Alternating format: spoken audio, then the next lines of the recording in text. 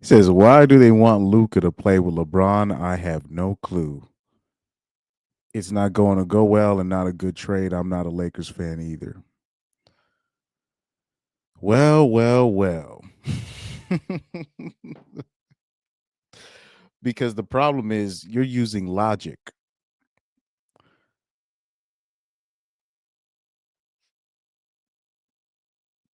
The how do I say this? It's about ratings, man. It's about ratings. That's why this trade was allowed to happen.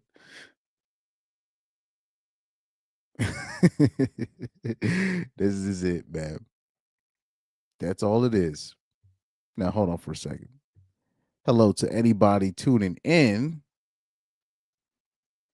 I know, because really, mostly, I want to talk about not necessarily the trade and obviously some other sports stories if need be, but the second half, I wanted to focus on when I'm talking about, American women are volunteers, not victims. I do want to speak on that as well. But since this trade happened, this trade was crazy. I was like, what? So Young Doka says league rigged this trade up for ratings, and the current GM Nico is taking the fall. No one wanted this trade besides the commissioner and maybe AD/Lakers. And yes, Braun knew about this. I'm actually this. I don't think I'll say this. Obviously, I believe that happened. I believe that this was the commissioner's hand all over it because logically it makes no sense. So everybody's trying to use. People are trying to go off of it at face value. You can't if you start doing that, it's not going to make sense. The less sense is going to make because you don't trade players like Doncic. You don't. Like I'm telling you, like, even if the Mavericks had traded Doncic to the Lakers and got back AD and LeBron, that still would not do it. That would still be a lopsided trade for the Lakers. Still. Um this has the commissioner's hand all over it. He did it.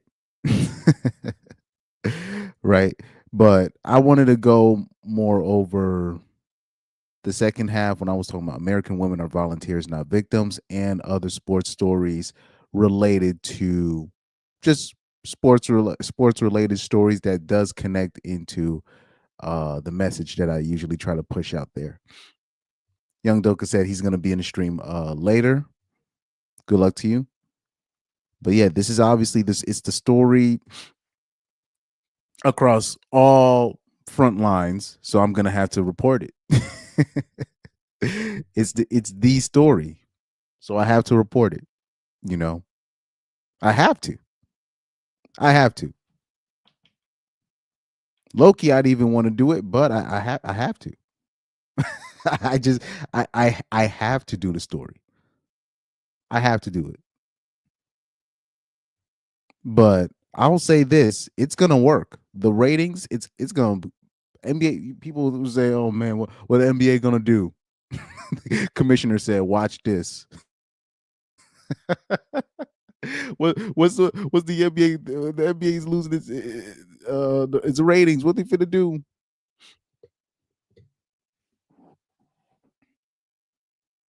He said, "Not only am I gonna get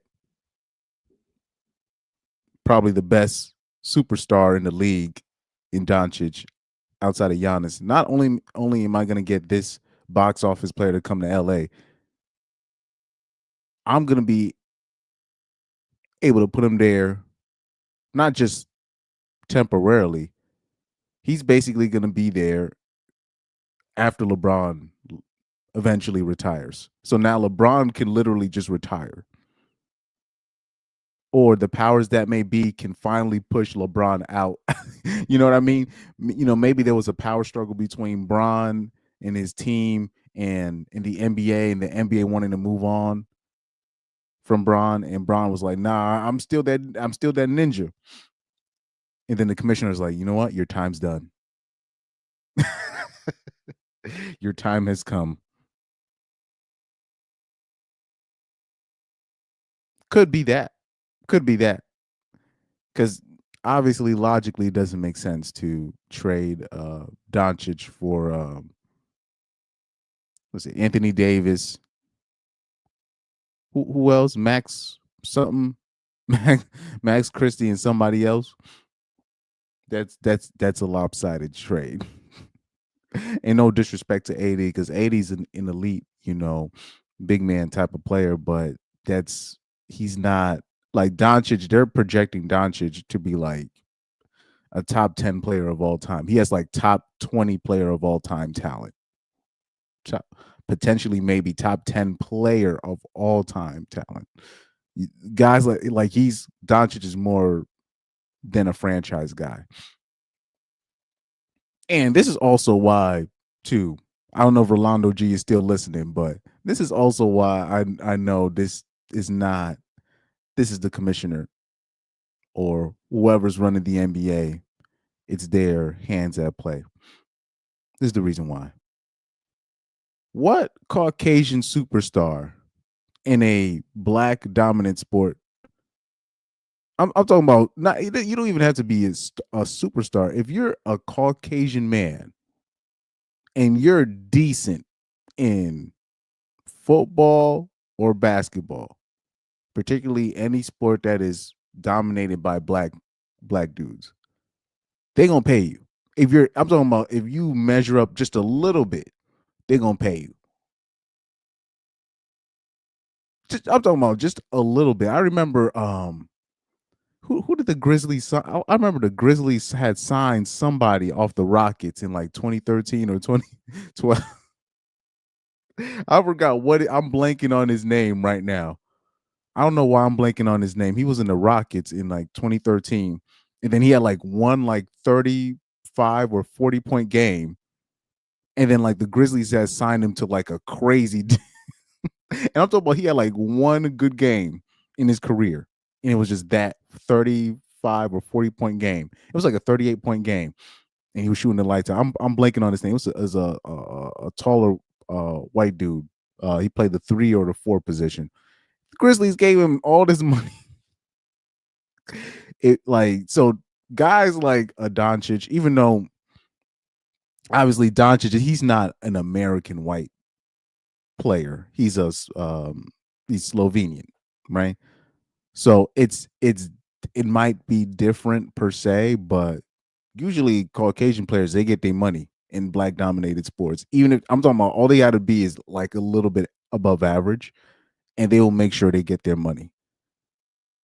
Like I remember I was trying to tell I remember I was telling my brother and other people, I was like, yo, watch Christian McCaffrey gets his money before Dak Prescott.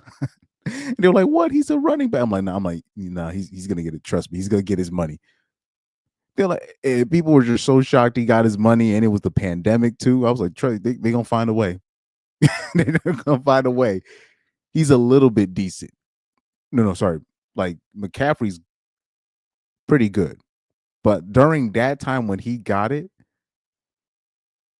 the money that he got, yes, he was one of the best running backs in the league, but I wouldn't have considered him like top 3 or top 5 at the time when he got that money from the Panthers. I was like, damn, they giving him this money up front and early like that. Damn. I thought they didn't pay running backs. What's going on? But he's a Caucasian running back, and he was good. Damn near elite at the time. Like now Christian McCaffrey's like established an elite player, but I was like, I thought they didn't even pay running backs. But I knew Christian McCaffrey was gonna get paid. So when I'm looking at a trade like a Doncic, one of these people, I'm like, you traded him, and not only is he talented, he's literally he's not just a franchise player. He's way more than that. You're talking about a historically great player, box office, all of that. He puts fans in the seat. People are gonna come out to see him play. People turn on the TV to watch him play, especially if it's the playoffs. So, and you trade him for what? So that's why I was like, no, that's not a. What's the GM's name? Nico something. First of all, Nico, whoever the GM is, right? All the moves that he made for the Mavericks so far, getting Kyrie in, getting Brunson, and all these people, he did those moves as well. So the moves that he was making at first were great. Those are great moves that he made for the Mavs. But um, I'm sorry, trading away Jalen Brunson and then getting Kyrie in, right? These are great moves. Great moves. So you're just like, oh, this dude know what he doing and blah blah blah.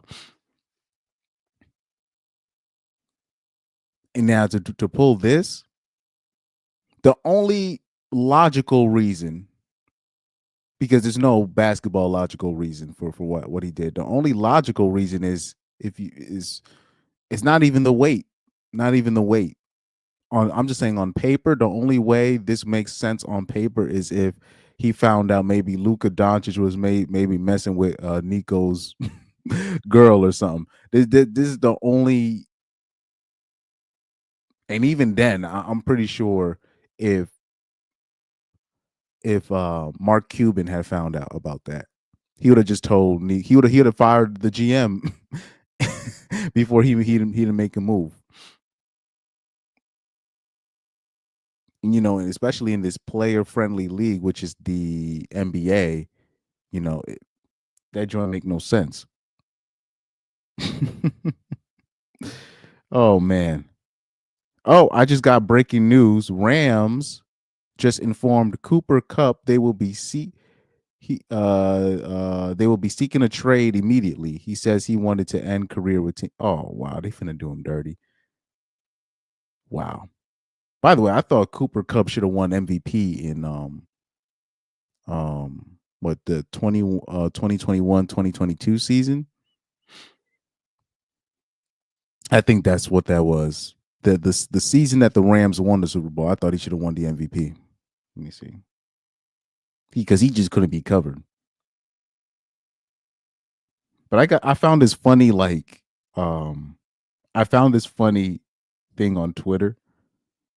I found this funny picture of Doncic because with AI, man, AI is getting scary now because now I'm seeing these videos with AI and bro, they're gonna have to hire. Well, they already are doing this, but they're really gonna have to really invest in terms of when people talk about videotape evidence, recorded evidence. They're gonna have to start hiring people specifically to determine, is this evidence fake or is this evidence not fake now? And what's scary with AI, because a lot of ladies, they can already get their way with or without AI. Now, say if a really evil woman got their hands on AI and started creating evidence and all this stuff, we're cooked. We are cooked. But yeah, I saw this picture on AI. Let me share it with you guys real quick. Let me share this pic. Share it to my Google Drive. Open it up real quick. Pause. Yo, I want to see if I can put that as my overlay if I can open it up.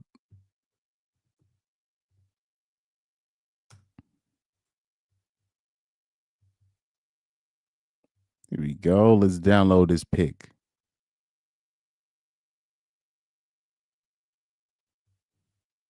Here we go. Let's download.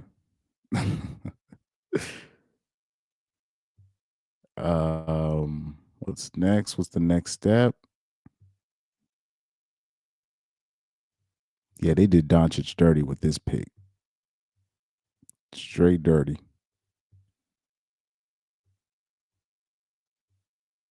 Oh yeah, he's definitely gonna have to win a chip. Yeah, he's definitely gonna have to win a chip. Yeah, no excuses. He's gonna have to win this chip. He's definitely gonna have to win this chip. Okay, let's hit the overlay. Let's put this pick up.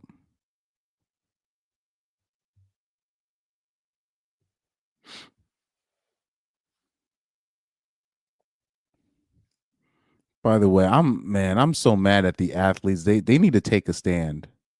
They need to take a stand. There's no way that they're letting there's no way they're letting the Fox Sports 1 get away with what they're getting away with. This is insane. They try to make Luka Doncic as overweight as possible with this AI pick. That joint is funny. Oh man, what can I add as a background to help me out with right here? Nope. Show nope. Let's not do that. Let's make sure my sound effects are on and popping. Yeah, let me make sure my sound effects is straight. Swallowed up. Have you ever been swallowed up? Have you gone through a time of swallowing where everything was overwhelming? Here we go. Okay. I think that should work. I think that should work. But here we go. Let's start off with a different news break, a little bit of a different news break right here.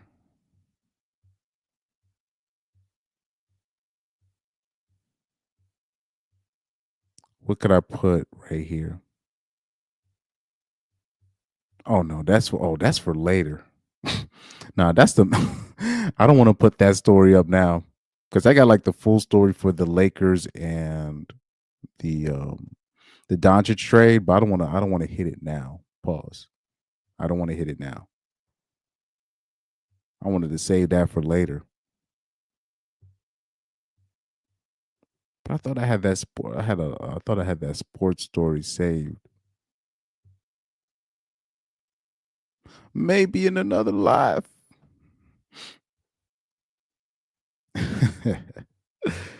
Oh man. Nah, these videos are for later on. Why don't I have that? Yeah, these videos that I got loaded up, they're for later on. They're definitely for later on.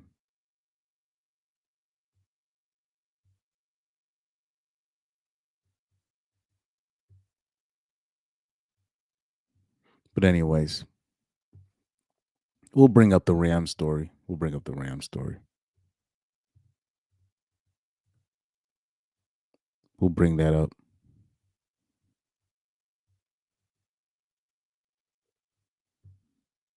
That's messed up. They doing them like this. That's so messed up. Anyway, let's share the tab. We'll take away the overlay in a little while and let's take it off. Okay. Give it a bit of a background. But right here, Rams seeking to trade highly motivated Cooper Cup. Article written by Sarah Barshop. Says Los Angeles wide receiver Cooper Cup has been informed by the Los Angeles Rams that the team will be seeking a trade immediately, he announced on Monday. I don't agree with the Cooper Cup goes on to say, I don't agree with the decision and always believed it was going to begin and end in LA. Cup said in a statement posted to social media. The receiver said the team will be working with him and his family to find the right place to continue competing for championships, and that he is highly motivated and healthy as ever as he prepares to head into next season. during the Rams' final locker room of the season after the team lost to the Philadelphia Eagles in the divisional round of the playoffs. Cup said there was no doubt in his mind he wanted to play in 2025. He said while he would love to be in LA, he has no control over what will happen this offseason. Yeah, he's gonna probably end up at one of those spots that they need a veteran like wide receiver presence. So he said he still wants to be in LA. I don't know if the Rams are going to acquiesce to his destination, his preferred destination. But I wonder, maybe we could see him because they're not going to want to trade him in the division. I would like to see Cup.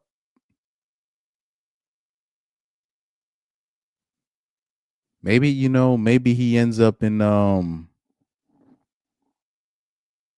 needs who really needs a veteran wide receiver? Remember the Ravens, because when they had Beckham, I think it really helped when they had Odell Beckham Jr. last year in that wide receiver room because he's a veteran. He's a great leader. Um, he was really underrated in terms of what the Ravens were trying to do last year, and because of that depth at wide receiver position that they had last year, they were able to give a lot of opponents different looks down the stretch. I'm talking about down the stretch. The problem is down the stretch with the Ravens. Once once Zay went down, they realized, oh shit, our wide receiver like room is a little bit limited. And then a lot of the work started getting put on Rashad Bateman for the last 2 or 3 games of the season, and Rashad Bateman ended up getting hurt. So it was really a lack of depth at that wide receiver spot. So they that hurt him. Not necessarily the quality at the wide receiver spot for the Ravens, but the lack of depth. And Odell Beckham Jr. brought in him being there, brought in depth and veteran leadership, and he could still play.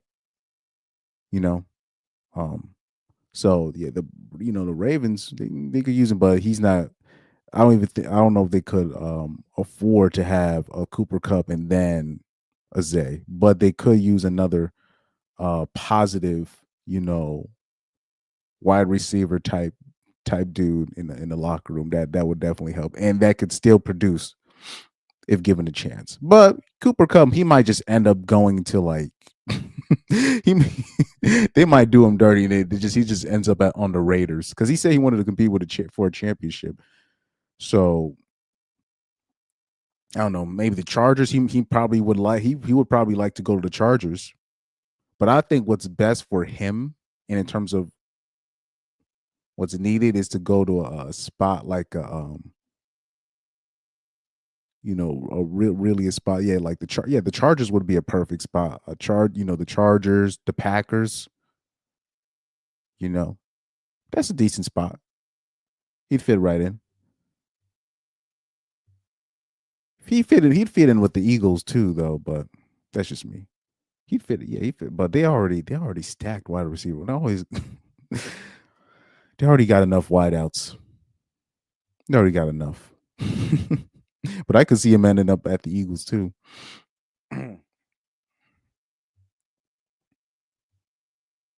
Said after a record-breaking 2021 season, yeah, that's what it was. That saw him lead the NFL in receptions, receiving yards, and receiving touchdowns. Triple crown winner. Cup signed a 3-year contract extension worth $80 million. He had just completed the first season of that contract and is scheduled to have a cap hit of damn near $30 million next season and $27 million in 2026. Cup's guaranteed salary next season is only $5 million. Oh, and he has no guaranteed money on the final year of the contract in 2026. If the Rams trade Cup in a deal designated post June 1st, they will save $20 million toward their 2025 salary cap. Yeah, he's gonna be gone. They're just gonna trade. They'll trade this digit to the Raiders and just be like, good luck. Thanks for nothing. Even though you gave us everything. Oh man, that's crazy. Yeah, he's definitely gonna be traded, especially if he's only owed if his guaranteed salary is only 5 million, bruh. Like, oh my god, yeah, they gonna do, yeah. And people saw the money that he was getting for the contract, and people don't understand. Like in the NFL, the money it's not really guaranteed. It's not really guaranteed, man. He said Cup has spent his entire 8 season career with the Rams, starting in 2017 as a 24-year-old rookie. He was a third-round pick out of Eastern Washington, who had 62 receptions in his debut season. After the team acquired quarterback Matthew Stafford from the Lions in exchange for Jared Goff ahead of the 2021 regular season, Cup had one of the best receiving seasons in NFL history. He capped the season with 8 catches for 92 yards and 2 touchdowns in the Rams Super Bowl win over the Bengals, which earned him the game's MVP award. The 2021 regular season was one of 2 seasons where he played every game. Since then, he has played 33 games in 3 seasons with a season high of 812 receiving yards. Over the past 2 seasons, the Rams have increasingly relied on wide receiver Puka Nakua in the passing game, which made it unlikely Cup was going to return to the team on his current contract. Nakua missed 6 games this season, but is averaging 88.4 receiving yards per game over the first 2 years of his career. So, yeah, we already saw like the signs, you know. Was Puka Nakua's targets, especially his when Puka Nakua's rookie season last year, the targets he was getting already as a rookie, and then coming into the season, we're like, yeah, Cooper Cup's on his way out. They're just like slightly just nodding him out because they knew if they can kick him out before June of this year, or even before that, they could really save some real money on their books. Damn, dirty game. But that's the NFL for you. That's the NFL. But anyway, let's go into some secular news or some secular stories outside of sports. Because there's only really one breaking sports story, which is the Lakers when Doncic, and I'll cover that again with the story I already have saved. Let's see, we got 2 people so far in the chat. So let me play a video.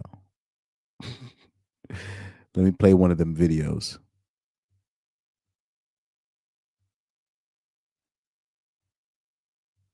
Oh, shout out to what's her name? Nala. Nala something. What's her name? Nala Ray. Right? That's her name, right? Nala Ray. Let's talk about this 304. Oh man. Let's play it again. Let's get this joint set up. Fair use, by the way. Fair use. Apparently she owing taxes. Apparently she owes taxes. This broad didn't save her money. Oh man, ain't that a shame? Anyways, let's hit play. Let's hear what she has to say. So when I got off of OnlyFans, I had significant debt. I got off of OnlyFans last year, the beginning of last year, and I owed taxes for the previous year, right? And so now I'm not making that money anymore.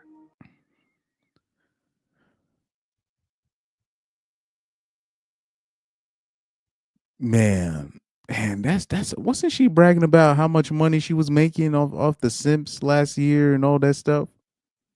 And she still how does she still not have money? How's that even possible? And that's what's going to happen with a lot of these OnlyFans chicks, especially the ones that did make money, quote unquote. Once that gravy train stops, they're literally going to be broke. And people are going to be like, but weren't like certain OnlyFans models making 100 million and they would like all these OnlyFans models, they'd be bragging about how much they making. I'm talking about bragging, but like I always say this,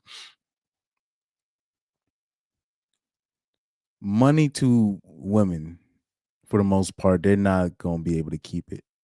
Just, they don't really know what to do with that money. So that money's not going to be saved. It's not going to be invested. It's not going to be properly kept for the most part. And what they really want to do is keep all their money that they made, or most of their money that they made, and then find a simp. So this is why they'll be done with OnlyFans. They'll have all this money. Since they're afraid to lose it, then they go on their Christian arc and say, "Oh yeah, I'm a Christian now. I just need to find a guy." Then they'll find some simp to take care of her, and meanwhile, she gets to just save all the money that she made, or most of the money that she made, or save a good portion of the money that she made, so she doesn't have to spend any of the OnlyFans money. And notice, you know, people wondering, okay, so since you said you're a changed person and all that, why don't you give back all the OnlyFans money that you made? And that's a reasonable request. There have been churches, I'm talking about that I know, that were literally started off because it'll be like a drug dealer. He turned his life over, and then I remember that story. The story that I'm telling you is true. I'm not going to say what church name it is, but he said that the drug dealer said, "Look, I used to do drugs, but I found religion, blah blah blah, and I don't know what to do with this money. And you know, at least he said give me." So he gave the church money to start up, and he said, "You don't have to give me no credit, but this is." I've heard a lot of stories like that though. A lot of stories. I'm talking about from like former drug dealers where they'll have this money and they'll be like, "Look, I don't even want this money because I did dirt for this money," and they'll put it in like they'll give it to like some random person, or they'll just give it to a church, or they'll give it to a charity, and that's on the brink of closing and stuff. I've heard so many stories of men doing that. You know what I mean? They find some money and they feel like they don't deserve it, and then they'll just give it to somebody random. Now, with these OnlyFans models, bro, especially the ones that be converting, they don't ever want to give that money back. I ain't heard of one of these you know ex adult film stars turned Christians. I haven't heard one of them say, "Yo, I'm gonna give back this money. I'm gonna, since I took advantage of Lonely Man, I'm going to use this money to actually, the money that I made off the male simps, I am going to use that money to to to help them. I'm going to put it in men's programming. I'm going to put it in, young in a youth ministry, invest in a youth ministry or a cathedral or something." Nope, they want to keep all that money that they made off of OnlyFans, all of it. And I just want to encourage you guys because this is actually happening right now to me. I had a letter from the IRS stating that I owed $288,000. And then from the tax board of California, I owed $88,000.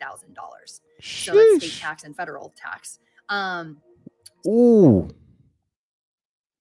Now people starting to understand why she got married, or that quick.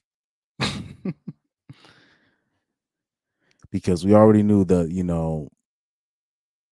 and mind you, that debt, a lot of that's probably not even from, like, people don't understand that debt is probably from college, and that's from her spend, also credit card spending. That's where that debt is most likely coming from in the first place. So she's also using that as a cover story. So, but that's a whole other story. so I was able to pay off the $288,000 to the IRS. because I liquidated my brokerage account, my IRA, my life insurance policy, and I used all that up, all of it. I have no more savings. So that was a really hard time in my life, but it brought me through some crazy circumstances with the Lord. Ah, now we have a clearer picture on why she did a quick one. Was it a quick 180? She thought she was clear making all that money. Then she realized, oops, I can't even keep this money that I made because I owe all this money in taxes and etc. Lord and trusting in God to provide my needs like he promises in the Bible. But I want to tell you something. I still owe that 88,000 to the tax board of California, but and then they just sent me their final letter of saying like, hey, this is going to go into collections literally next month. They said that they're going to put a lien. They're going to put a lien on my credit. They're going to potentially garnish my wages, all that stuff. It looks really scary, right? Like the mountains in our life, the giants in our life that are calling us out, picking on us. It's really scary. Yeah, blah blah blah blah. Hit the link on my GoFundMe. I'm pretty sure that's what's next. I'm gonna need your help, guys. I'm really gonna need your help. Bish, stop. But I want to encourage you, tell that mountain, that giant in your life, how big your God is. He is bigger than those problems. He created I like the background music that she she chose. By the way, I keep telling you, like, there's a method, to the madness in terms of, you know, um, with certain religious folks, the music that they select, it's a science. Is there's a science behind that. There's certain notes, there's certain chords that you hit that can elicit a response, a chemical response from the body. um this is why even with certain motivational videos, they put certain types of background music to it to make it more, to make the message more potent. You can't just put any type of background music to it, or people are just not even going to listen to the message. But I'll say this, religious folks, particularly, Christian folks, they have really mastered the art of making sure the music is paramount into whatever message that they're trying to spread, whatever message that they're trying to send. Everything is very, very strategic. created you to be here right now. He never promised that life was easy. There will be mountains, there will be giants that happen and come into your life and feel like it sits on your chest, gives you anxiety, pain, struggle. But you tell them how big your God is. So, um, Well, Nala, I know how big your never mind. Anyway. life's looking really scary for me right now, right? This mountain is talking back, this giant is sitting on my chest. And I got down on my knees last night and I was like, Lord, Oh yeah, we know you be going down on your knees a lot. Somebody should have bought you some knee pads for Christmas. Shout out to Pyro in the chat. Um, I'm starting to wonder, maybe I shouldn't have put. You think, like, Pyro? You think I should edit the title and not put, you know, the Lakers trade, because people gonna think I'm talking about sports the whole time? Should I? I think I should probably edit the title, but I don't know. Let me read Pyro's chat though. Let me read Pyro's chat. He said, "Wait, isn't that the OF girl who turned turned this Jesus? Yeah, yeah, yep. And notice she dyed her hair not red no more; it's blonde." It never fails, does it? Never fails. Hey yo, I'll be impressed. Like, hey, Caucasian women, they be impressing me, man. They impressing me.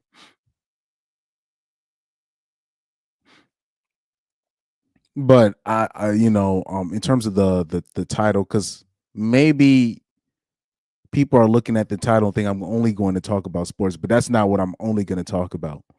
I really wanted to focus on the, the victim stuff. You know what I mean? And then I wanted to talk about the Doncic trade because it's literally the biggest story in America right now. One of the biggest stories in America. So I was like, let me do it. But it's fine. I don't know. Maybe I should switch the title to American Women Are Volunteers, Not Victims, and then put the slash and then put the Doncic trade to the Lakers next. Maybe I should do that. But anyway, if you're hearing her, it's she's funny, man. This woman is funny. Surprise me.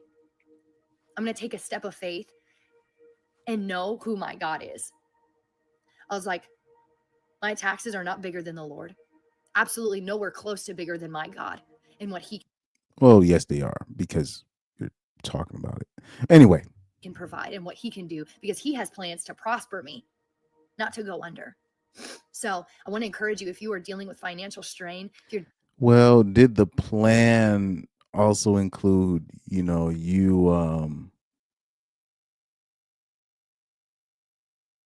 being on camera, doing what you did knowingly?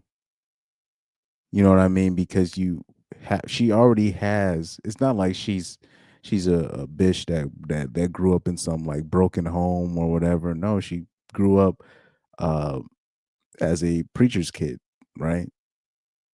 So a woman like that, I can't. Or, sorry, a person like that, I can't trust because she already grew up knowing this stuff. So she already knew stuff that she did was completely wrong, completely embarrassing too.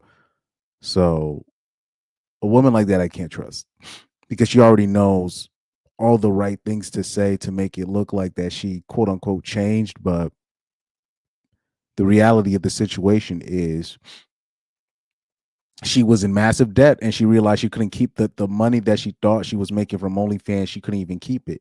And that's why she had to make a pivot.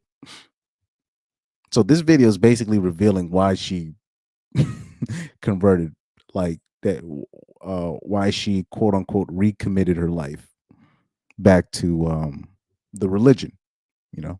dealing with addiction, if you're dealing with family struggles, friend struggles, relationship struggles, they are not bigger than your God, the creator of the universe. They are not bigger. Cry out to God, but have faith enough to say, you know what, God, surprise me. Surprise me.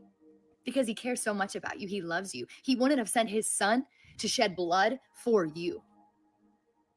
He wouldn't have. So I encourage you, ask God to surprise you, but have faith to know. Yeah, by the way, you can't even search up Nala Ray on Twitter without her videos popping up. I don't know why I felt the need to say that, but I just wanted to put that out there. That He will. Nothing is bigger than our God. No mountain, no giant. Shout out to Garrett checking in the chat. Salute, man. But I'm gonna replay it. I'm just gonna show you. Just it's because she's gonna snitch on herself. She's going to reveal. Technically, she's gonna reveal why she recommitted her life back to the religion in the first place. She snitches on herself. So when I got off of OnlyFans, I had significant debt. I got off of OnlyFans last year, the beginning of last year, and I owed taxes for the previous year, right? And so now I'm not making that money anymore. And I just want to encourage you guys, because this is actually happening right now to me. I had a letter from the IRS stating that I owed $288,000, and then from the tax board of California, I owed $88,000. So that's state tax and federal tax. So I was able to pay off the $288,000 to the IRS, because I liquidated my brokerage account, my IRA, my life insurance policy, and I used all that up. Yep. So she's broke. And by the way, Nala, she has like a husband now. She was able to find a fiance during that changing period, right? Some real simpish looking dude. And first of all, that dude looks like a sicko. That's just my opinion. But that's just me. But he looks like I'm gonna just keep it a buck. What's it with these self righteous Christian dudes? They have a porn problem. They are the most porn addicted people. I think I'm talking about out of the bunch of men. The incels, virgins, all of these dudes. I believe these so-called conservatives, so-called Christian dudes, or Muslims included, because Mia Khalifa said that her video is like she's like the most searched person in her region over there in the Middle East. So I believe, yeah, just the religious men, these people, these are the most prawn addicted people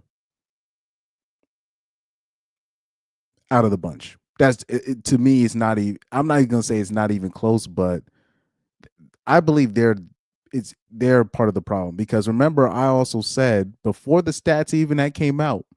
Remember when I said, dude, it's not the incels and the virgins that are giving these OnlyFans models money for the most part. I'm telling you, it's mostly married men, and that was before the stats. And then once the stats came out, that 90% of male users of OnlyFans are married. 90%. I was like, that's basically all of them. That's basically every dude. That's basically any married man you see. That means you just assume that they have a backup account somewhere. It's safe to assume that 90% of male users were married. Now let me take it a step further. I believe if they actually did a real demographic, because they said it was like 65% is white, another 20% is Latino and black, another 10% Asian, whatever the stats was. I'm pretty sure if we did like a stats on like belief or whether you're secular or whether you identify as a Christian or a Muslim, I'm pretty sure if they did the stats, I'm pretty sure it's going to be mostly religious men or so-called self-proclaimed conservative or religious men that that are these people that are paying these OnlyFans people money. I bet you. I bet you. But let's look up Nala Ray husband, just to show you what I'm talking about, because she was saying that like I remember they were saying, like, Nala Ray was saying before that they were in contact with each other even when she was still doing her spicy film content. And I'm like, oh, that means he was keeping tabs on the bish.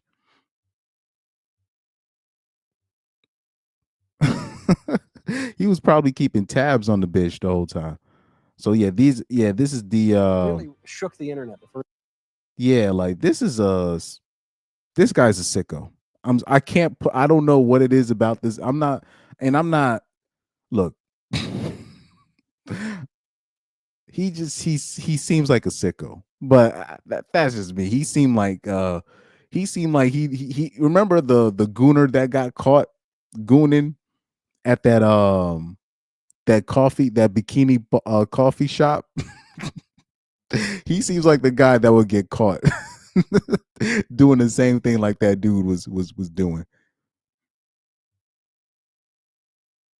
The guy that deleted himself, I believe he would do the same. I think he would do the same thing. He would do the same thing. But I'm just off of his looks. He seems like an addict of some kind. He comes across as an addict. Oh man, let me see. Pyro says, so you're saying you're getting heavy taxes on on OF. Well, now they're finally, they're trying to get their OF cut because they're seeing all that money those people are making on OF, and they're like, nah, government's like, nah, we want our cut. Y'all making way too much. Way too much.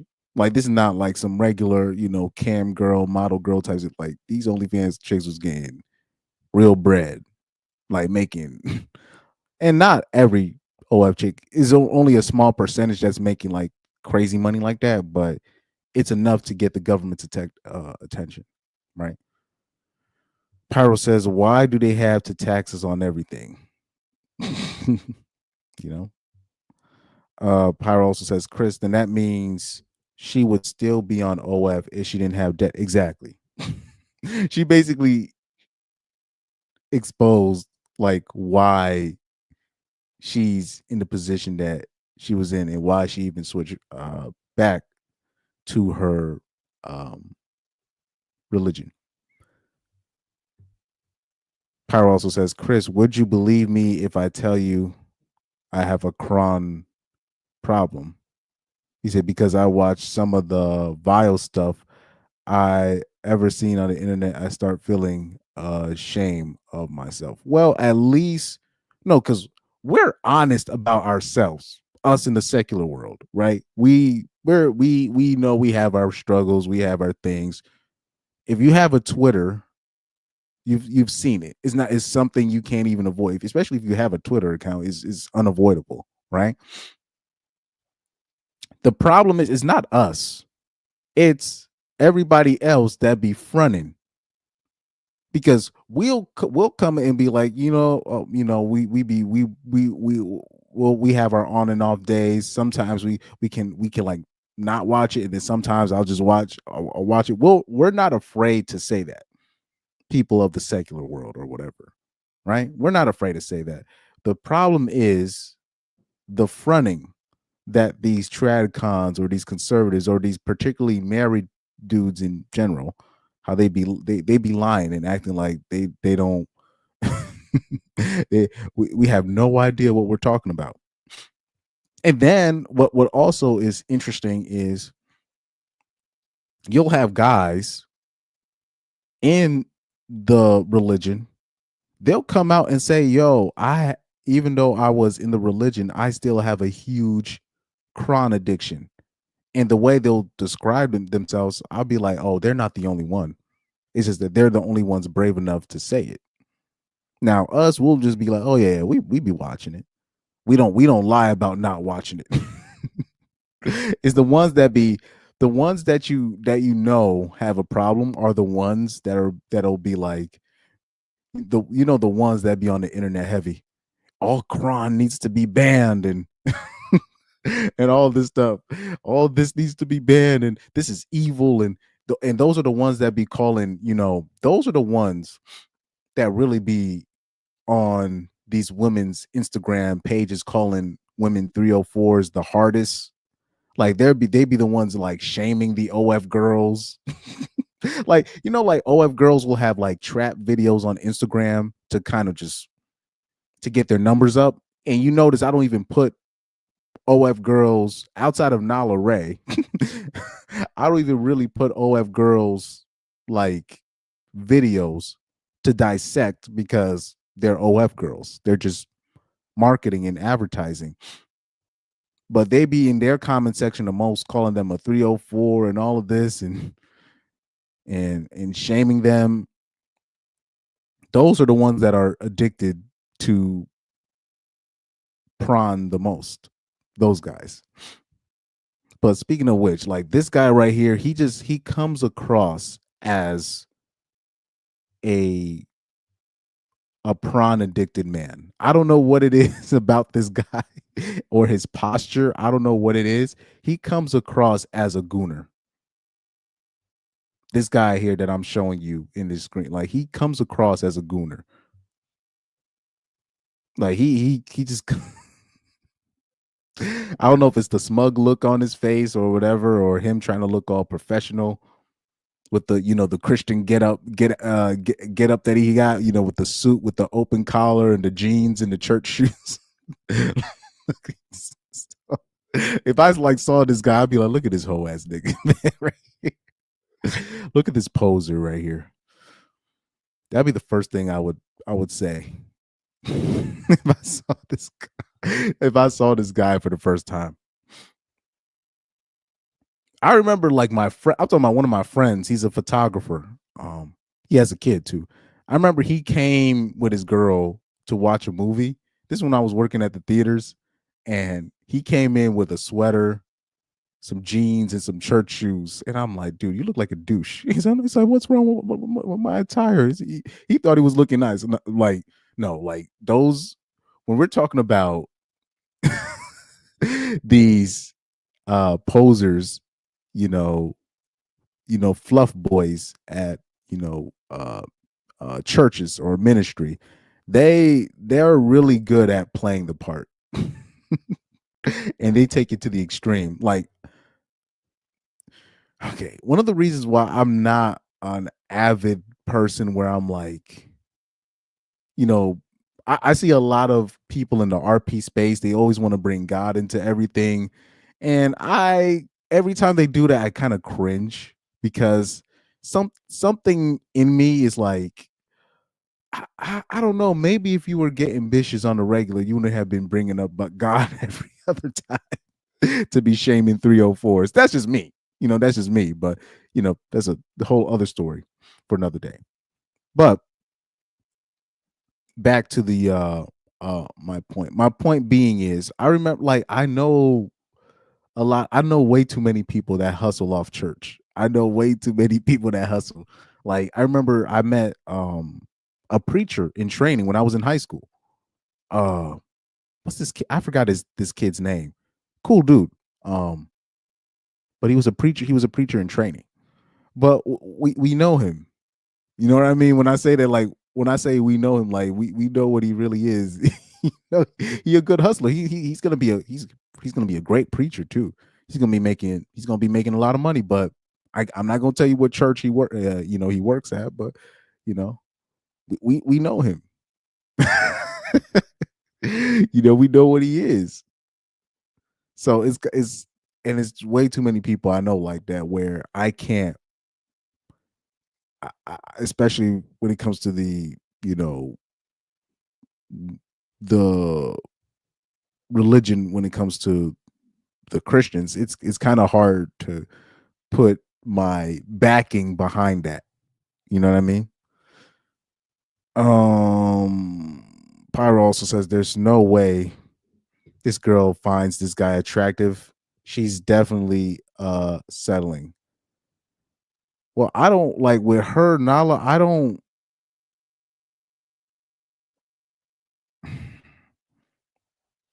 Here's the thing: like, when you live in the suburbs as long as I have, or been in the suburbs as long as I have, you see a lot of girls that look like Nala, or that look better than Nala. So, you know what I mean?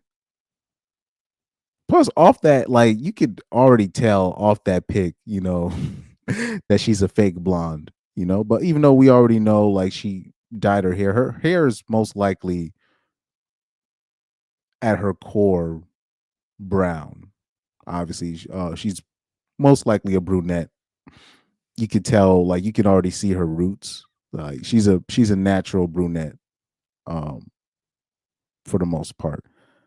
And then that red hair, that was just for her content. I know a lot of girls like that. Like, I remember one chick I went to high school with. She, like, her before, like, she looks great in, like, blonde. She looks great with the blonde hair, but she's really a brunette.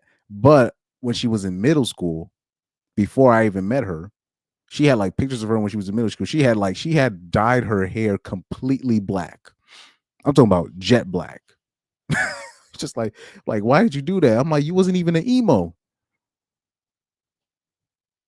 She was like, huh? Oh, I'm like, okay. But she was Brazilian. Anyway, it's too much information. Pyro says, yes, I believe God, and even I cringe when they say stuff like that. Like, come on, man. Like, they be in the comment section bringing up God and all this stuff. I'm like, let's not do all that, dog. It's just I just want people to stand on what they are. That's for me, that's all I ask for people. You need to stand on what you are, right? If you're a hoe, you're a hoe. Don't hide behind it. But at the same time, you can't be double dipping and thinking that we should forget that you're a hoe when you try to pivot to something else, because even men can't get away with doing hoe shit like that. That's all I ask for people. Or the reason why a lot of, especially one of the main reasons why I got brought to the space is it's not necessarily because of hoes being hoes. It's because, particularly with you have, American women, they're trying to double dip and have, I'm talking about on some like real criminal type ish, where they will say they're happily single or they're good with being single and doing all this stuff nonsense, but then you'll be in a you'll have the girl as a side chick, or you'll be casually messing around with her, and you'll happen to find another girl that you actually want to take seriously. So you'll end up taking another girl seriously, and then she'll find out, the so-called happily single girl will find out and then try to mess up your whole program. Or say you'll be casually messing around with another, like me as a single man messing around with a casually single woman. Then if she catches feelings or she wants to try something on you, then she's going to start asking you things. She's going to start asking you for certain things, like after a little while. And you're like, well, shouldn't you have a boyfriend that would or a husband that would take, like, they ask for they swear they are happily single, but they still ask for relationship things. They ask dudes, how do I say this? They still ask for things from dudes like they're in a relationship with a dude, but they're single. No, no, no, no, no. That's not how this works. I'm single. You're single. Why are you asking me for this, this, and that? Now, why are you asking me if you want to go to this place in public? No, no, no, no, no, no. We're gonna go to this movie at night, maybe, and I might cancel because we're not supposed to be out with each other. No, no, no, no, no. This is not how this works. But then, if you don't acquiesce to that, then they start putting your name through the mud. These are the nonsense and the shenanigans that I'm seeing, where I'm like, okay, you're playing it. You're not, like, this is unfair. Like, now you're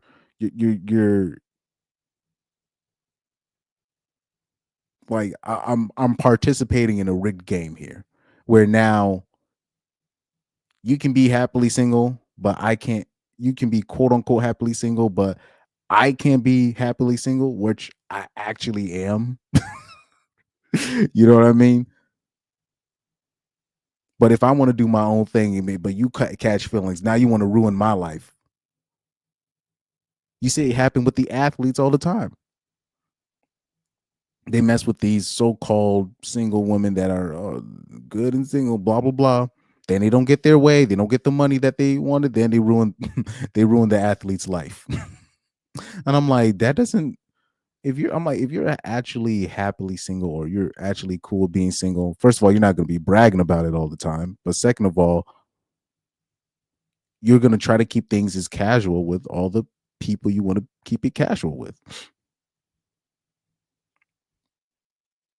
Too many situations I know is because I don't want to say his name. It's another person I know. He was messing with this girl that likes to be quote unquote sexually free, quote unquote.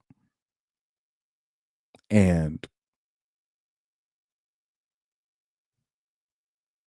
the guy that was messing with her, he was cool with it, but they weren't together. So he was just, okay, that you're my casual fling, I'm your casual fling. It's mutual. But she liked him the most out of all the dudes that she was messing with. So what she wanted from him was for him to stop doing what he was doing, because she wanted to be official with him. So she wanted him to just basically just stop everything that he was doing.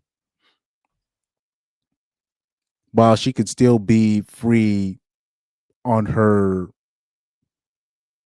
whim. So she wanted to just claim him as the guy in public after doing everything that she did.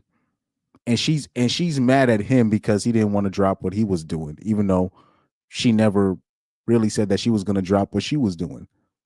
This is the kind of like la la land, the cuckoo land that we're living in, where somebody like me's got to step in, where I'm like, no, we can't do that. You're disrupting the balance. He said, just own up to it. Just say what you are. Facts. It's just people don't want to own up to who they are. This is why, like, when you said what you said, oh yeah, so I still struggle with prawn. Nobody's gonna kill you off that, because you don't really. That's not what your quote unquote self righteousness is not what you lean on. But there's a lot of, particularly, the Christian dudes. They lean on that, and not only that, they try to really overcompensate to try to make themselves not look like quote unquote losers, quote unquote. Prowell said, just to let women know, if you asked me for anything, you're going to have to do things for me. My people always tell me nothing in this world is free. Yep. And I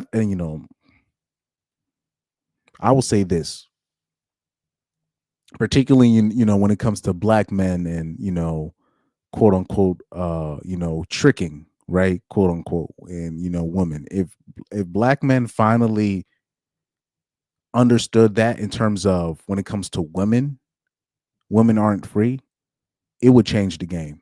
It would really that would change the game. But I don't even like, but even that, that doing it that way, just paying out, right? I think that there that's not, it's not that doing it that way anymore. That's not foolproof no more. Because now you got hoes talking about, have you ever seen that tweet that went viral where the woman says, I used to be an escort, and the guys would pay for my trips, and then I would let them R-word me. And I was like, what? What are you talking about? You were that's not how this works. So this is the mentality when you're dealing with. It was a Canadian bish. The tweet was from Canada. I was laughing so hard when I saw that. I was like, yeah.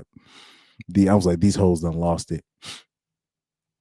Maybe I should do one day I should do a full reaction to this video with this Michael Nolas video, reaction video with Michael Nolas, Christian or Liar with Nala Ray. Oh no, because the video's like 2 hours long. That'll be too long. That would be too long to do. The perfect long formatted video that I ever did with the reaction video was the one with Elle and her interviewing her baby father, which was stupid on her end. That was stupid.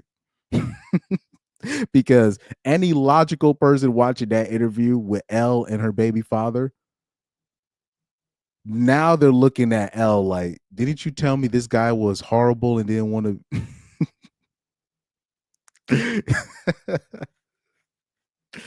Anybody that watched that full interview, they're like, oh, they're actually they're low-key made for each other. But things didn't work out. Like, she can't even, like, that victimhood card, she can't even come to that no more after, if you saw that full video. But yeah, that was the perfect video because it was only an hour long. That video was only an hour long. I could pause it whenever I want. And to Elle's credit, in whatever taco and shawarma, that channel, they didn't put no strikes on my channel for reviewing the video. So shout out to them for that. But Elle, that was stupid on your part. Elle, that was stupid. You should have never did that interview with your baby father, because now I know what this situation was. That was she was basically paying that man. She was paying for him basically until he got on his feet. Because that's what chicks like Elle do. They be finding these broke pookie type ninjas that are genetically gifted, but literally have nothing else. But they show a little bit of promise, so they'll literally pay for them. And because Elle couldn't do her part or play her part, they ended up breaking up. And then on top of that, she was so, like, Elle was so stupid. Remember when Elle had admitted that she has an au pair for her son that they had together. I'm like, what? What she said? Yeah, a 26-year-old au pair from overseas. I'm like, this bitch. And people wonder why these boys are getting started so early sexually. What the fuck you are hiring a 26-year-old au pair for? And the kid, the son is what they said. They said the son was 5 or 6 years old. I'm like, oh my god. I'm like, you know what's gonna happen when? Okay. You hear all of these videos of these kids talking about, or these boys talking about their first sexual experience was with like their babysitter, their nanny, their older female relative, and they were always around 10, 11, 12 years old, 8, 9, around. I'm like, bruh, hiring a 26-year-old au pair, and that son has the same genes as the Tyrone that you hooked up with, and you think that's not gonna bite you in the butt with that kid, especially if he ends up looking anything remotely like his dad, or he's most likely, yeah, he's most likely gonna inherit his dad's genetics. Oh my god! I said, boy, I was just sitting there shaking my head. I was just like, I'm like, these broads. I'm like, please give the custody to the father. Like, I'm like, if you're gonna keep the kid away from him and then hire a au pair, a live-in nanny, what kind of a 20? It's not like, if you're gonna hire a live-in nanny, you need to hire like a old bitch, like, or somebody that's like really proven, where okay, this person used to watch uh uh um uh Barack Obama's kids or something. You gotta get one of those people that's like, their track record is proven. She looks after LeBron's kids, and look how good LeBron's kids showed up. Like, yeah, you hire that nanny or that au pair, and that person needs to be old, like I'm talking about 60s, 60s, 70s old. A 26-year-old au pair? That bitch ain't no nanny. That bitch is just she ain't no nanny. That's just oh my god. A 26-year-old au pair from overseas. Oh my god. You hired a scammer. Pyro said, did you see that video of that tattooed up emo chick who said she was trafficked and said she was at a place where she understands man and their loneliness, and these dudes didn't even know she was even trafficked? Hmm? No. No, I didn't see that. She said she was trafficked. It said that she was at a place where she understands men and their loneliness, and these dudes didn't even know she was even trafficked.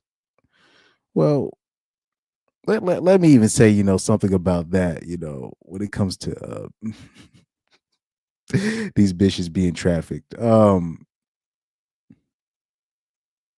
People gonna get mad at me when I say this, but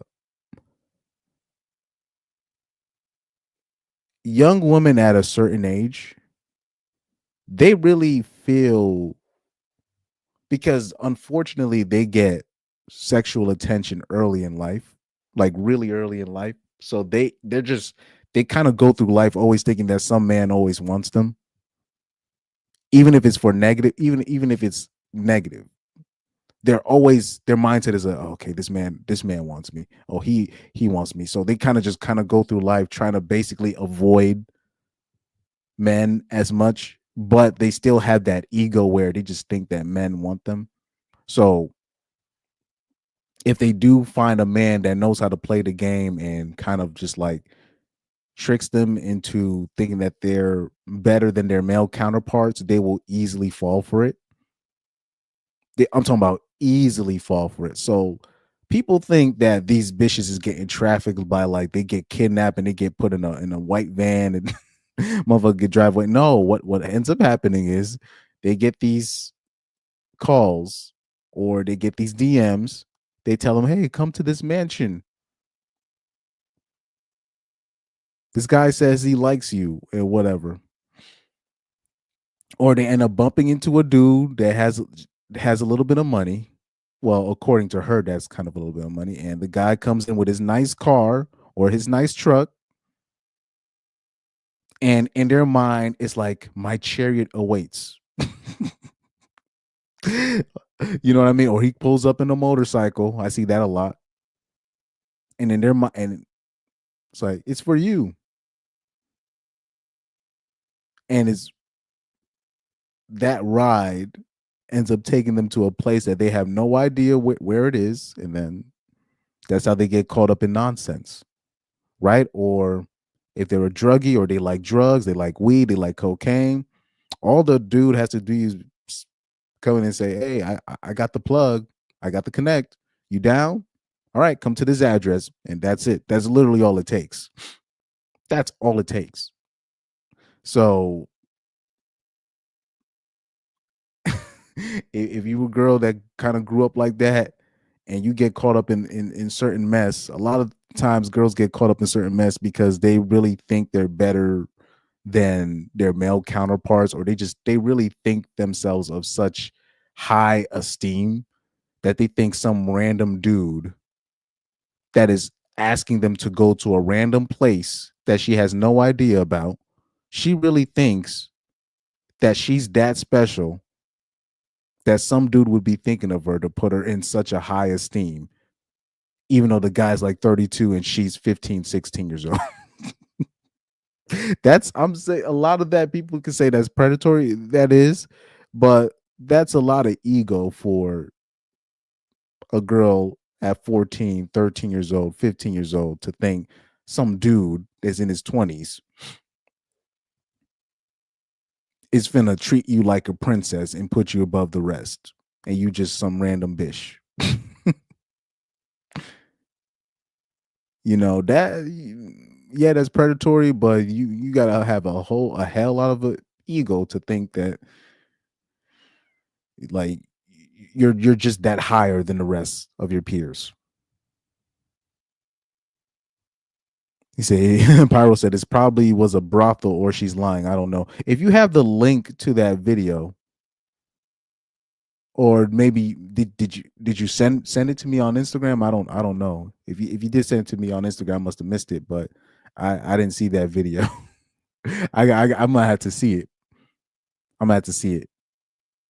But yeah, the ego, because it's not just a woman with the it's just men with the ego too. Men have a huge ego too. Let me see. Yeah, my chariot awaits. It's almost like if a dude, say if a musician what got offered a gig by some random person and they don't even know who it is, but they say, "Oh, we're gonna give you $20,000, but that musician has never had a gig even close to $200, but they accept it and then they end up getting scammed out of all their money." They'll look at the musician like, "Bro, you're an idiot. You've never even had a gig close to that. Why would you give them your information to give you money and you've never even had a gig close to getting that kind of money in your life?" That's what they would have told the male musician if he was in that position. But young women put themselves in that position we'll take the music out of it. Just the music equivalent is just what I just said.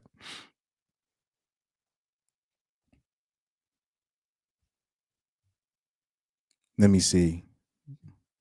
But also, let me show you this video too, since we're moving on. But I don't know. This guy, Nala Ray's husband, he comes across as a gooner. Like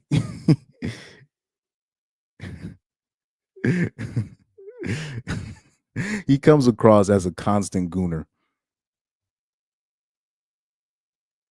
And like for him to still have such a close relationship with her, even during that time, that means he was keeping tabs on her. He was probably paying her OnlyFans stuff, for her material. He probably was paying for her material. Like that a guy like that I can't trust. But anyways,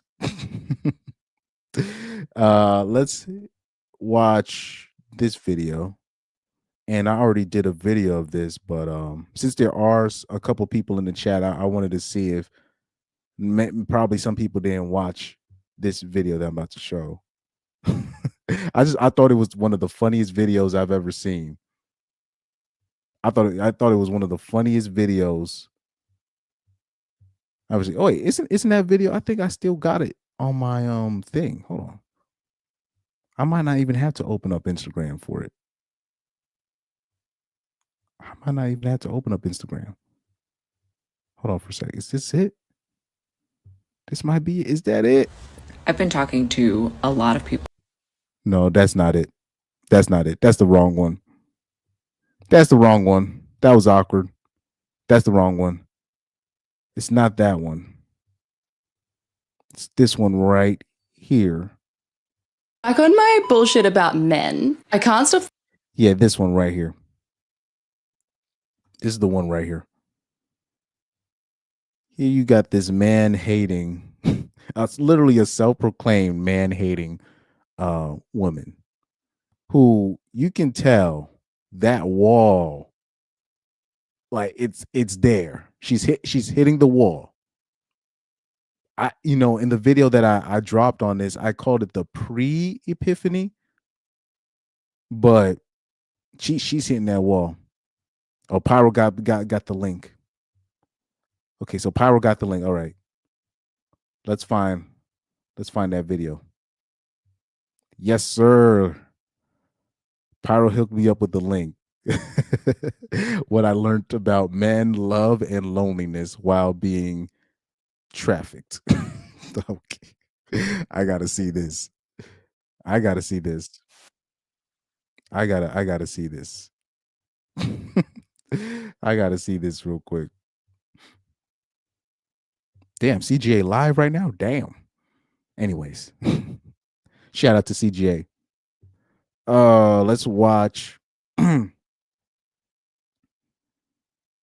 Oh, by the way, speaking of which, I gotta go through like one day. I do gotta do like a list of like all the RP creators that, or just all the internet creators that I relate to personally the most. I do gotta do like a top 10 of the RP creators or just YouTube creators that I like the most on this on my YouTube. And the list might shock you. Because I think I think I need to do a list where not even RP related, just all my favorite like YouTube content creators, like my top 10. The list might shock people. Like, wait, I thought, like, I remember showing something and they'd be like, I thought you were Christian. I'm like, I never claimed no religion. I done show like I remember I did like a top 5 most influential like black people, black Americans of all time. And I made my list, and a black dude that used to watch my channel all the time got offended on the list. And I was like, I'm like, this is nothing personal. I'm like, these are the 5 black people I think that are the most influential amongst ninjas. And that's the list. That's how I made it. And I said, I'm going to exclude the black inventors for the most part, because most people don't really know about those guys, But he got like super offended. He was like, I thought this was educational. I was like, oh my God. Good luck to you. I was like, good luck to you, dog. But anyways, I got to do a list like that. I got to do a list of like all of my favorite YouTube channels that have made me who I am today. Let me see. Oh, why am I not? Here we go. Here we go. Sorry about that. Cause I'm like, where's she at? Right here. Oh yeah, any girl that looks like this, dog, you already know she been ran through. Like I'm talking about. Hey yo, man. Like she done some swallowing. Swallowed up. Have you ever been swallowed up? Have you gone through a time of swallowing where everything was overwhelming and swallowed up? Have you ever been swallowed up? Have you gone through a time of swallowing where everything was overwhelming? And Yeah, she done some swallowing, man. Yes, sir. Definitely. Anyway. Anyway, she does. Yeah. But anyway, let's play her. Let's play her. Pause. Hold on. What's my YouTube? Okay, here we go. Fair use. By the way, fair use. Let's speed her up because she's gonna be talking real hella slow. Might have to put it at 1.5. I really want to make this clear before I do this video. I have judged myself harder than anybody else. Any of you people in the comment section that might say whatever can judge me. I have been my most harsh critic. There's nothing that anybody can say that I haven't said to myself. There's nothing that anybody can say that I haven't thought even when it comes to just the most brutal things. In reality, we are our own worst enemies sometimes and our own worst judge. So yeah, off Judger just off the get up and then off of her story. Initially, I'm looking at her. I'm looking at the tats, the over conservative dress to cover the neck tattoos. That means she has a lot more tattoos than that. I'm looking at the hairstyle, looking at the glasses. I'm looking at the lip piercings. Yeah, that means because I remember seeing a girl like this in high school, and she herself admitted that like, oh yeah, I was like the biggest 304 in middle school. So hey man. Hey man, let's hear her out. This is a video I really feel like I need to do because a lot of people who have been in this industry or who have been trafficked, which I was trafficked when I was just about to turn 19. So a lot of people want to wait. Okay, now this okay, Pyro. Maybe you told me and I wasn't listening in the chat, or you typed it and I didn't look at it. When I was hearing trafficked, I was thinking, okay, maybe somewhere in high school. You know what I mean? Somewhere in between junior high and high school. She said she got trafficked at 19. Huh? How's that possible? Whoa, hold on. Yo, no. Wait, how you get trafficked at 19? Remember that chick that I played the video that I made? I think it was last month I made that video, or 2 months ago. 2 months tops. And I the girl that said she got kidnapped off of Tinder like 3 times. I was like, how is that even possible? How you get kidnapped off of Tinder 3 times and you escape 3? What? Wow. Let me just, oh my goodness. I talk about the trauma side of it, and I totally respect that, but I want to talk about what I learned from men. I learned a lot, and actually I learned a lot, and not all bad. I just want to make that clear.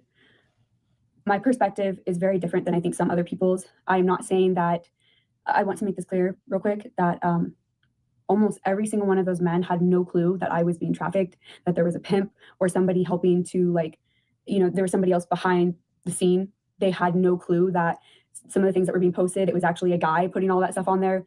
They had no clue. Oh, so she was a back page type bitch. She was an escort basically, but I guess she's saying that she was trafficked into becoming an escort.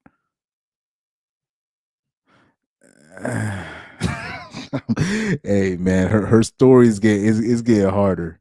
Her story is I know it's like the first minute, but her story is yeah.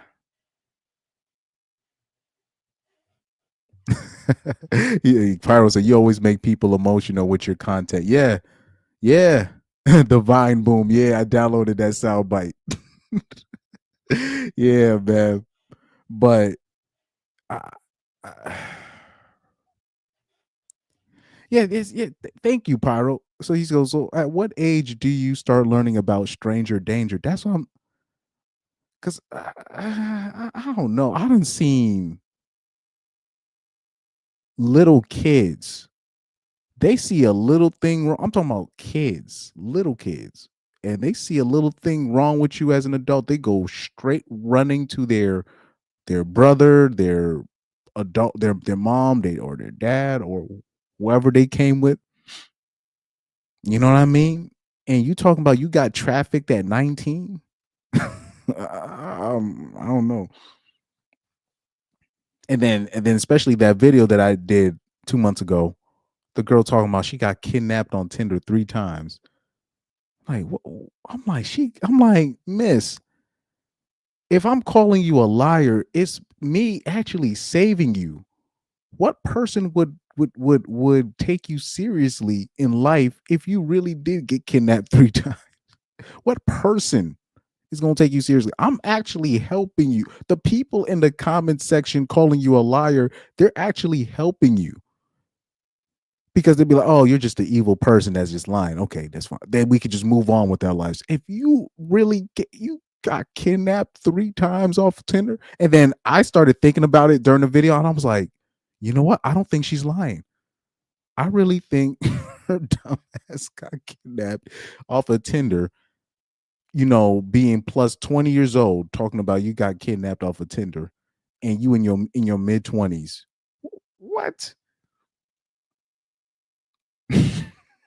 I said that story sounds so crazy. It might be true. Maybe she's that stupid.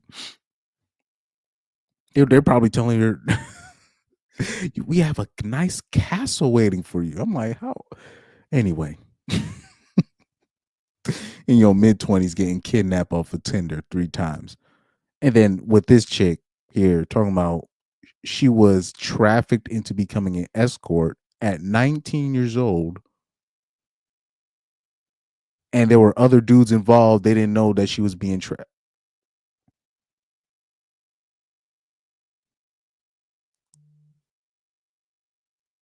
Bruh. No way. So I just want to make that clear before I do this. This is not a normal video that I have seen. So I thought it's something that I've really been trying to grasp at for a really long time. For many years, I've been out of this for 7 years and got out 7 years ago. So I just want to start by just putting that out there. I feel very nervous. My heart is racing. My heart is pounding right now. Okay, 7 years ago. Her name is Seizure Girl. How the hell she got 20,000 subs? I'm not even trying to be a hater, but I'll say this. I be seeing certain girls, they'll drop like 3-4 videos and they'll have like 5,000 subs or like 10K plus subs, and they don't even be putting no content on their YouTube. I'm like, you do know that if you put a little bit more, you could be making bank off of YouTube. Like you could be making real bank off YouTube, but they don't.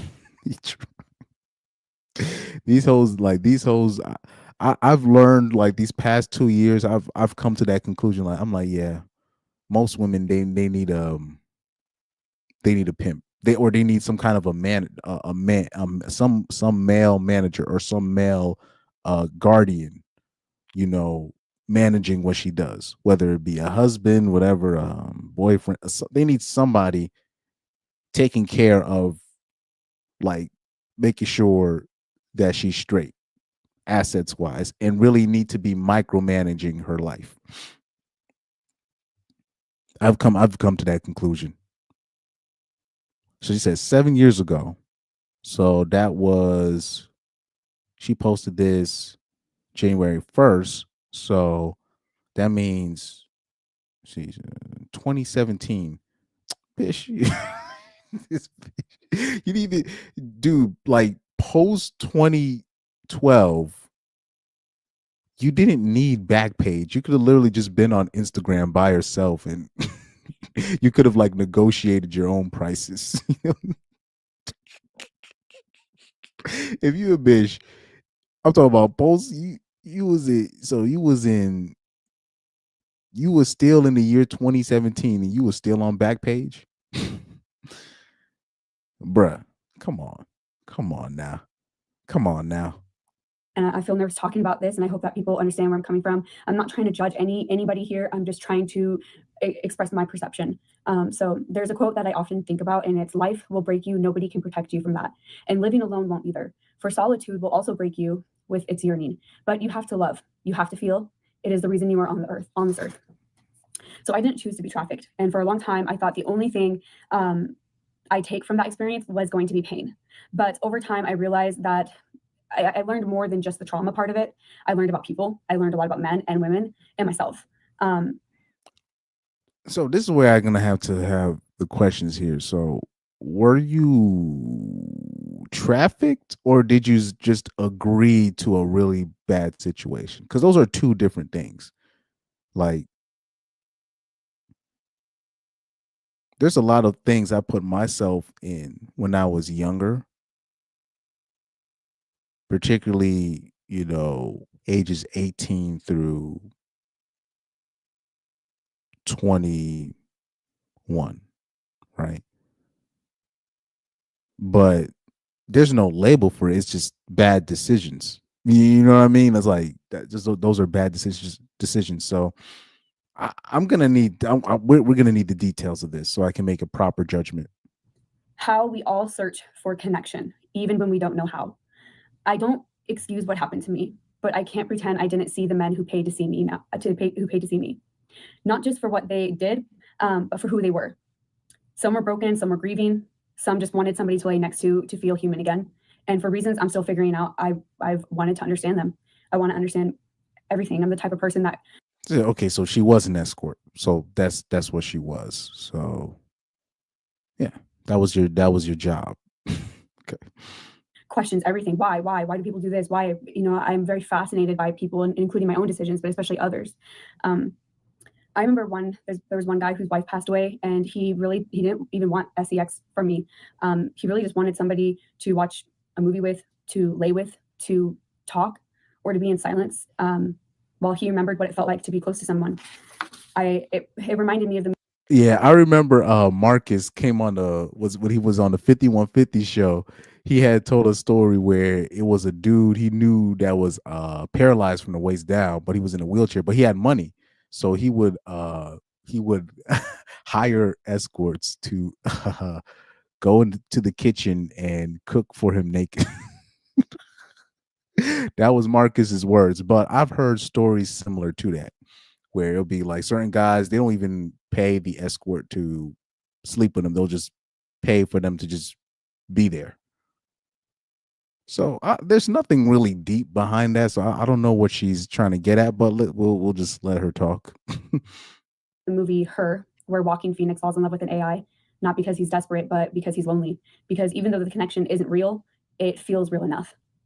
That's the part I think most people don't understand, is that for some men, this wasn't just like about lust. It was about escaping the silence and trying to find somebody that can maybe give you comfort, and trying to find the warmth in places that left them colder than before. And that's not something that normally we can find with society nowadays by just going out. Sometimes you can, but I don't know. People are different. I'm not here to judge, but I'm not really here to judge. Not every man I met was like that, though. Some were addicts, not to substances or alcohol, but to the chase, the high of the transaction. Yo, you know what? Pyro, we can connect on this level because we have Caribbean backgrounds. I was so right here. Pyro says in Jamaica, you get kidnapped once, you would have a hard time finding your head. That's for sure. And same thing for the States. Really, when you really get yourself, if that happens to you, where the stories that you'll hear of like black kids getting kidnapped and then they don't have their organs the next day. You know what I mean? So, and I remember, you know, when my parents would talk about, in Haiti, when people get when in Haiti when you get kidnapped, it's been one. Like if you escape from like that one, if you can even escape from that one, that's it's like a miracle. That's why I'm like you'll have women talking about how they're casually getting trafficked. I'm like, I don't know about all that. Like it was just casual. So Garrett Grant says getting kidnapped just once should be the reason to delete Tinder. 3 times is suspicious. Yeah, that other girl that I was talking about in my other video, when she said she got kidnapped 3 times, I'm like, either this bitch is like she's a like she has no brain, or she's a diabolical liar of like the worst kind. But this woman is giving me similar vibes here in this video. She's giving me similar vibes, very similar vibes. I wasn't a person to them. I was just part of a loop. It felt like Shame, the movie where Michael Fassbender's character Wait, can't stop seeking. Hold on. So at first she said like there were guys that would see her. They weren't really bad guys. They just needed companionship, blah, blah, blah. And then she's going to say the negative part. I must have missed it. Addicts, not to substances or alcohol, but to the chase, the high of the transaction. I wasn't a person to them. I was just part of a loop. It felt like Shame, the movie where Michael Fassbender's. Well, that's your job, though. To be fair, that's your job. You lay there, just take it, and make sure Obviously, you got to make sure they pay up front, and I'm pretty sure you or your pimp had to make sure that they was paying up front, and then they did what they do, and then they move on. As long as they paid you, you know what I mean? Then it's fair game. Character can't stop seeking out sex, even when it leaves him feeling emptier each time. That kind of addiction, it doesn't care about faces. It only cares about the cycle. I saw it, men who thought that they were in control, but they were drowning in it, coming back again and again, hoping it would feel something inside of them that just kept growing. They became addicted to that lifestyle. It's weird, but it happens. Then there were. Well, it's more convenient. It's not necessarily like, I'm not saying you can't get addicted to paying outright for it, like in terms of paying for a hooker, literally, which is like probably the most extreme way of doing it. But it's just the convenience of it.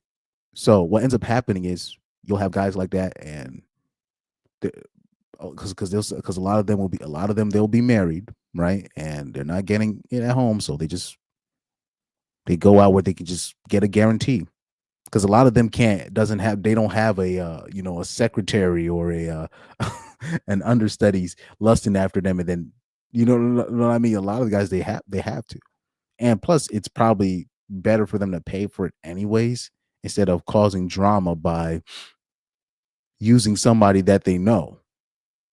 So that's where you come in. This is where you got to fill in that gap.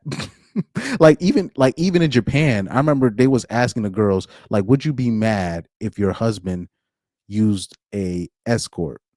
They said that they wouldn't even consider it cheating if their husband used the escort. They said they wouldn't be happy about it, but they said that that's fine. They literally said that it's fine. if they use an escort. They say that if they use like a regular woman, that's when it's a problem. So that's another interesting way to look at it, but that just goes to show you that you as the escort, that's kind of your job. You know what I mean? You can't be complaining about doing your job. That's what you sign up for. Now you're gonna try to dress it up and say that you was trafficked, but I don't know about all that.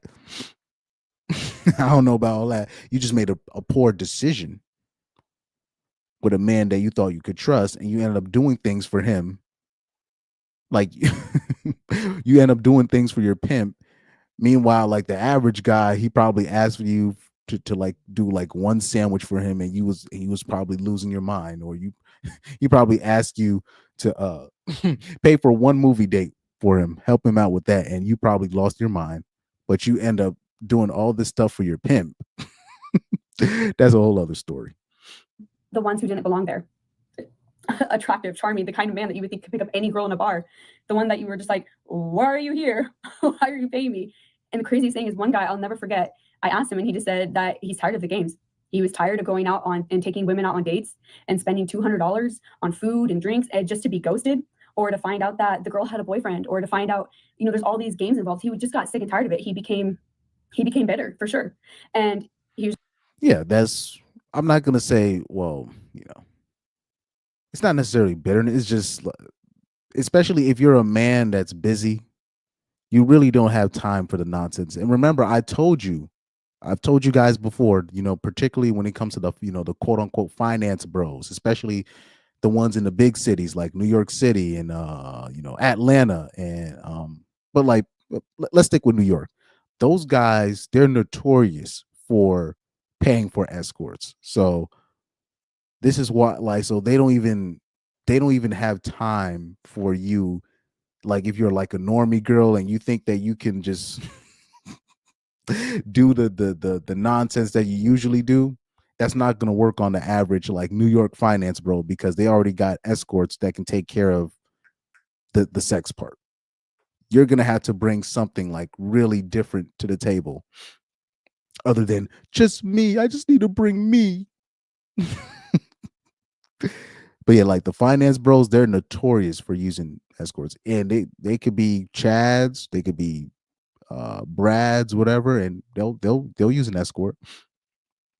Plus, white people look at like escorts differently than black people. Black people kind of look at it, or people from the inner city, they kind of look at it as like dirty, but it's just the white people they just look at it's just rite of passage.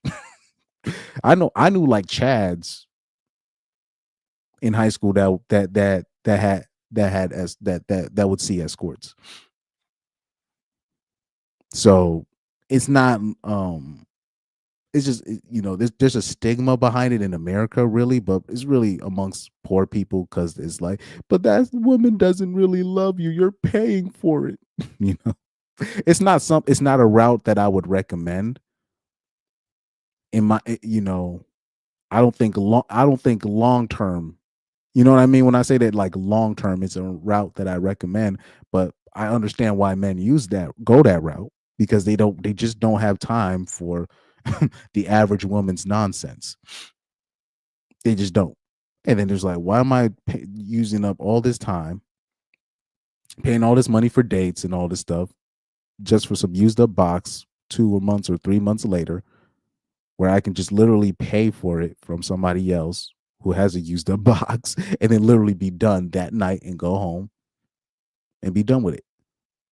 So that's why I've like, me personally, I don't judge people that go that route, because it makes sense and it's actually very efficient. And plus, I know way too many people with money personally that go that route. Well, I know way too many people that, quote unquote, you won't think has to pay for it, but they rather pay for it because it's just easier and it's more time efficient for them. he was just like, I'd rather just pay for what I want at that point. Like I would just pay, and I could see like that he became bitter. It felt like What Is Love? In the film, men stop trying to connect because they feel used, tired of rejection, and instead of risking real intimacy again, they pay for something simple, even if it's hollow. But the most unsettling part was the men who didn't want people at all. I've seen it now, men choosing AI girlfriends, virtual companions, because they don't disappoint. They're programmed to love you back. It reminds me of Blade Runner 2049. The main character. What is it with hoes being so threatened about AI bots or quote unquote AI girlfriends? You know what I mean? Like, what does that even have to do with what she's saying?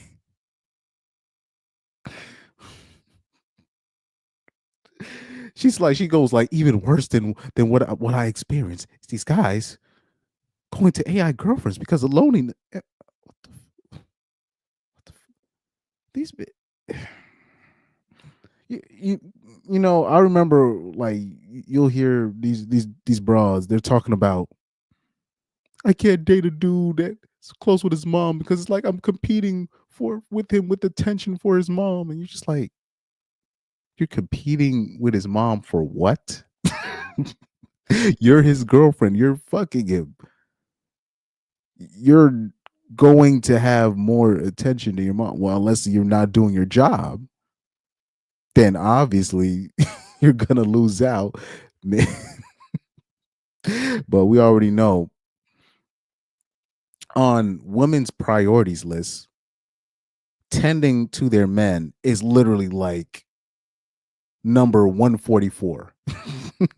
Out of like, number one is like her career or whatever that is. And I'm talking about the career could literally be her bagging groceries, but she'll say, I gotta focus on my career, I gotta work my way up or whatever.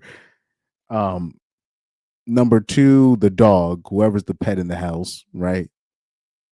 And it's all these things that she prioritized before her man. And then that same woman will be shocked, or they're just like, well, I'm competing with an AI girlfriend. How are you competing with an AI girlfriend? If you told the average dude, look,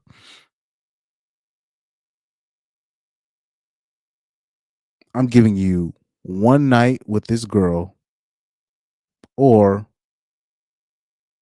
a lifetime with AI. I'm talking about to an incel, to a guy that is never gonna have sex, or a guy that's gonna struggle with sex. I'm gonna guarantee you this girl, and she's always gonna have sex with you every other, like she's gonna, not every day, every other day she will have sex with you at least one time a day. Are you gonna take that or a lifetime of? But the only catch is you have to quit porn, and you can't have no AI girlfriend. Most men are gonna take that deal. They kind of do that already. That's because most men get married so they can have sex with so they can have monogamous sex with their wife, even though that ends up most times not happening because the wife is not doing her job. But you give men that option, they'll take that. They'll be like, oh, every other day, fine, I'll take that. And all I gotta do is give up porn and an AI girlfriend. Most dudes are gonna sign up for that. So for them to be even talking about I'm competing with attention with this, I'm like, how is that possible? But it just shows you how like these hoes, like they don't do their job, dog. Like girlfriends don't be doing their job. Wives definitely don't be doing their job. But whatever girl that a guy is claiming, it looks like a lot of the times they don't do their job. And it's not, and it's more than just sex. It's about what you do for the house, what you mean to the kids, what you mean to him, what do you mean to his family, what do you mean to you taking care of his needs. You know what I mean? I know certain dudes that still pay their ex-wife or their ex-girl's bills, and I'm talking about they've been broken up for years, but it's because she did her job in terms of taking care of the family. She cooked every day, she did this, she took care of the house. So even though they broke up or he ended up having another family, he still takes care of her because she didn't bring him to the courthouse. She didn't dirty up his name. She didn't tell the kids what he did. So he'll still pay all of her bills, even though they've been broken up for years. That's a sign of somebody that does their job so efficiently that she like, I'm talking about the broad would be mid, but she did her job. Now she's taken care of for life. Either way. So this stuff where you have these girls talking about AI and stuff, but that's because those broads, they don't know how to cook, they can't clean, they don't, they don't know what it takes to make a man happy. They have no, like, they always talking about, I don't have no idea what to give my man for Christmas. I'm like, how's that possible? It'd be like a wife talking about, I don't know what to give my husband for Christmas. I'm like, have you been paying attention? Nope. They won't admit that they haven't been paying attention to their husband or their man, but that, a lot of these hoes, they ain't doing their job. Not doing their job, man. Damn, I missed a lot. Doka, man, what's up, bro? Let me see. Pyro says, Chris, you may not agree with me, but fine. All I have to say is if a dude spends 1,000 on OF, I'd rather him just go to the streets, do pay for play for a girl who looks 10 times better and have fun. Yeah, I actually I agree with you on that. I agree. Or just whatever is safe for that man. But like me, it's not even I'd rather him do pay for play. It's just I just rather him not pay $1,000 to an OF model, period, and just do anything else but that. Do any, like, literally, you could literally do anything else but that. Anything else. Pyro said they hate incels but want their attention so they can flash them away. Exactly. It's the same thing, like, when the girls talk about people don't approach us in the clubs no more. But really what they want is only a certain type of dude to approach them. And then on top of that, when they're talking about the average dude approaching them, they just want to have the option to turn him down at any given time, just so they can say they have options.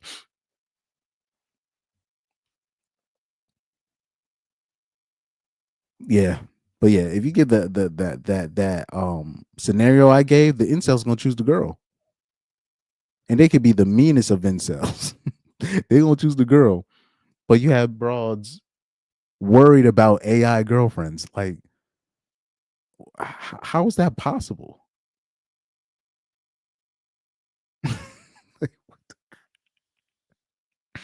That means you really, like, because it doesn't take much for a man to, it really don't take much, man. It really does not take much. But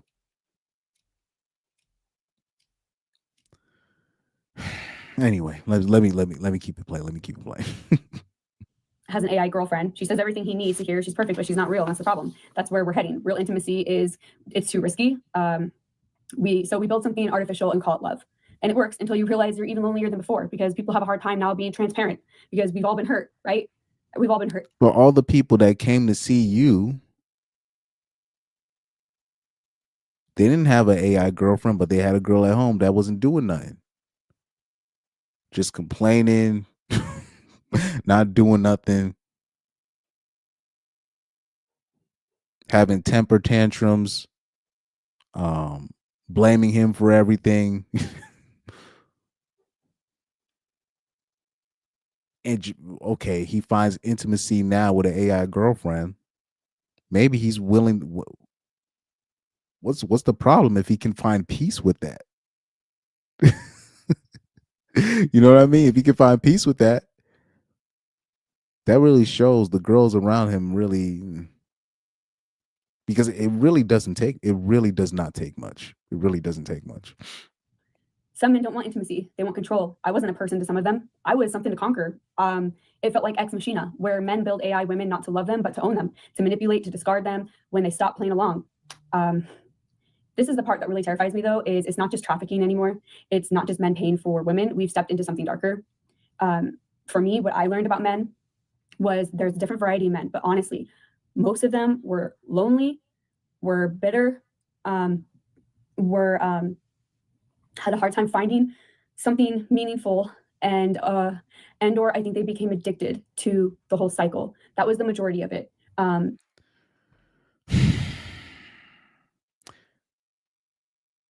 Her information on men in general is useless because she's an escort. So of course she's going to see the worst of men just in general. So this is why I even tell they had caught a girl like on Twitter. She kind of accidentally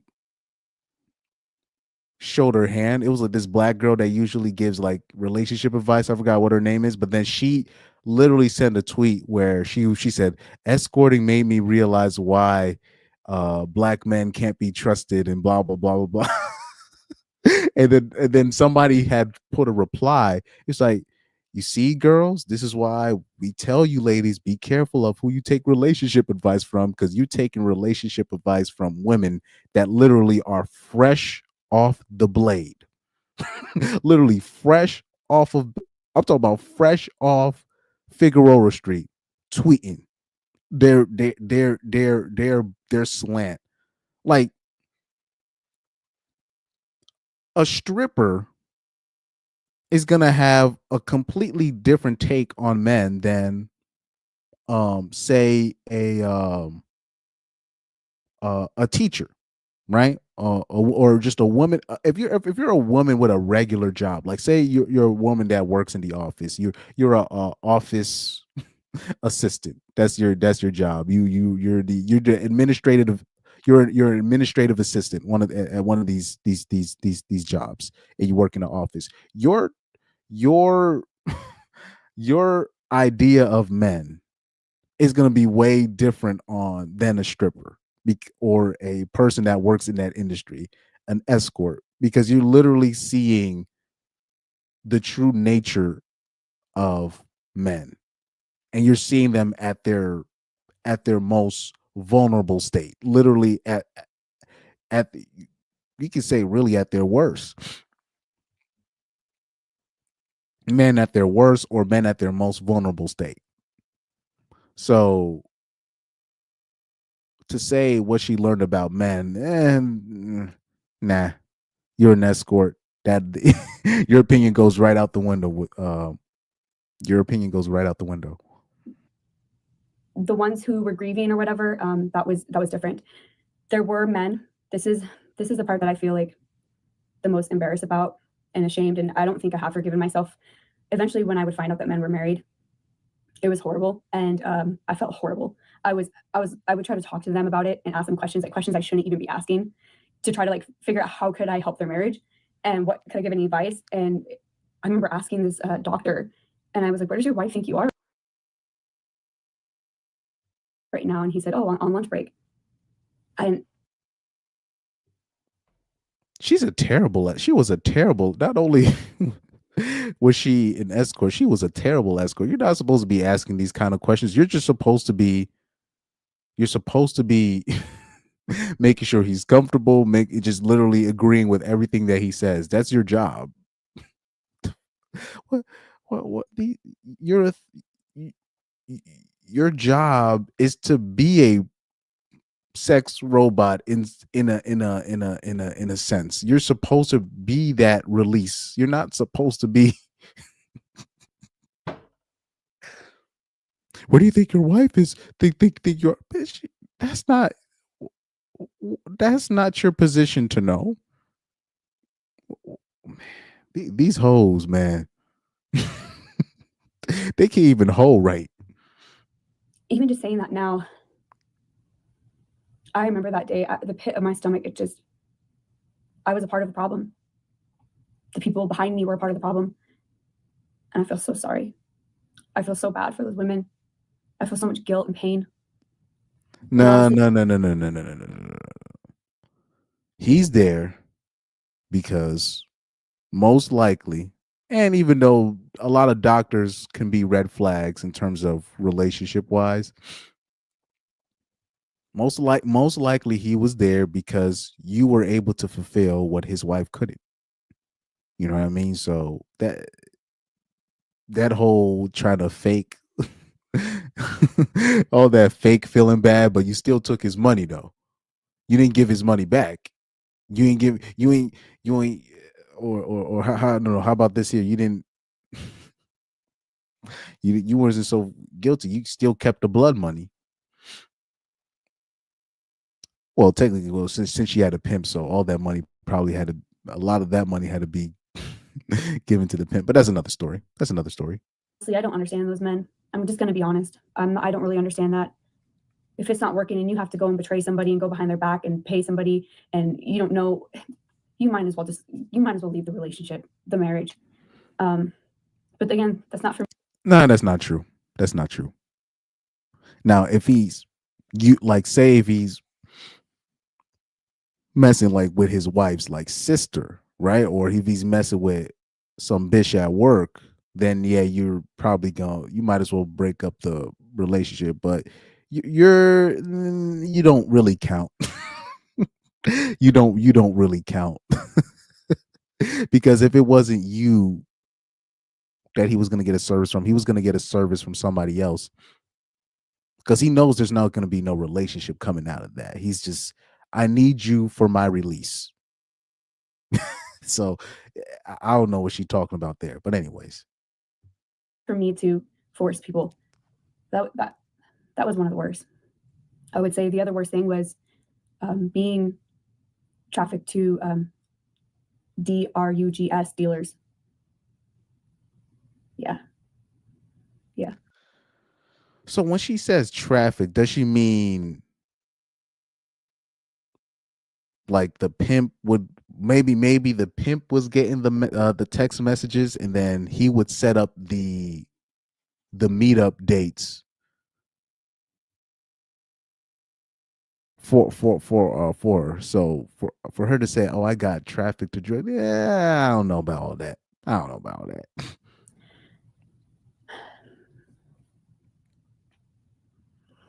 I hear it from guys I know. I hear this from friends, from guys I used to date, or my partner now that we are together. She has a partner. Yo, man, y'all dudes are down horrible. Y'all dudes are down horrible. And I keep boy, and didn't I say this? I told you false allegations are going to be at a all-time high post 2026. Now, I know it's a little bit earlier than that, but I'm telling you in post 2026, if you end up wifing up a girl from Gen Z or a little bit younger, Gen Alpha, and you wife a girl from Gen Z, it's gonna be 60% of those girls are gonna be talking about, oh, I had 60 to 80% of those girls are gonna be talking about, oh, I had an SA story or I was trafficked story. Damn near all of them gonna have a story like that. And it's literally up to you as a man if you want to still take that on or not. And a lot of those times, those stories are gonna be false, or it's not gonna be as they say. So if a girl hooked up with a guy she regretted, she's gonna be like, "This is my SA story." You know what I mean? Or you're dealing with a bitch that got kidnapped 3 times off of Tinder. She's gonna talk about, oh, how I got taken advantage of. It's gonna be 60 to 80% of those girls gonna have some kind of story like this. And it's up to you as a man if you want to take that on. But they're all damn near all of them are gonna have a story where basically they were the victim and the guy was just laying on top of him, with an evil laugh. Yo, no, man. Oh, man. You know what? Speaking of, hold on for a second, guys. Hold on for a second.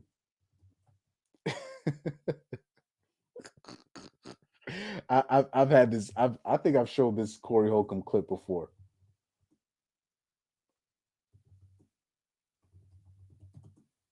Can I show? Oh man, what's the? Is this the full episode? Yeah, this is the.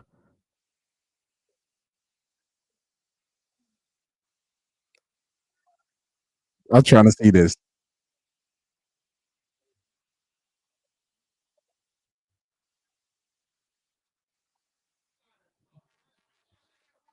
So hold on for a sec. Let me show you this clip for 5150, man. They think this. They really. Every other chick is gonna have a story like this. Basically, every other chick is gonna have a story like this.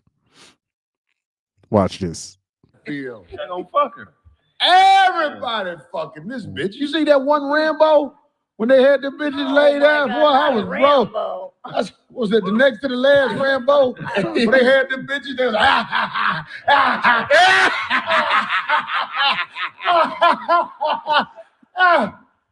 Yeah, every other 304 gonna have a story of some guy. They said basically that the guy was doing that to her. Yeah, they literally post 2026. You decide to wife up a girl from Gen Z, they gonna have that. They gonna have a story like that. It's gonna be up to you whether you want to believe that or not. But I'm letting y'all know. I'm letting y'all know up front because they've changed the definitions. They've been trying to change the definitions of consent, non-consent. So they've been doing this so they can so the reckless women, the reckless loose women, can kind of have a control of a narrative of, oh, I might have been loose, but how many of those times were consensual? One of those type things.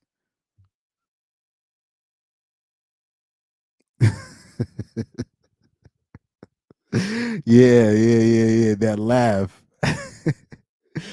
Oh man. Let me see. Hold on. I saw the comment. I saw this one right here. Said that laugh. Yeah, they're gonna have. It's gonna be a story of a guy, basically a guy doing that to him. Just a guy laying on top of her, and she didn't she didn't know what was going on.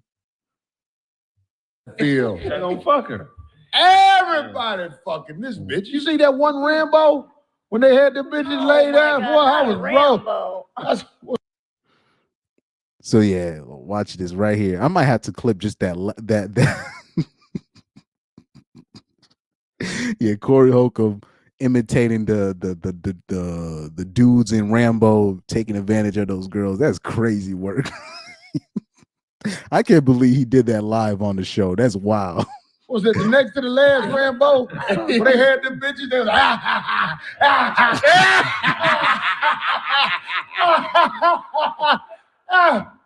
what the fuck is a bitch in the army for? A bitch supposed to be cooking the chicken for when you get back. Look, let them. Those are the soldiers that. But yeah, every other bitch gonna have a story like this. It's up to you if you want to believe it or not. This is not like the 2000s, 1990s, and then like you barely end up finding out that happened, and then it's like she don't want nobody to put it out there. Like now, they're just even though nothing happened to her, she's gonna just say that happened. But yeah, dangerous times. OnlyFans is safer than dating. How AI girlfriends never reject you. I've watched men lose themselves to corn because it feels easier than facing real people. And women, we're doing the same thing. Women are just as bad. I mean, we're ghosting for sport, using men for attention we don't even care about. But now it's not just us hurting each other, it's machines. AI girlfriends are already here. I've seen the ads. She listens to you. She won't cheat on you. And people think it's funny and they laugh. But I don't think it is. Because the truth is humans are parasites to each other. We drain each other, we use each other, we traumatize each other. But here's the part that stings. Who builds the AI girlfriends? Who? Wait, hold on for a sec. I saw a comment right here. Young Doka said the Hannah Baker hot tub story is gonna be all over Gen Z in their 30s and 40s. Dude, there are people at my high school. Yo, they're gonna be in trouble, dog. And I don't even want to say no names, man. I don't even want to. I'm talking about it's some dudes that I knew that they had a lot of women, but because remember they're changing the definition. So now if you if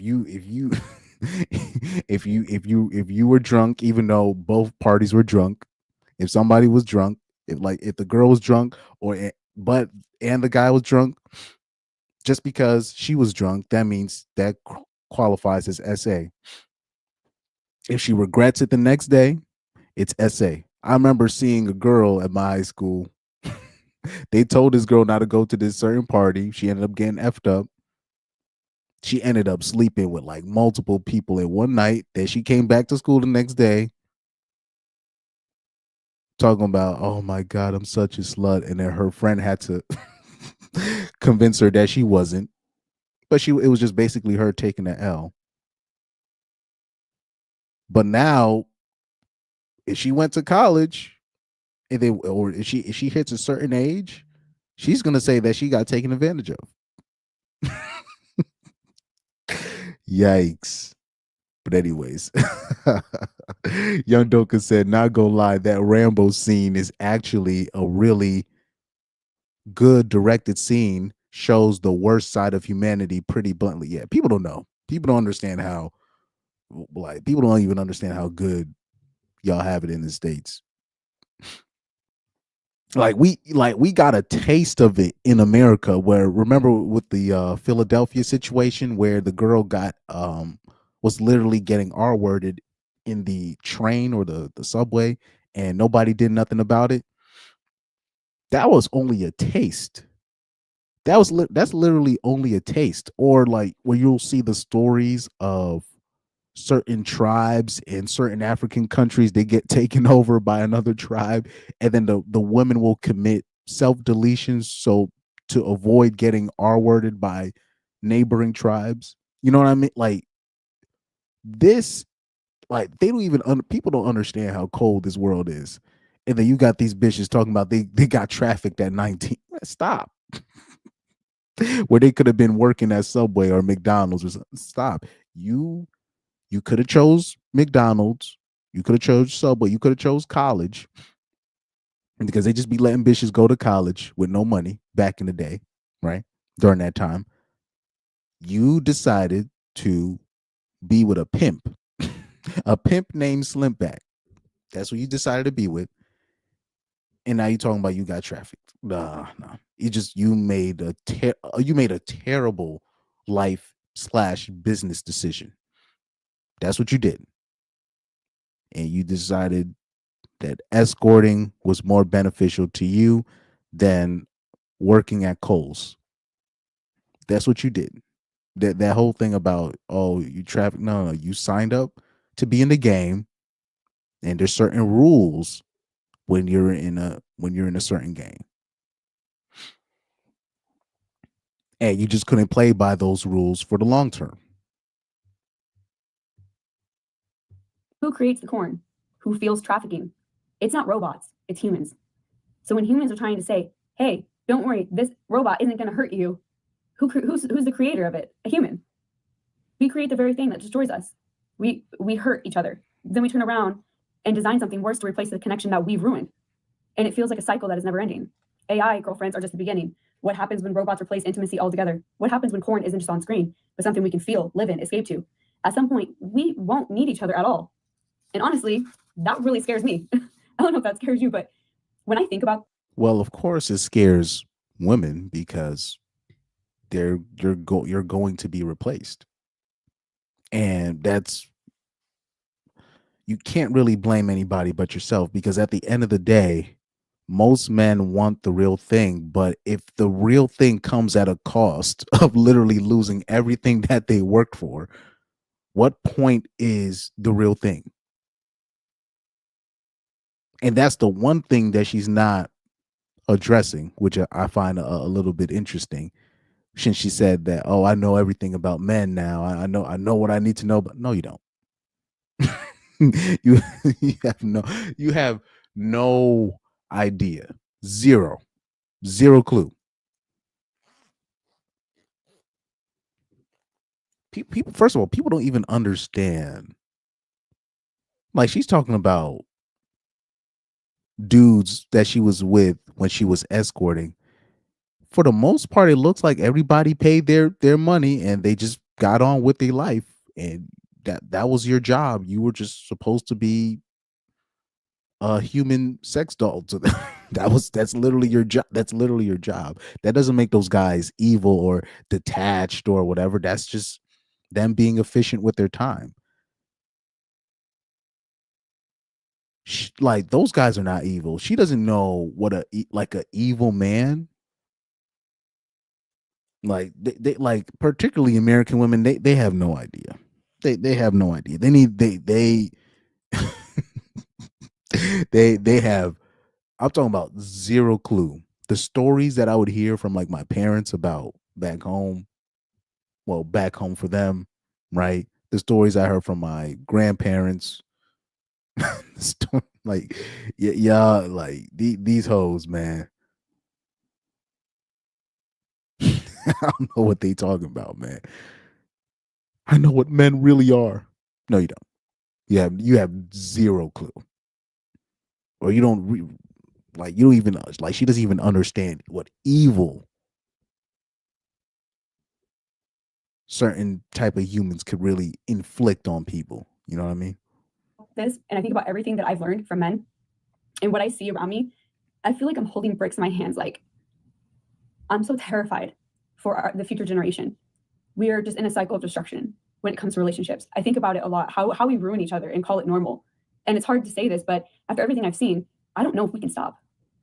We destroy each other for money, for attention, for control, and now we're building things to destroy the little intimacy we have left. The scariest part, we won't even realize how far that we've gone until there's nothing human left to save. So, bottom line, she made this video to say that we're destroying each other, we're letting AI take over. Meanwhile, she kind of like discards herself from the equation, kind of, even though she did say I was part of the problem.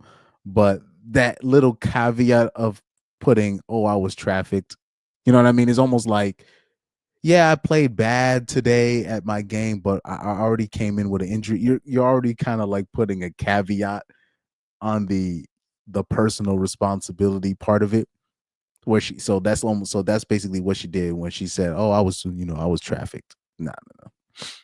You made a bad business decision. You made a bad business decision, which I've done that. I've made plenty of bad business, money decisions, personal decisions, um, educational, decisions from the time when I was a kid. So that's not the sin, but to use that as, to label it something else other than that, that's the sin, in my opinion. I don't have the answers. I'm just someone who's been hurt, trying to understand why we keep hurting each other, why, my own choices, my own decisions, or even my own decisions that were not really mine to make. But there's one thing I know, it's this: if we don't stop seeing each other as disposable, we'll build a world where none of us matter. Because at the end of the day, we can't blame the robots. We can't blame OnlyFans. We can't blame porn. We can't blame trafficking. We can't blame escorts. We build them. We keep all of this stuff going. When it's a cycle that we have to be able to close and to stop. And how? I don't know. Maybe having this type of conversation. Like I've said in the past video, I did not go through all of that for nothing. Yeah, you did. Because I know girls that have the same opinion in terms of AI and all this stuff, that we need to stop destroying each other, and they didn't have to become an escort to figure that out. You know what I mean? Like, I know plenty of girls that didn't, like, I know plenty of girls that have lived normal lives, right? And they've come to that same conclusion, and they didn't need to become, they didn't need to get pimped out by some from by a ninja from Bridgeport, Connecticut. New Haven, Connecticut, to come to the conclusions that they came to. So, respectfully, I say this. And I'm trying to figure out, what can I do with all that pain? What can I do with the self-betrayal? Most of all, the betrayal of my own self. It wasn't just others, it was me. I betrayed my own self. I allowed people to do things to me. I didn't protect myself. I look back, I have flashbacks, and I think about how I just want to grab myself like 10 years ago and just wrap that girl up and say, "You're gonna be okay. Like, I got you. I'm gonna get you out of this. You're gonna be okay." For any man that's watching this, some of you, I understand, some of you I don't understand, and that's okay. I know some of you don't understand women, and that's okay. But this isn't a competition of who's worse than the other. We have all been screwed over. I've been cheated on. I've been lied to. Stop the gender wars. By the way, there is no gender war. I've been seeing that. There is no gender war, guys. Like, I always use. First of all, I use two examples. Number one, I always use the example of. I've literally seen clips of like old retired dudes playing soccer in like their 60s, and they would be facing like the in shape young women that they're coaching. It'll be like 2 versus 11, and they're beating them like 2 versus 11. I'm talking about scraping them 2 versus 11, right? That's number one. So that's number one. And then also you can use the Serena Williams example. Serena Williams herself said that like I couldn't even face like the number 400 man in the world. You know what I mean? Like that. So that's number one. And then number two, say if there was a supposed war with the genders, right? Physically, where women were getting physically hurt. Do you know who the women would hire to protect them? Men. There is no gender war. There is no gender. That's just something where it's another thing where you try to hold a woman accountable for something that she did or something that women do or a certain type of women will do. Then you be like, oh no, that's stop perpetrating this gender war nonsense. We need to be no. Hold that L. Be accountable. Hoes be doing this. Don't be doing that. If I catch you doing this, you're gonna get this work. Work, not war. Work. You're gonna get this. You're gonna get this work. Which just means you're gonna be held accountable. I will hold you accountable to the dirt that you did. It's the same thing, when they mention incels and stuff, and they use these things so it could stop men from holding women accountable. There is no gender war. There is none. So, let me keep playing. I've been screwed over just like many men have. I've been ghosted. And this isn't a competition. We have all been hurt. We hurt each other. So how do we heal each other? I would say what I learned. Young Doka says, she said flashbacks. Shawty has bukkake PTSD. Facts. Let me see. Young Doka said, I'm not scared of the AI future. I'm just mad for the kids growing up and ready for the asteroid or second coming.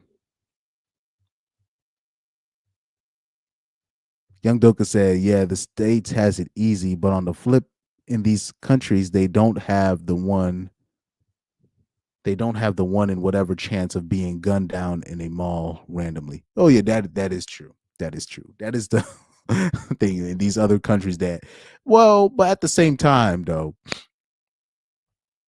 it's certain countries where you try to take a vacation in.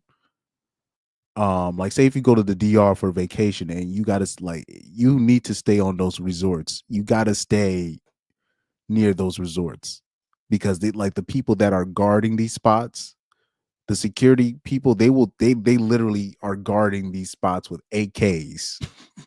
Like legit real boom fire power weapons. And they will tell you, like, look, if we didn't have these weapons, these dudes would be straight up robbing you. So that's another thing. That's another part to it. Hold on for a sec. Yeah, the flashbacks. Talk about flashbacks.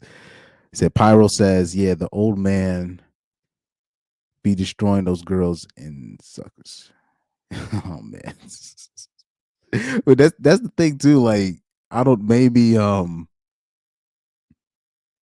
wonder what her clientele in terms of, the demographics of men that she had. Because I remember I did a pod with my cousin, and he had uh, a self-admitted escort on the show that we did the show with. In fact, let me show. I'll give you a link. I'll put the link, or let me bring up that video real quick, because I was in the. You'll see my face and you'll see my cousin's face too. Hold on for a sec. 509. Fuck. Almost cursed. Let me see. Let me see if he still has that video. Let me see. Follow. Follow my cousin here. Let me see if he still has that vid.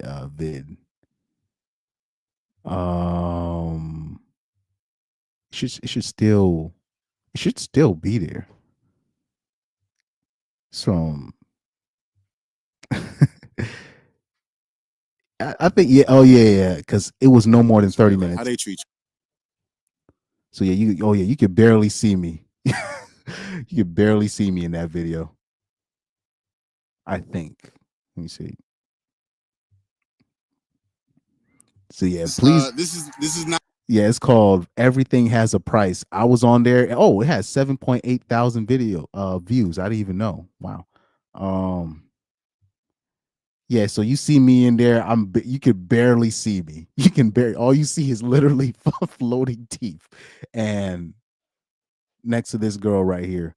And yeah, she showed what it really is out there in these streets, how it goes. I was having a grand old time, you can see. But anyways, let me put it back to the main thing. Let's see. Pyro said, I saw a dude in Dubai get 20. I don't think it was 20 years. I would have sworn it was only like a year or something like that. He said for sleeping with an alleged 17-year-old. Like, the guy was 18. It was a black dude. He was like 18, and he was sleeping with a 17-year-old, and he got jail time for it. It wasn't 20 years. It wasn't that. It was like something. It was like a year or something like that. It was either 2 years or a year. I could be wrong, but I would have sworn I saw that. But the guy was 18, and everybody know what happened. It wasn't because he was 18, she was 17, and we all know the law is like you can't sleep with a 17-year-old. You can't sleep with anybody underage, period, or you get serious time. Like, everybody knows what happened with that situation. It was a young Indian girl or Middle Eastern girl, and the mom, because the mom snitched. So the mom probably found out it was a black dude, and she was like, "Oh, hell no." And she called the police on him, because if she was 16 and if it was a rich Middle Eastern guy that was like literally 20, she would have kept it over wraps, under wraps, and then try to integrate him into the family. But she found out it was a black dude. And she was like, the mom was like, no. That's literally what happened in my opinion, because they said the mom found out and she reported the situation to the police, because she knew that they was gonna lock him. They knew they was gonna lock him up for sleeping with a 17-year-old, even though he was 18. So that was him, and they showed the time that he was gonna get for sleeping with her, and I was just like, oh. And then I found out it was a black dude. I was like, oh, I know exactly what happened. I know exactly what happened. He didn't get 20 years. No, that's nuts. He got like let me look up that story real quick. Dude gets time in oh, hold on. Guy arrested for sleeping with 17-year-old Dubai. Yeah, Brighton. Yeah, the guy, because the guy was from England. Yeah, that's what I remember. Yep. And what people got to understand too. Yeah, 1 year. It was a 1 year prison sentence. 1 year, one year in prison. Because they were both kind of they had a fling. They had a fling, so they were together on holiday. And I think both of them were from England, if I'm not mistaken. But the mom found out, reported him, and she reported him because he knew he was going to go to prison for sleeping with her. So she's trying to make sure she's doing everything in her power to make sure that they're not together. Okay. So this is a thing. So yeah, it was like they were facing up. So so they were saying she was facing up to 20 years to prison, because I guess that's the full extent. Like, say if they caught a regular person doing something like this, the potential sentence is up to 20 years. You see, yeah, demo for teen jailed in Dubai over sex with girl 17. Yeah, and it's sad, it sucks, because particularly as a black dude, especially if um you're not well connected as a black dude, there's a lot of dick policing goes on with black men. So you always got to be you really got to be conscious of that. So even like talking with certain girls, like a dude like a dude from another race can get very very very very very insecure, depending on where you live, can get very insecure. Like, so where I live, a guy can get, depending on like where I live, a lot of, I'm not going to say most, I'll say a lot of guys can get insecure like really quickly if you're a black dude and you talking to a girl of another race, and a dude finds out and he was interested, or he thinks he had a chance with a girl, he can get very, now in certain countries, if the parents find out and they not feeling that way, that guy can get in serious trouble. So unfortunately, with that situation, the girl's mom, mm, but this is why it's also good. You got to understand the rules. You got to know what the rules are in certain countries. What's illegal? What's legal? What's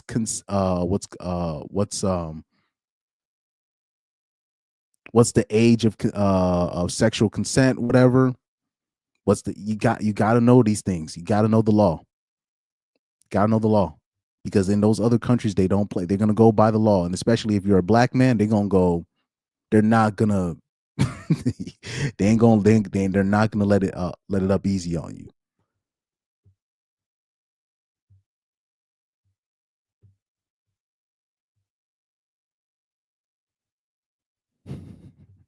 Yeah, if you go to the DR, he said if they didn't have those weapons, it would be a Hotel Rwanda situation. Facts. Yeah, in those other countries, man, other countries don't play. Yeah, it definitely messes up his record. Yep, yep, yep, yep. That's why I try to tell dudes, I'm like, yo, make sure y'all know the laws before y'all go in certain places. Make sure you know the laws, because especially when it comes to sex, or like people will be mad at me when I'll be in the when I'll say like, oh well, the age of consent is different in this country, why do you know that? I'm like, it's good to know these things. You need to know these things. Like that's like it'll save you long run. So like when you go to a place at Dubai, you got to be buttoned up. You can't be playing around. They're only gonna change the rule. Like they changed the rules for Cristiano Ronaldo, but you know what I mean. But that's Cristiano Ronaldo. You gotta be buttoned up when you at Dubai. Gotta make sure you're straight, man. I went to counseling, tried to work through all that trauma. And I guess sometimes it takes time, but building a relationship with somebody that feels safe and feels close to home. And also taking time to be single, to love myself, and to be my own best friend. Because you are going to be the best friend. No one else will. So if I could give anybody advice. If you could give anybody advice, just tell them get a job, a regular job, not what you did. She could have had a regular job and literally doing what she's doing right now on YouTube, and then literally be set. Like literally straight. You know what I mean? But it's the same thing as she took the easy way out. Like, like the dudes that sold drugs when they were younger. They took the easy way out. They wanted that fast money. I know how it feels to be screwed over by people that you trusted. And you look at them and you're like, I thought I knew who you were. I never thought you would do something like this to me. I know how that feels. And I've been the villain in this too. So it's all about like healing those inner parts of ourselves that need healing and nurturing ourselves. I think that's where it really starts. I gotta get that Ha Davis soundbite. When Ha Davis is doing those skits, and you hear "Get a job, get a job." I gotta get that soundbite.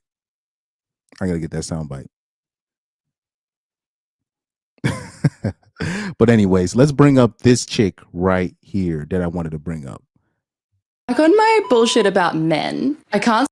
So this is the one where I said, when I was talking about the lady that's hitting the wall at warp speed, and now she wants to learn about men, quote unquote.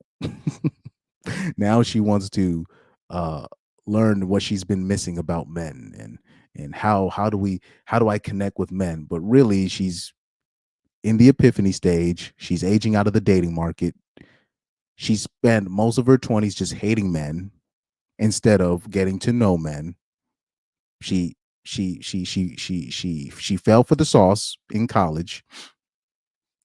She was able to be a man hater for so long because she was in her early 20s, and you can be a man hater and still have men, openly still hang out with you or still want to sleep with you, even though they know that you hate them. But as you get older and you get a little bit less cuter, that doesn't fly no more. That stuff starts getting old. So now she's in here trying to quote unquote understand men, but she still hates men. And she's going to disguise her struggles of going through the wall very well here. Fair use. So I'm back on my bullshit about men. I can't stop thinking about them lately. There's nothing more dangerous to a woman than a man, statistically. But no hate. I'm not even joking. No hate. This is about the journey that I've been on to transmute that into unconditional love. I started to try and see it differently. I'm genuinely curious about them. When you think of like a little boy, before they're tainted by the world, they just really, really want to make everyone in their life happy. I'm feeling a lot of compassion for men. One of the things that's going to help women ultimately is men being in a balanced, aligned state. If I focus a little bit on helping men, I'm also indirectly helping women. And a friend said to me a while ago, she was like, you help women all the time. Like, what about men? And I nearly spewed in her face. Even if I don't help anyone, I'm helping myself heal because I'm getting curious about men and I'm trying to understand them and who they are and why they are the way they are. And I'm looking for the beautiful things inside them to focus on.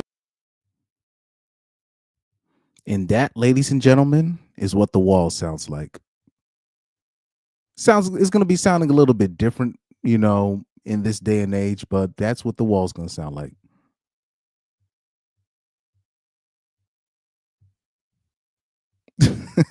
That's what the wall sounds like. I already did a video on that girl. So but that's what the wall sounds like. Is anybody buying what she's selling? Is anybody, buying what she's selling? You really think she wants to learn about men? She's really open to learning what men really are. Anybody, nah. Nobody's buying that. Not me. And I'll say this, I'm pretty sure most people aren't buying it. Her best bet was to go, because what most women do around that time, that's when they, they quote unquote find God, quote unquote, like what's this bitch name? Michaela Peterson. Conveniently finding God around the 28, 29, 30, 31, 32-year-old, mark, conveniently, when she's trying to find a simp, to take care of her. But that's usually what works. But, a woman like that, she wasn't like, no, like she was definitely like, that's definitely not a church girl or a religious type of woman. So she can't really fall back on that. She has to do this, But anyways, let's check out her page. Let's check out her Instagram page. And this is right here, you're dealing with a narcissist right here. Let's take her out. So this is her Instagram page. It's called Esther's Universe. This is how you know you're dealing with a pure narcissist, like just a pure, unadulterated narcissist. Like that can't even be debated. Like if your title of the Instagram page is just you, and all of your pictures is just you staring at yourself, like it can't even be disputed. What man could literally get away with saying, look, most of my life I thought women were this and men are not safe around women, but now as I'm going through my spiritual journey, I want to learn more about women and what they would be calling that man a loser. Like they would just be like, you sound like a loser. Just like, first of all, guys would even the most RP guys would not hang with that dude because he would make them look bad. You know what I mean? Educated Tyrone said, I can't talk to a Becky like her because I might send her to the upper room if she make me mad. Yeah, like, yeah. Oh, yeah. Definitely triple digit body count and the wall confirmed facts. Like, yeah, like she's definitely body count high up there. Definitely up there. And definitely a chick that took trips, was accepting gifts from men, all that. Like, yes. Like that's it's written all over her page. See, Esther's Universe. I bring dreams to life. Oh my goodness. But like most women, like around that age, especially the women that grew up in their 20s, the women in their 20s that grew up and Oh man, somebody left the tea up. Anyways, but most women that in their 20s that went through the Instagram phase, we're talking about from 2014 through 2024, because pre 2014, you couldn't really, like, I don't even think you could, you couldn't even play videos on Instagram pre 2014. So it was very like what hoes used to do is like to get a hoe on Instagram in 2014, they would like put their numbers in the comment section and then they would delete it once they got it from you, once the guy got it from you. So it was different. So it wasn't that easy to like to get the quote unquote booking info from these people, whatever. But now with 2014, with the addition of the DMs, the comment section, playing the videos. So the women that grew up in the early 20s, that lived their whole 20s through Instagram from 2014 to 2024, they really think they can manifest anything because you had dudes in their DMs literally manifesting anything, right? Literally offering them the world, even if it was for one night. Like, oh, hold on. Let me. I don't care. I'll put some. I'm gonna put some church business out there. Do I still got my cousin's channel still up? Is my cousin channel still up? I did a show with this chick, and I want you to take a look at this chick. I want you to I want you to take a look at this chick. I did another video last year with this chick, or I think it was 2023. Let me see if I can bring up not only the video but her also. Let me see if I can bring her up. Let's see if I can bring her up. I thought it was comical because she was capping the whole video. Straight capping. Okay, I see a video of her in the video, but that wasn't me in it with her. Should I show it? Let me see. Yep, this is it. Fair use. Fair use. Yeah, that's me, her in that video. That's the one when I told you, like, that's the one that I told you where, like, I literally started off the video saying, like, so how many ninjas are you finessing in there? So this chick right here that I'm showing you right here, right?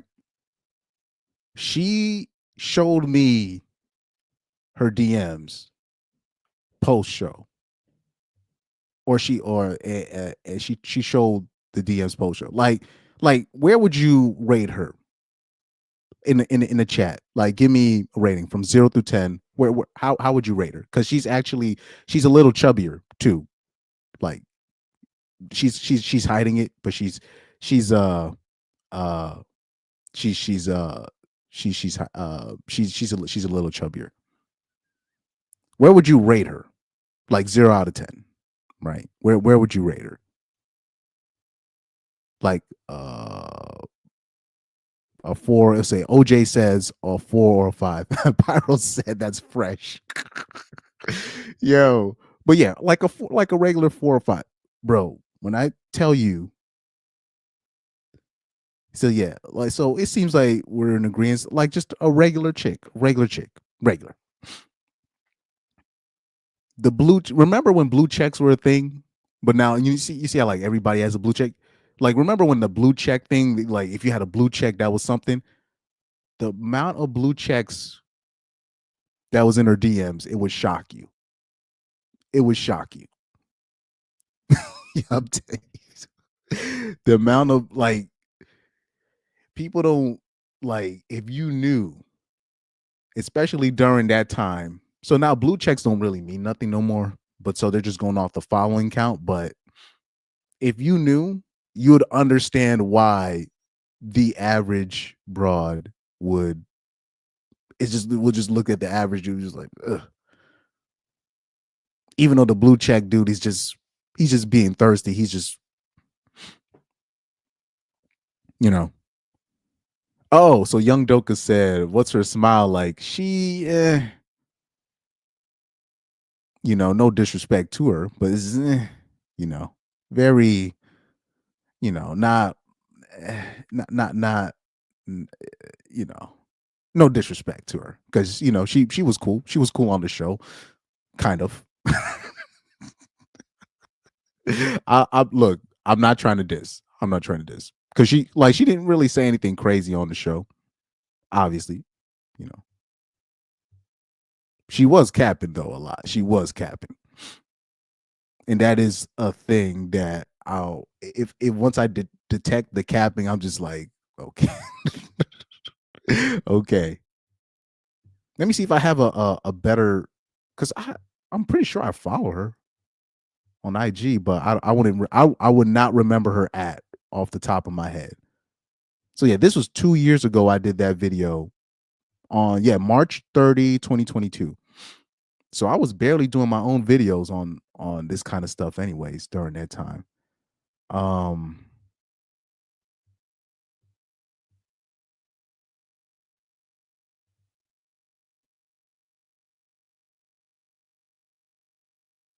Let me see. Let me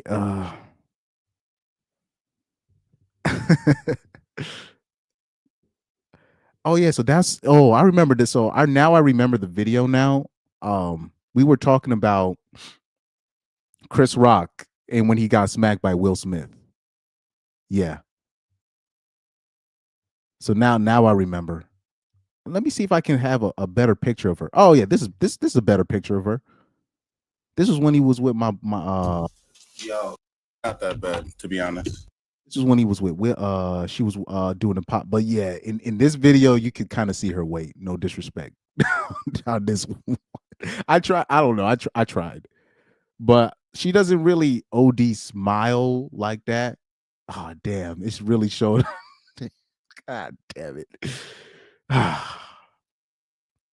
So yeah, basically the video with me actually showed her in a better light. It's really showing like the gordita genes are really kicking in with this video. But yeah, but even everything that I said, if you saw the blue checks in her DMs during that time, bro, it would blow your mind. It would blow your. I've been trying to tell this for like the longest, man. People don't know. Yeah, that angle is crazy. That angle is crazy. Yeah, man. Oh yeah, educated Tyrone, please explain the juggernaut theory in the comments real quick if you can. But yeah, she never really smiled OD like that. Not on camera. Not on camera, you know. But man, you'd be like I said, you'd be shocked. You'd be shocked. The dudes in her DMs, the thirsty dudes, a pro basketball player that I won't say the name was in her DM. You'd be shocked. He played overseas, not in the NBA. I think. No, he played in the NBA and he's now playing overseas. Exactly. But you'd be shocked. You'd be shocked. But anyways, let me switch off that angle. That angle is I got my bullshit about men. I can't stop. But that angle is crazy work.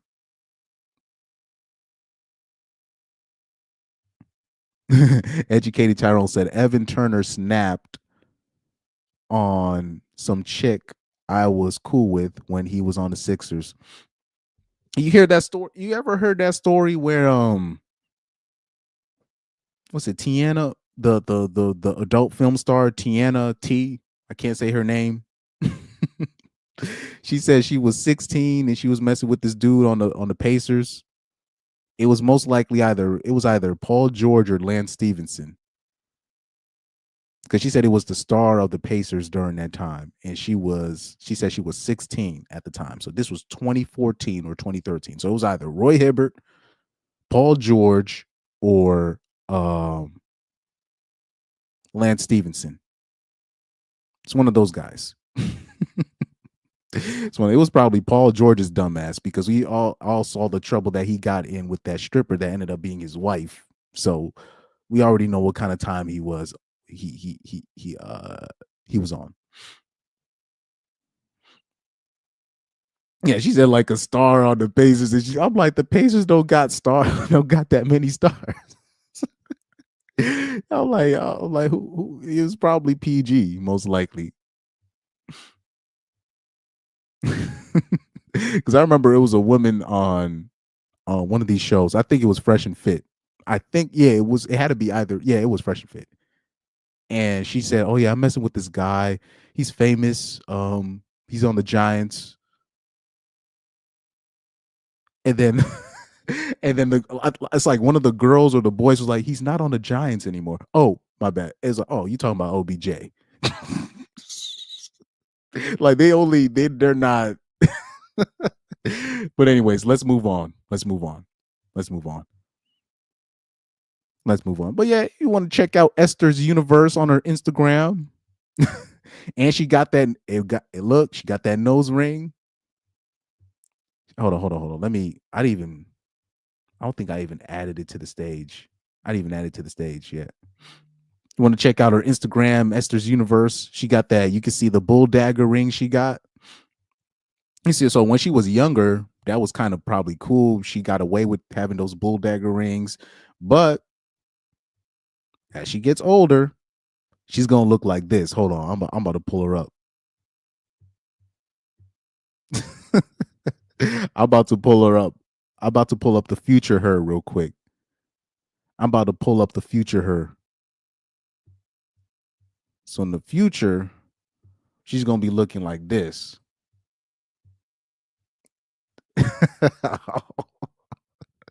This is future her right here. Is she not careful?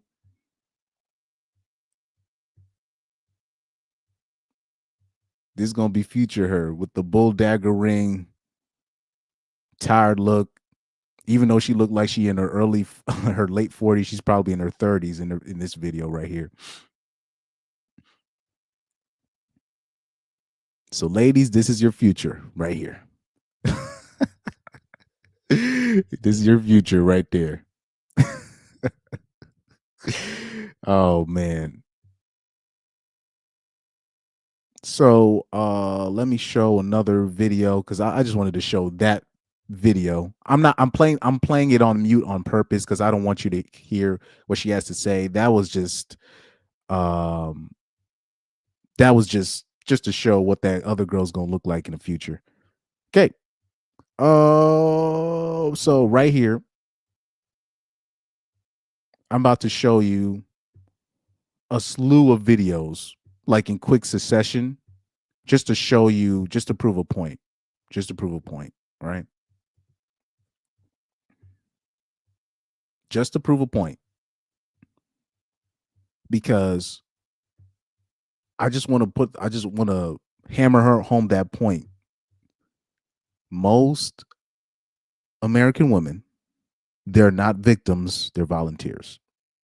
So if you read the caption of this video, when the sky comes falling, even the sun don't shine, I got faith in you and I, so put your pretty little hand when the sky comes. It says 15-year-old me, 30 miles from home, in some guy's basement, thinking this was living life. And you see her with a smile, and you see her in some crusty ass spot. Right here, she's going to put in the caption. She's going to describe the experience. So she's not joking. This really happened. And I told you this happened to a lot of women when they were younger, particularly when I keep saying when they were 14, 15. So she's saying right here, look at the caption. It says, wow, what were we thinking? As an adult, this whole thing terrifies me. But 15-year-old me Oh, I thought I had life all figured out, living the dream, no care in the world. My biggest problem, a paper due next week, plenty of time for that. Obviously, meanwhile, I was chilling at a stranger's house 30 miles from home. Like, yeah, this is fine. Nothing weird here. Oh, millennials, we really said. Stranger danger, never heard of her.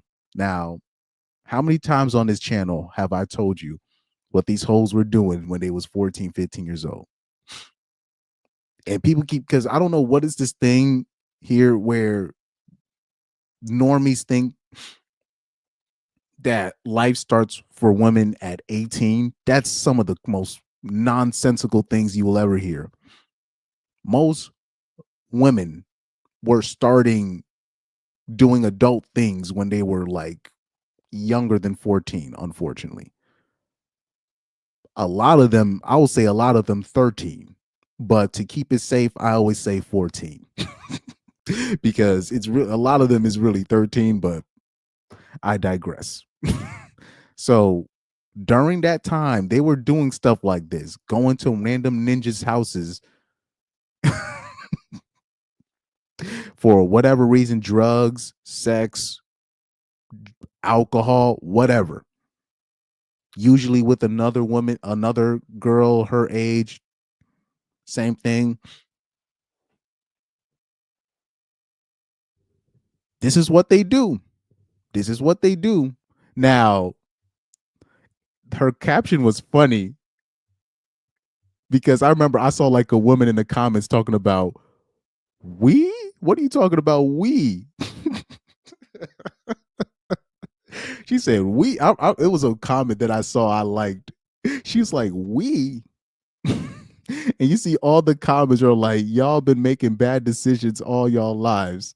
The next comment, it says, why did so many females decide this was a good idea? Another comment says, just straight up sad. These comments are horrendous. Are there any normal girls? Now, unfortunately, this guy, he's going through a little bit of we call blue pill rage. We like to say RP rage, but it's really blue pill rage. He still has that blue pill thinking where a normal girl is just a girl that just stays at home and just, knitting and reading books. And no, a lot of girls, and I might be jilted, but I'm saying even in the suburbs it was this way. A lot close to most, but a lot of girls, they was doing stuff like this. That's what they were doing. This is what they were doing. Now, when she gets older, she's gonna talk about like whoever this chick is. I don't know how old she is right now.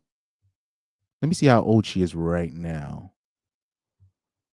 Her name is, what's it, Carmen Vera. She has 121K followers. I don't know how old she is, but especially women of, especially you talking about a woman of Latina descent. Yeah, like Latinas and black girls, they get started early, dog. Like really early. And like Latinas are notorious for like having full they be having full lives, like real full lives. I'm talking about at 15, they already lived a full life by 15 or 16. Latinas get away with that nonsense. She says, I make silly reels and post on threads. 5-time author, atheist, vocalist, traveler, and student pilot. I wouldn't want her flying my plane. She has her degree in communication / African American studies. Oh, she for the streets. Oh, we already know what time she on. We already know what time she on. Ooh. Yikes. Anyways. Let me not find out if she went to an HBCU or some stupid ish like that.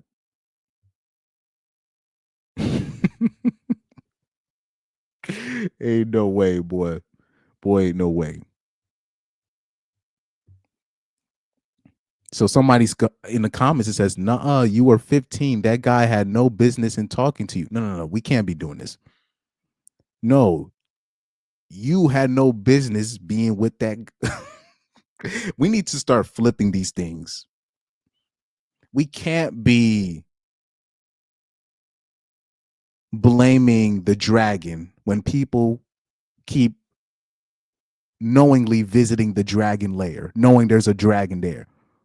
If you're 15 and you're going to a man's house that's like 30, you know good and damn well you're not supposed to be there. You know he's not supposed to be communicating with you. You know that. You know that. So yeah, he is a predator, but at the end of the day, you know you're not supposed to be there too. It's not just him.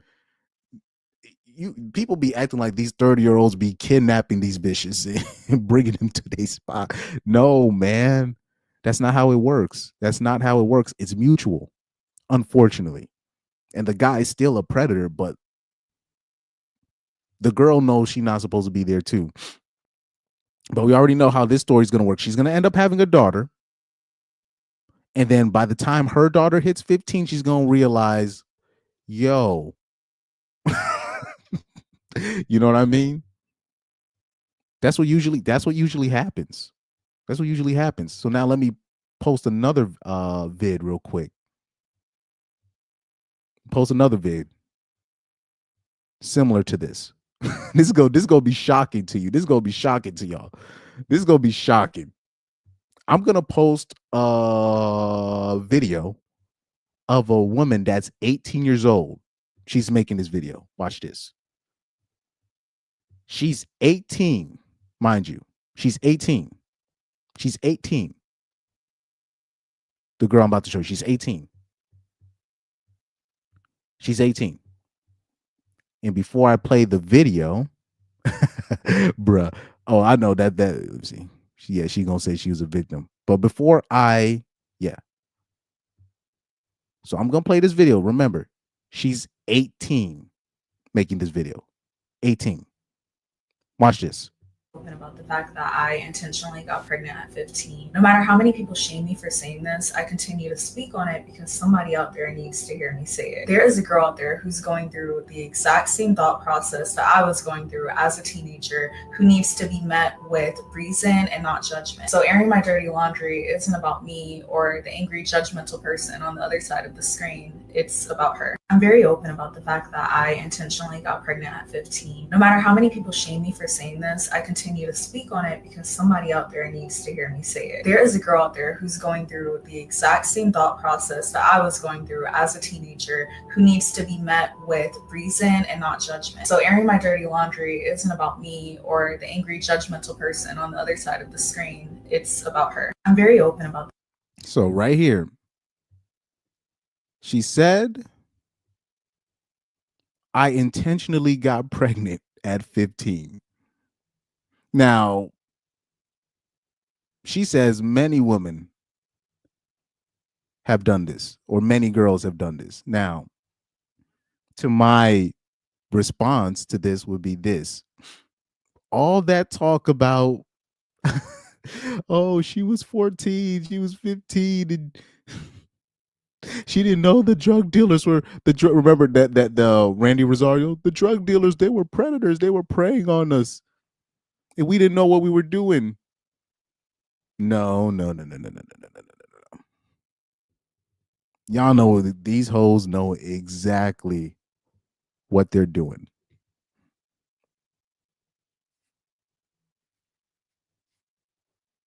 They know. So now, what, we're gonna call her a liar? And I bet you she's a single mom. I bet you. How much? So right here, somebody says, I had no idea many teen pregnancies were intentional. Could you explain why? No. Look, man. Whether or not a woman decides to keep the bastard is just up to them. when you see it, when you're seeing women saying, "Oh, I want the right to self, baby deletion and all this stuff," it's just they just want the right to just have the unilateral decision to whether or not a kid inside them lives or not. It's not a matter of what if this happens to me or what if that happens. No, it's just they want to be able to just the convenience of having that fail safe switch if the birth control doesn't go through, or the guy that she's thought was going to be with, or the guy she thought knocked her up didn't. You know what I mean? Then she wants that unilateral decision to be able to just whoop, let me get rid of this mistake. Because that same chick that say, "Oh, I don't want kids," and blah blah blah, then all of a sudden they get pregnant by one of these NBA players, Anthony Edwards. Then all of a sudden, "Oh, I had a baby deletion before, and I didn't like it." Remember that text thread I showed y'all? All of a sudden, she turned Catholic real quick. God wants you to have this baby. Remember Fresh Prince CEO? God wants you to have this baby, Fresh. All of a sudden, God wants you to have this baby, Fresh.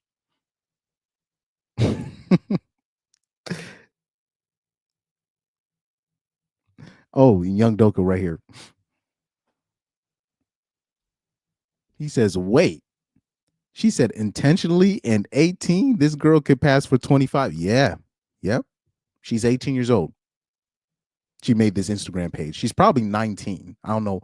I don't remember how long I saved this, but yeah, when she made the video, 18 years old.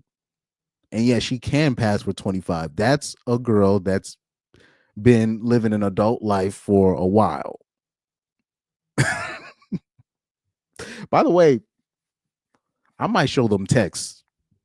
One day. I told you that text exchange I had with that girl. And she said, "Yeah, by the time I was 13, I already knew what I wanted."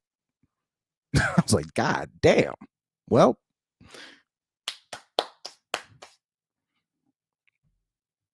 because I have the text.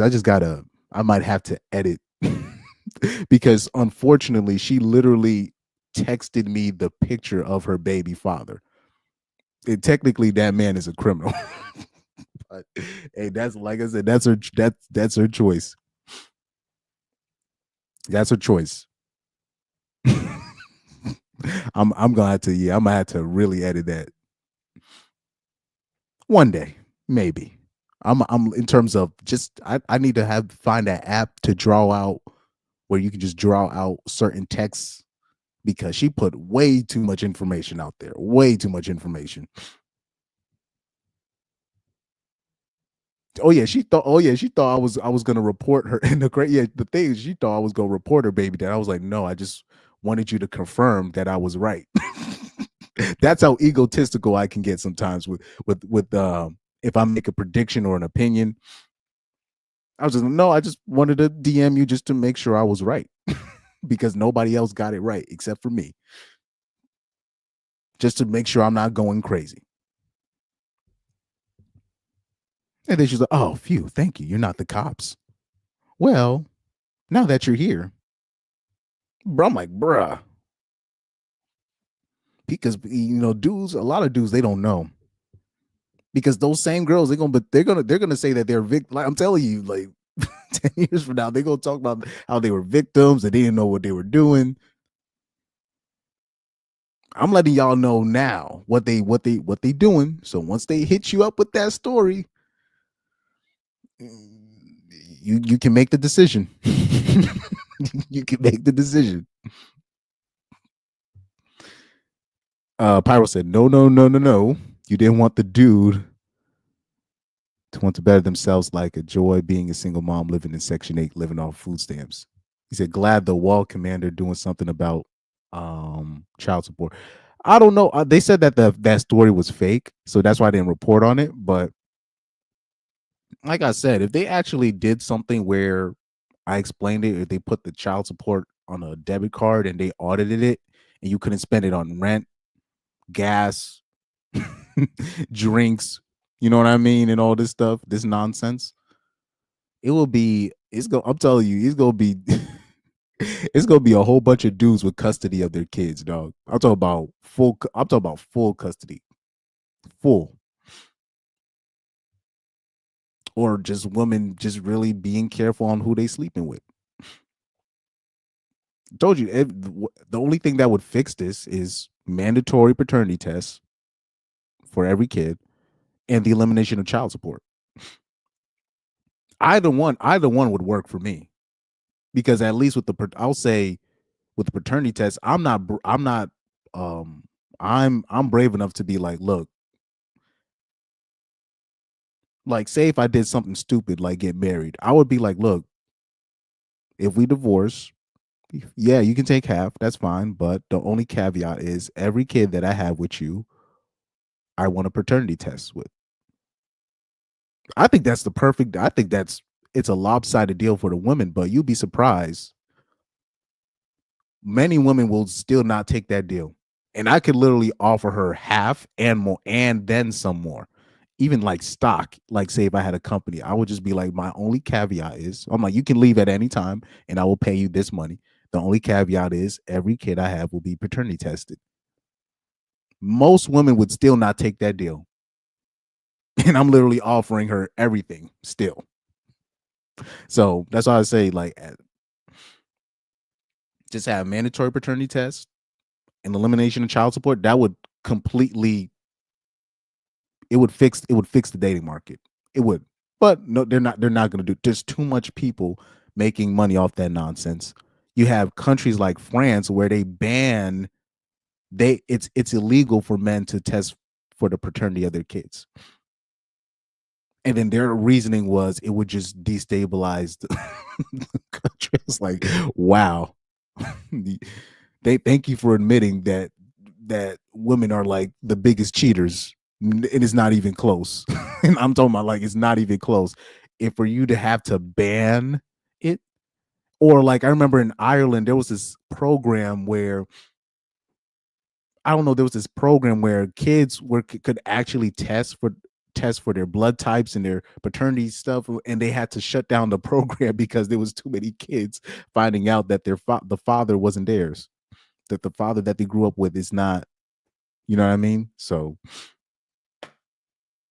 that's really a case closed moment right there, but I digress. He said, I heard the dude getting the kids tax returns when they pay child support. Oh yeah, that like they said it was fake, but we'll see. We'll see. We shall see. Like say if Orange Man really did something with that, I will come on. Like say if he did something about like really something serious about child support, like what I explained, I will come on here with the camera on. And I've never caped for no politician ever since I gained a conscience. So that was like what, 2012? Like elementary school doesn't count because I thought Obama was cool, but the elementary school don't count, right? It took me until like 8th grade to realize what Obama was, and that shattered my my experience. But I'll say this: if Orange Man really does something about that child support thing, I will come on here looking like Antonio Brown with my with the MAGA hat. I will order a MAGA hat myself and do a whole live stream. Say why Orange Man is the next coming of Jesus Christ himself. if he would actually do that, what he goes, I promise you I will do that. I will do that. I will come on stream with a MAGA hat. And you know I don't cape for no politician ever. I will come on stream with a MAGA hat and just do the whole show with the MAGA hat and be like, this is my president. And I will be Terrell Owens. I'll be like, that's my president. That's my president. That's not fair. With a tear in my eye and everything. I will do that. I promise you I will do that. Like if he does exactly what I explained, like no, I don't want to see no caveats in there though. Like if he does it where he just eliminates child support, or he does it where I explained that Delaware was going to do it with it, you need to put it on a debit card and you can't spend it on food, whatever. Or better yet, if he does the mandatory paternity test, because that's really all you need right there. The mandatory paternity test, that's all you need. If you have it like that, I will come I'll come on the stream with a MAGA hat. And I don't care if they call me an Uncle Tom or anything. I'm literally gonna come on there, just how's it going, guys? And just act like I'm not even gonna acknowledge it. I'm just gonna be like it's like it's business as usual. That's what I'm gonna do. I'm just gonna do that. And I'm gonna say this is the best president I've ever had in my life. Easily. Easily the best president I've ever had in my life. Easily. I'm gonna say it's not even close. Yep. So Young Doka said it. He said, "Yeah, bro, don't some schools ban the DNA tree projects because they get messy? All these reasons point to women cheating more." Yeah, like it was like something that happened in Ireland, and they literally had to stop it. And even like schools in America, schools in America, they don't do it. So that shows you women cheat more. Like there's no debate. there's no debate. There's zero debate on that. For them to even have to ban, like, or like for a country to have to ban it, women cheat more. It's not even close. That means it's not even similar percentage then. For them to have to ban that says it all. Says it all.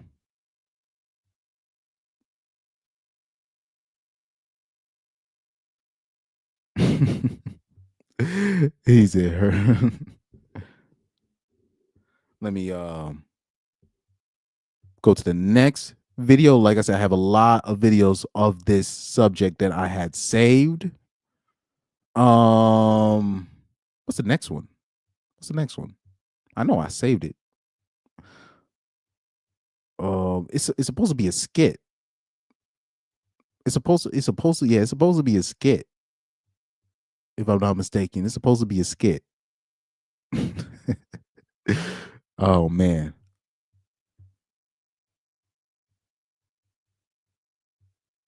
Let's see. No, that's not it. What in the hell?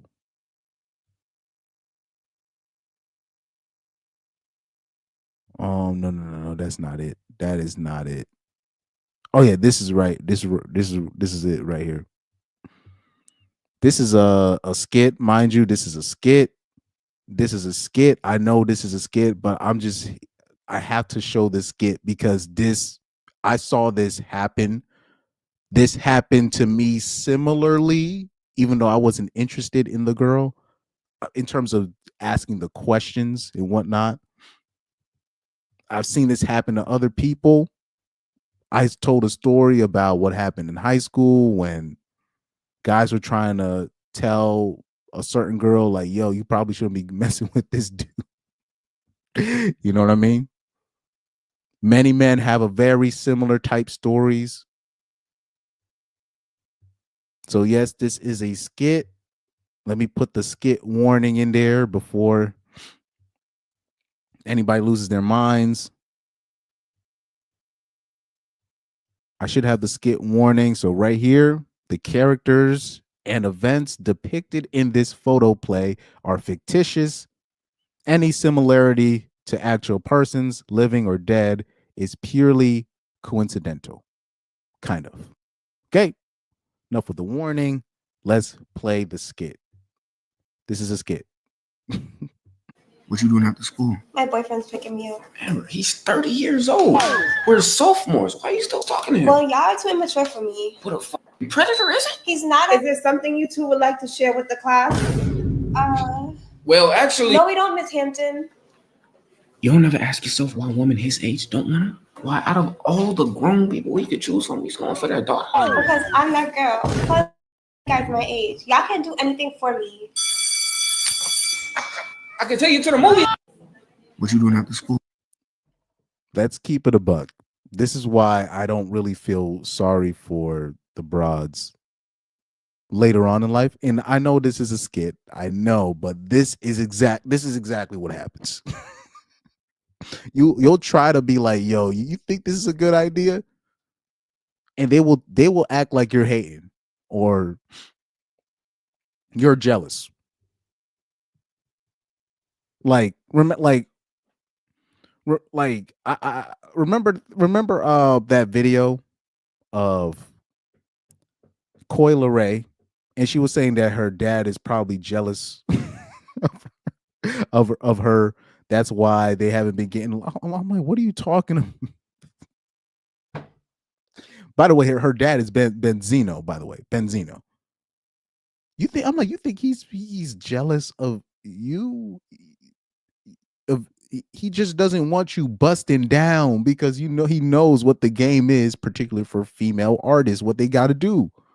He just doesn't want you doing that. But if you say that especially to a young girl during that time, they're gonna say that you're jealous, and you're just like, what the fuck? So it just doesn't. They look at you like you're getting in the way.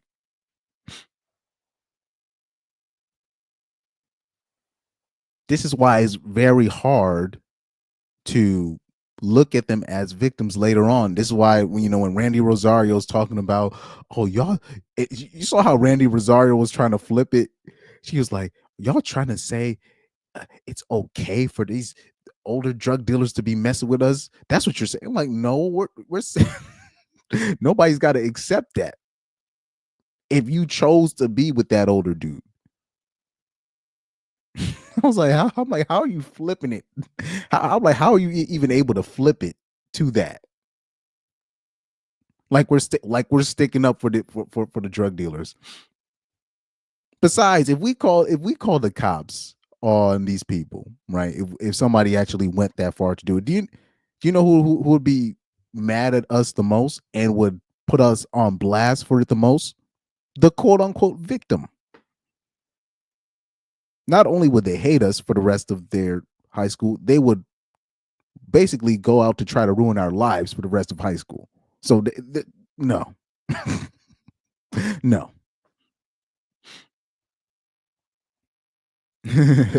So somebody in the and oh yeah, somebody said this too. He said when women would say y'all were too immature when we were both the same age. Facts. Like the girl will be like 15 and they'll look at us and be like, y'all are too immature for me. And I'm like, we're 15. We're all 15. You're immature too. Or so we thought, right? And Chef, whoever this guy is, says 3 kids later, now they're victims, but you was that girl, right? Yeah. Another comment says, and then decades later, they act like they were victims and criticize men dating younger. Exactly. The main ones that critique like dudes dating younger girls, but it'll be like a guy just dating, it'll be a older guy dating a girl in their 20s, and they will say this guy's a predator. Yeah, I'm that girl. They all think they that girl. They always think they're different from the rest, right? And women don't even realize how hypocritical they are at times. Where I remember watching the 5150 show, and it was a R. Kelly episode. They were talking about how girls during that time they was messing with older dudes. It wasn't just R. Kelly. And then Darlene, the woman on the show, she was like, no, but that was different. He was still a predator. Now, mind you, a super chat came in and put Darlene on blast. They were like, Darlene, weren't you 16 when you met Ice-T? And he was old. He was way older than 20. And here she is talking about R. Kelly this, R. Kelly that. Meanwhile, she was 16 when she was messing with Ice-T. But they don't even they just don't. But we're the they're calling us the what they call us, the victim blamers. Meanwhile, they were the girls doing that nonsense, and we weren't doing anything.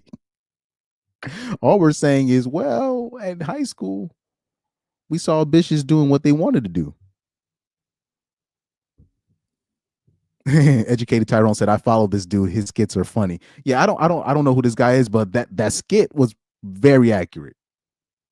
That skit was very accurate. Young Doka said, "I've been the character off screen witnessing this before the bell." Facts. Same here. I've witnessed this scene so many times, like just watching. And the thing is, what's beautiful about this,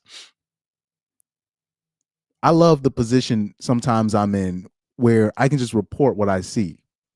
And the problem is when you report what you see, people get mad. I'm like, I'm just reporting what I saw. This is literally what we saw in high school. We saw the broads. That's what they were doing. They were doing this knowingly. And then when you asked them about it, they would act like we're in the wrong for being concerned about them. What?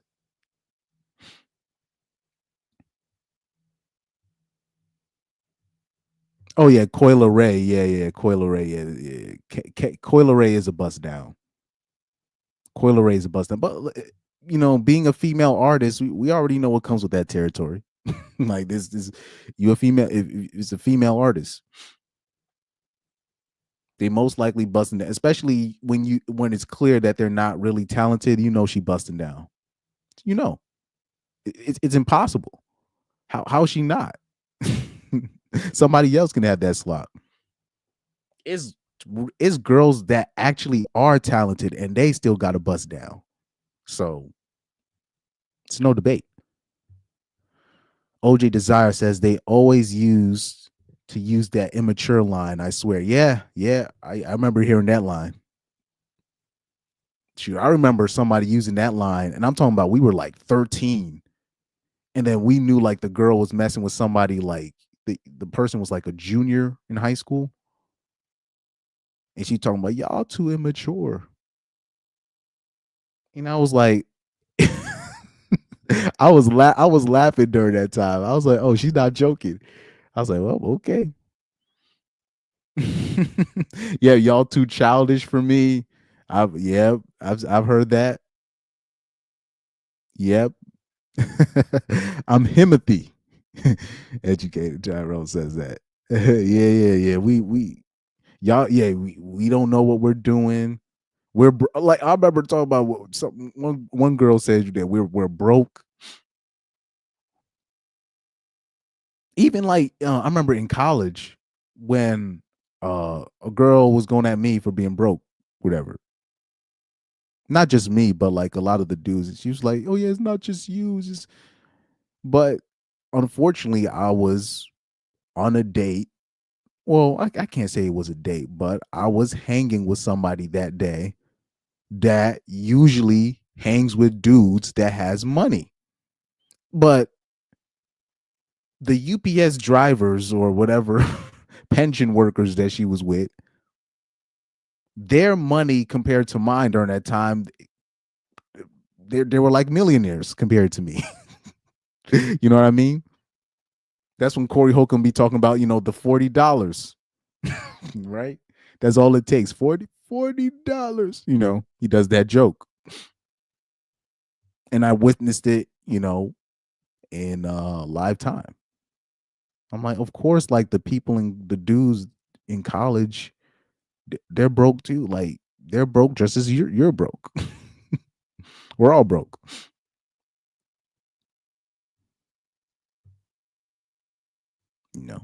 But like I said, during that time, that's why, like, even I'll say me personally, I believe if you're like 30-year-old and you going after 15, 16-year-olds, you're wrong for that.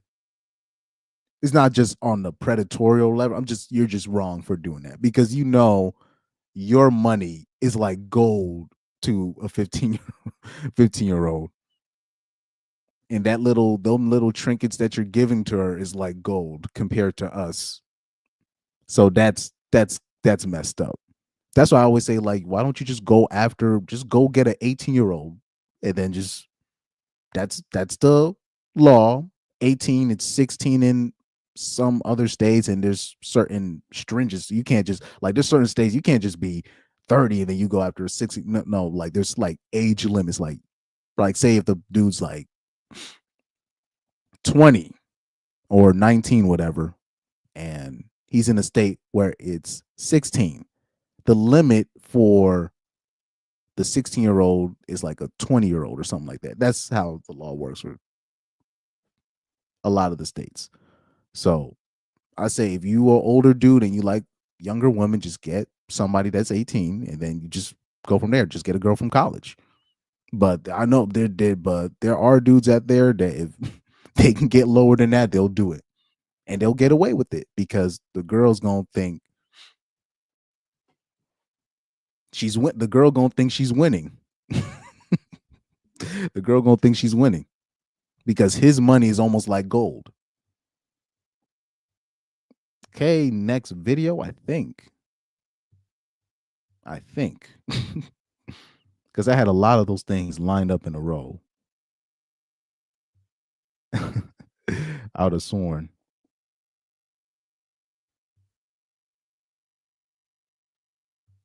Let's see. Nope, not that.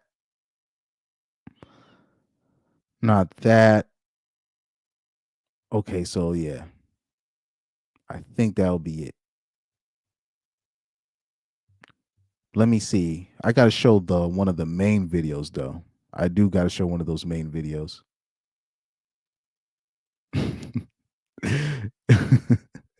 I gotta show this one though. I gotta show this video.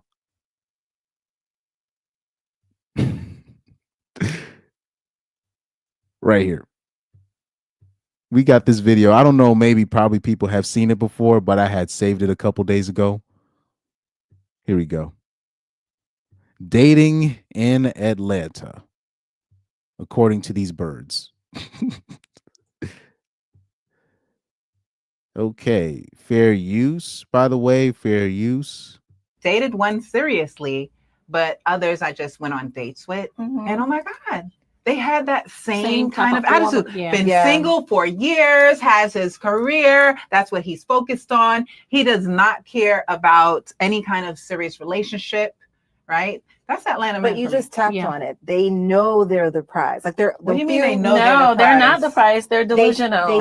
They think they know that they're the prize. But the few that I've encountered just out and about, mingling and stuff, is they are entitled and they are accustomed to a certain behavior, a certain characteristic of women. Okay. Aggressive women. But also how many women to one man in Atlanta? It doesn't even matter. Double digits, but it is, those women flock to them. They cater to them. I noticed I'm different in Atlanta because I'm from New York, right? Yeah. Women in New York, we're like stush. Don't talk to me. It's going to be hard the guys to talk are to me. aggressive and they're going to approach you every time. But here, I was taken aback when I saw how women would send men drinks and aggress overly submissive Oh early my on. gosh. So a man expects that every single time until they meet you, me, you. Right. Yeah. And we got to be the ones that challenge it. I dated one seriously. This is why I remember Corey Holcomb had said something on his pod in 2020.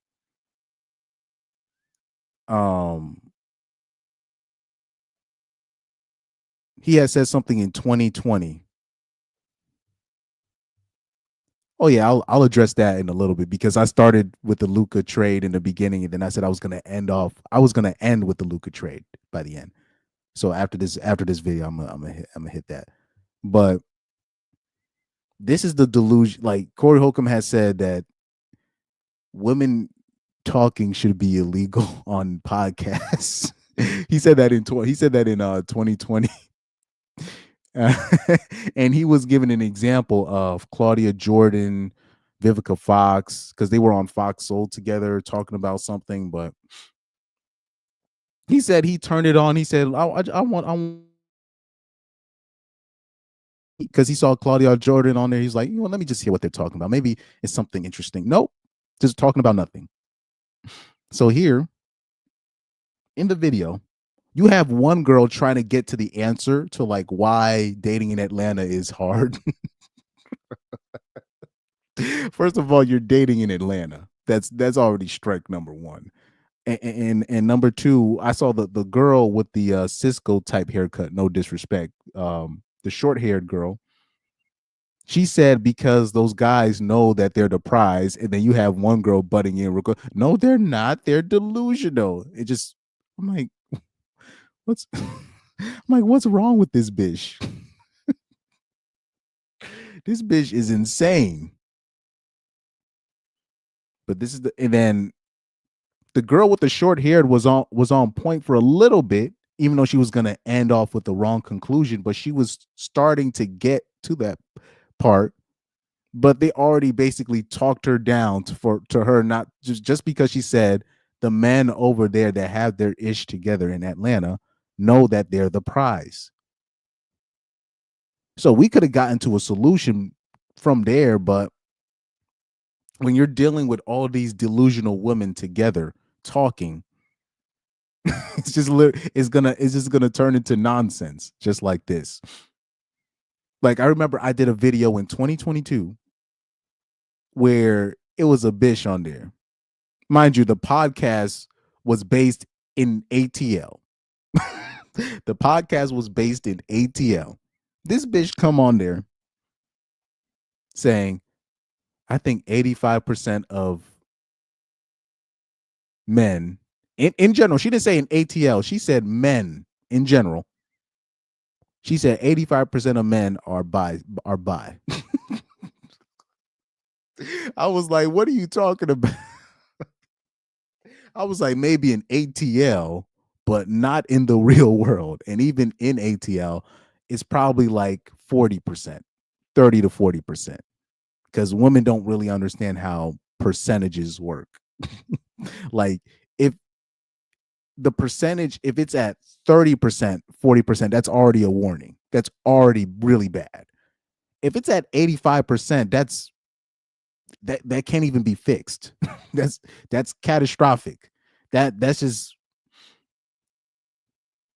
if something if you see a loading bar, right, and you're waiting for something to load and it's at 85%, you're gonna wait it out. Even if it's a slowed load time, you're just gonna wait till it hits 100%. If it's at 30 to 40%, and then you change your mind because it's taking too long, it's not too late to exit out.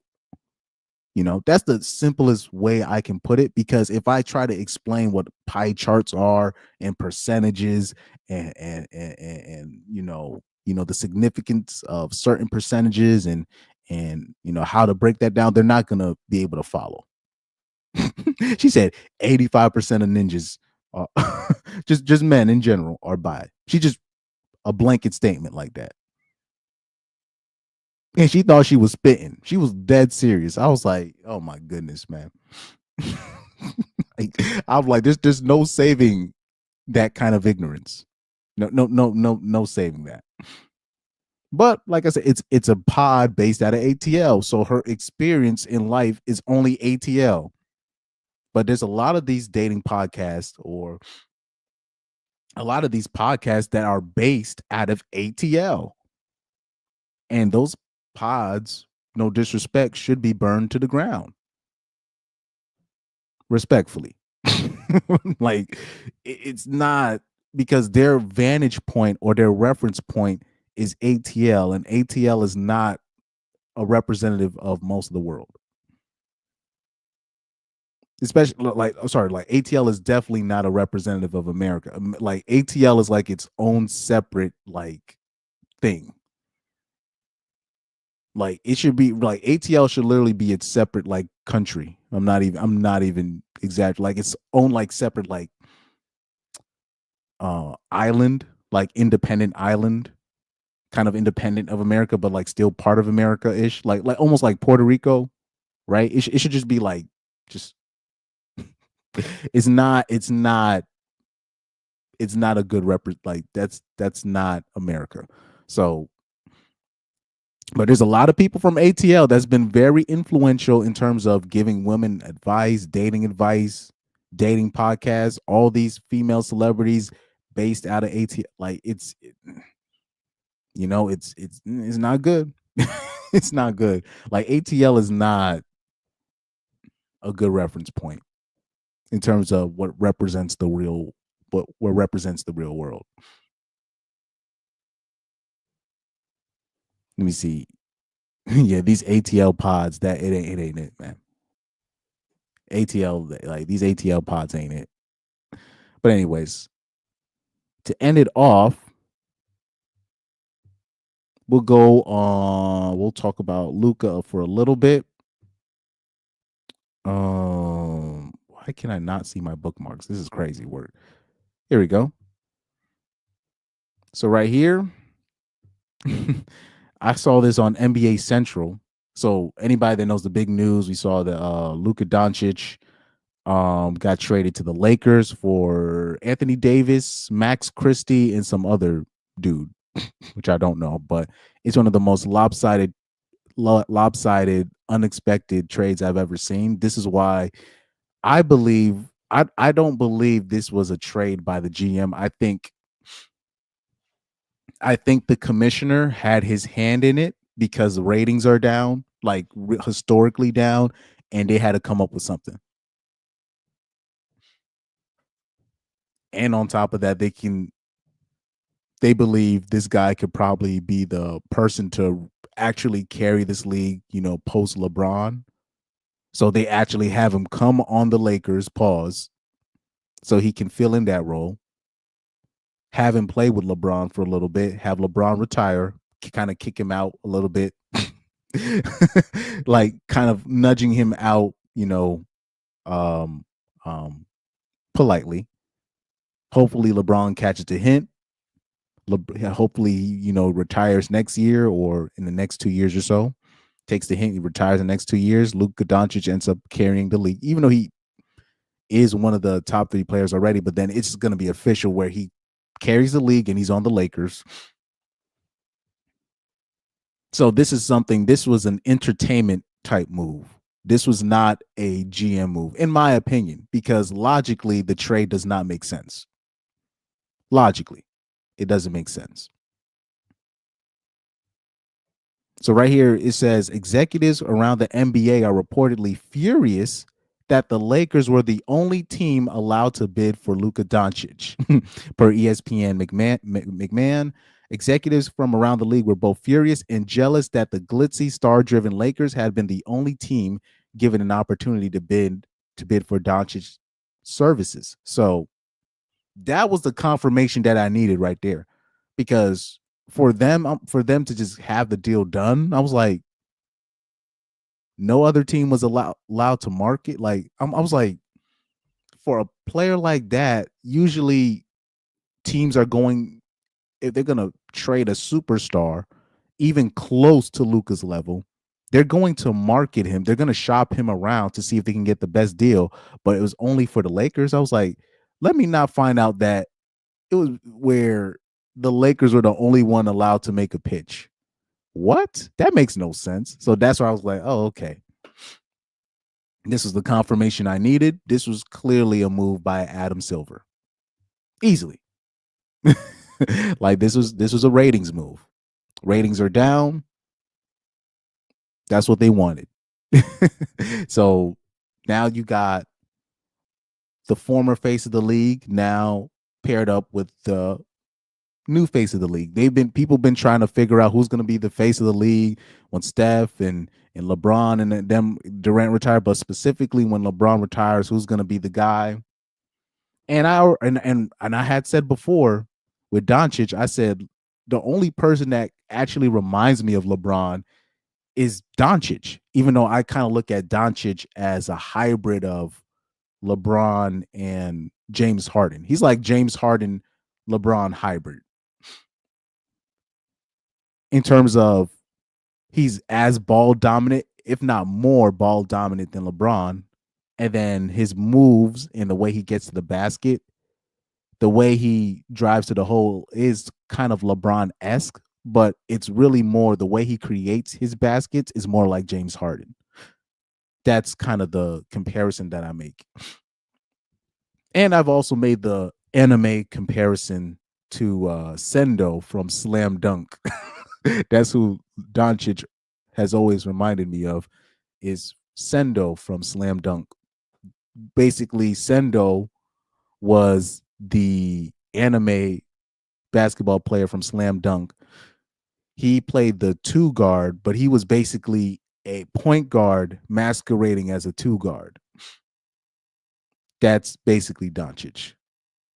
And their very laid back demeanor and the way they play make. I was like, yeah, that's the perfect comparison.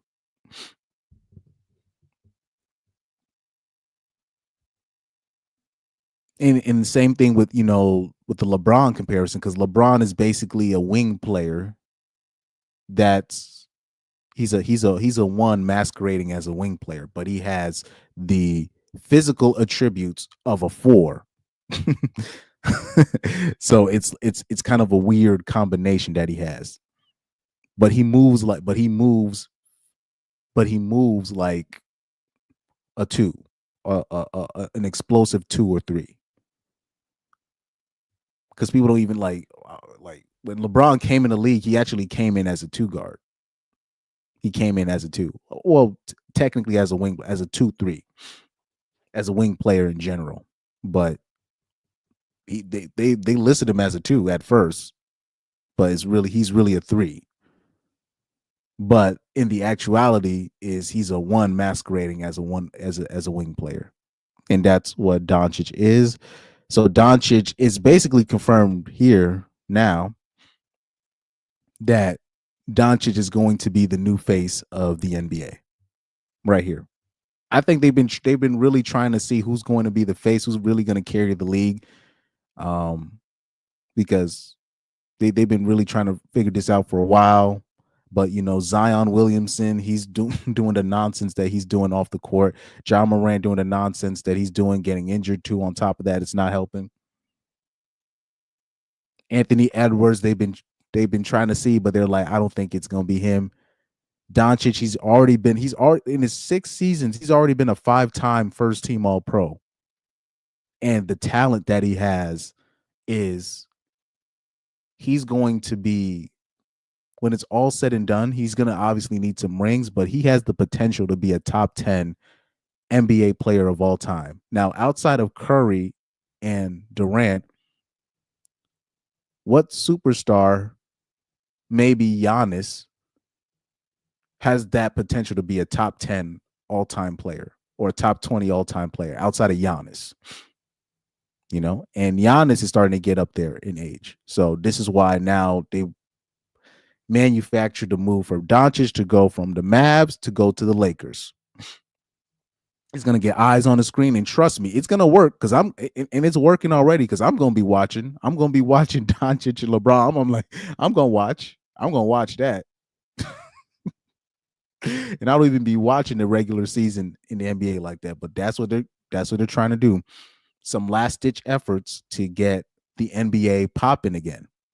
They got to get people watching again. They got to get people watching. Yeah. Let me see.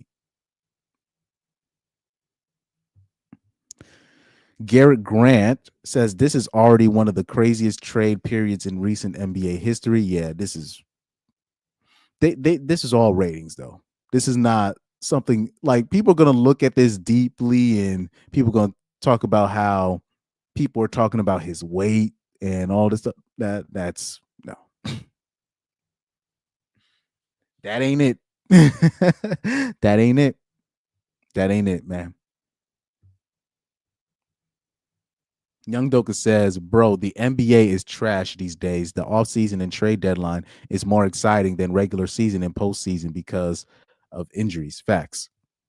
And the reason why these dudes are getting injured because they're not playing. That's the I don't know, people I don't know what kind of doctors they're listening to. I know maybe because they want to play, they want to play 15 years. Maybe they want to go the LeBron route, go play 20 years, the Kareem route, play, 20 years. But The reason why these dudes are getting injured is because they're not playing. You need to, if you're not consistently working out those muscles and then you think you could just turn it on like you're an anime player, then turn on the explosiveness, take 3 or 4 or 5 days off without not doing anything really, and you're resting, and nah. What these players really need to do is what players used to do back then, is you play, you keep playing, and then once the off season happens, you actually rest. Because they have all these off season workouts and they want to play in the Drew League and all these, not, bro. Rest in the off season and then make an effort to play in all your games.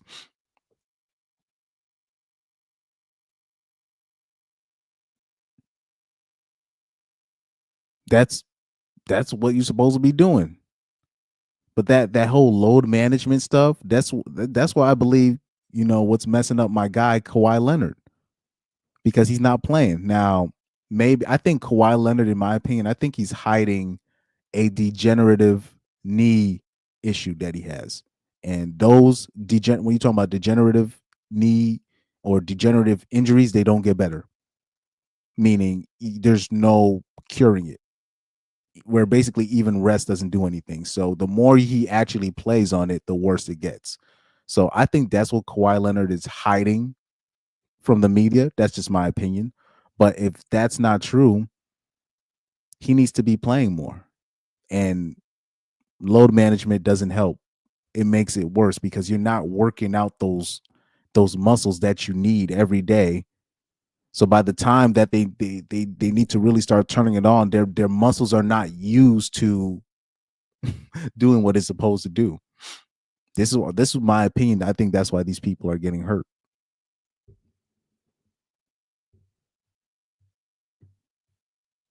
Ainsley says it's crazy how one single trade can cause the NBA to start trending and getting looks. Yeah, it's getting more looks than the NFL Super Bowl this week. NBA took over the headline over the Super Bowl.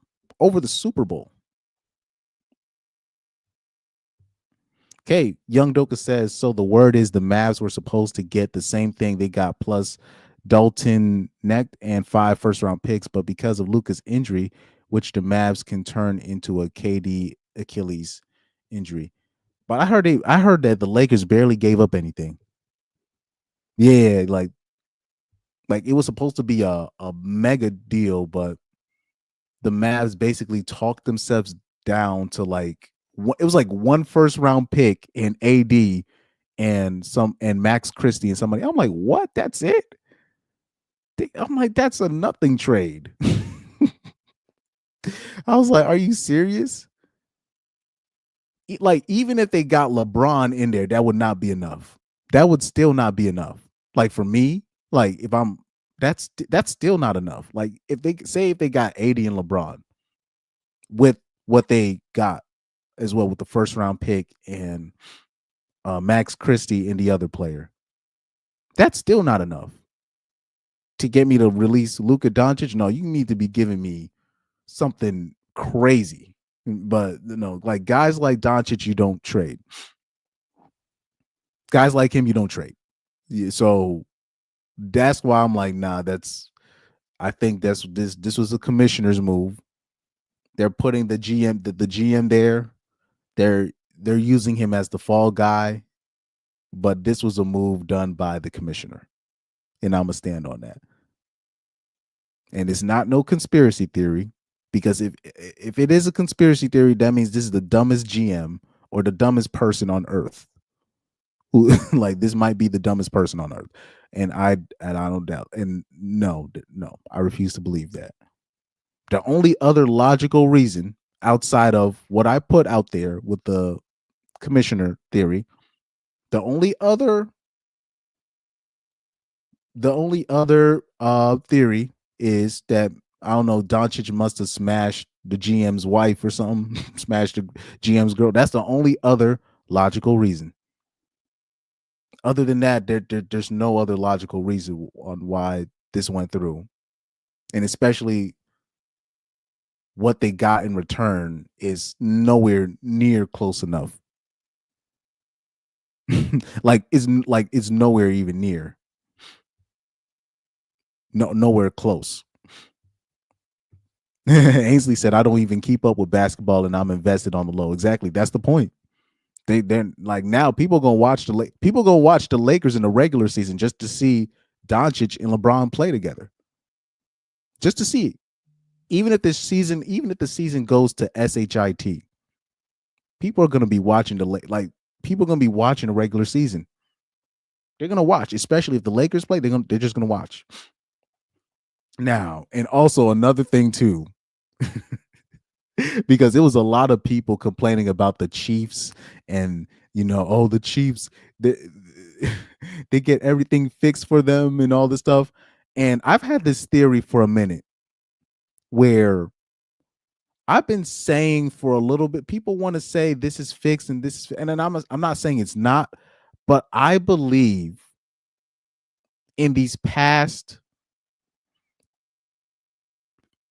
5 years, nothing has been fixed, really. They've been letting things go naturally, and the ratings have gone down. Because people want to talk about fix this. I'm like, if everything was fixed, that means Zion Williamson would have never got drafted to New Orleans. They would have had the Knicks like they did when they fixed it for Patrick Ewing to go to the Knicks. That was fixed. When they had those, the lottery balls, they made sure that they fixed it for Patrick to go to the Knicks. In my opinion, I think they've been just letting things run, including when it comes to elections and stuff like that. I think they've just been letting things run, and people are looking, and the ratings have gone down. They've been letting meritocracy do its thing, kind of. I'm not saying it's still not fixed, but that's been my theory. Now, people were still complaining that, the things are fixed for the Chiefs and all this stuff. I believe they're just like, you know what? Fine. We're gonna do it how we used to do it. we gonna do it how we used to do it back in the, when the Lakers were about to get CP3 and all these people, and then the commissioner literally stepped in like, no, you can't do that. That's fixed. That's fixed. This is fixed right here. I think the commissioner has his hands all over this. And now that Orange Man is back in, I think business is going to happen as usual, how it used to be in the entertainment world. So you're going to be seeing Lakers getting stars that they're not supposed to be getting, Knicks getting certain players that they're not supposed to be getting. I think now things are going to kind of return back to how it was. Hollywood might start hiring the people that they used to. The entertainment industry might be back. Not just the Lakers, the entertainment industry. Because I think they've been letting things slide. I'm not saying it still hasn't been fixed. I just think they've just been letting things slide for the past 4 to 5 years. But I'll say especially for the past 10 years. Yeah, I'll say for the past 5 to 10 years, they've been letting things slide. Letting things kind of go naturally. They haven't been fixing drafts like they used to. Because the NBA they used to fix drafts, dog. Straight up. They used to straight up be fixing drafts. Hold on. He said his trade value was lower than it should be. Yeah, like it's just they got him from nothing. Yeah, so now that they've been letting things naturally go, and the big market teams haven't been doing what they're supposed to be doing.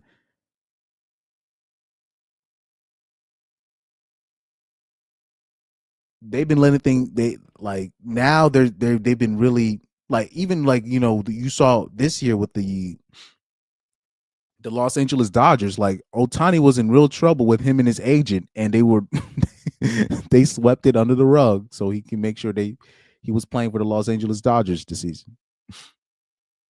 So I think the entertainment, because people keep saying we want the old days back, we want the old sports back, and during those times, that was heavily fixed. I believe these last 10 years, sports hasn't been as fixed as it was back then. but people have been complaining more now than then. So, like I said, you get you guys because people swear they want parity. The NBA has parity, and look how look at the ratings.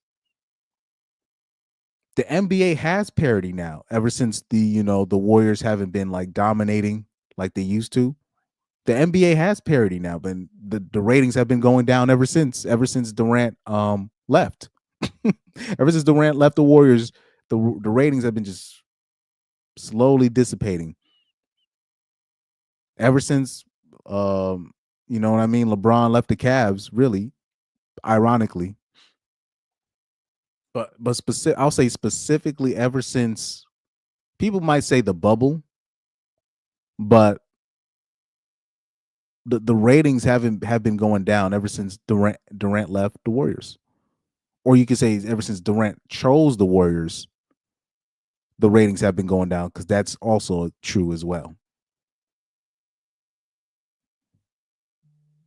Yeah, is it there? Luka apparently, right here. That's how I know it's fixed. Right here, it said Luka apparently just brought a house. The Mavs GM got fans protesting, even if the AD and Kyrie win. The fans aren't as invested, just like how Golden State feels about the 2 KD rings. Exactly.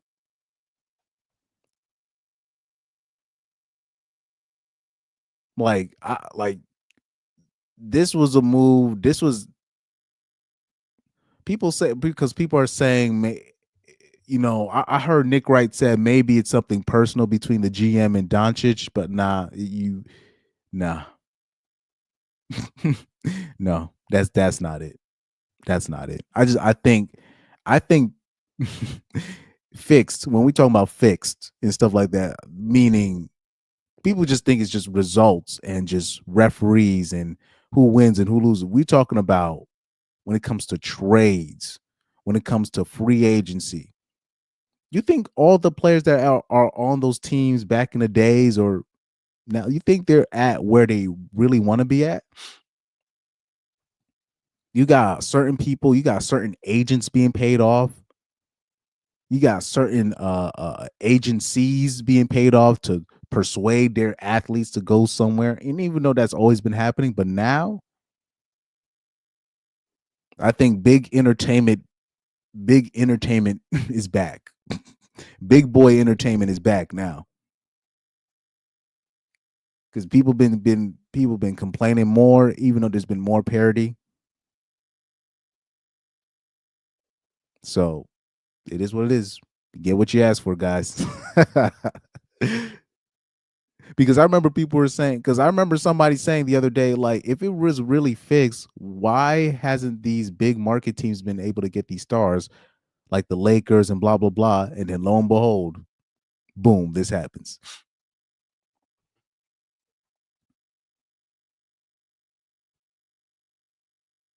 But yeah, that was clearly fixed. That's a fixed situation. And I don't want nobody in my comments talking about conspiracy theory this, and you gonna get your channel flagged. In all this. I know where you live. Bruh, it's so obvious. Because there's no logical reason where you make a trade like that.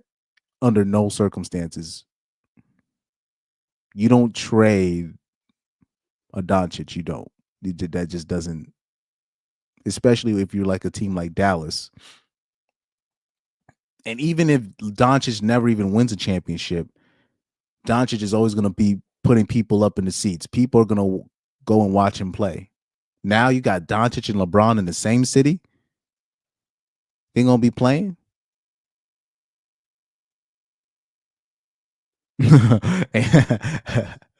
So AZ said, I feel like if they traded Kyrie instead, that would have been even more fixed, to be honest. I see what you're saying. But Doncic is literally like, he's a mega superstar. And so is Kyrie to an extent. But Doncic he's a top 3 player in the league. Like Doncic historically is gonna be remembered way higher than Kyrie, even though Kyrie's the only person I respect in the NBA as a person. He's the only person I look at in the NBA. I'm like, that's a man. No disrespect to anybody else, but he's the only person that stood on his nuts when, and I'm talking about said it out loud what he was going to do. He's the only person that stood on his nuts when need be. Everybody else is suspect. Okay.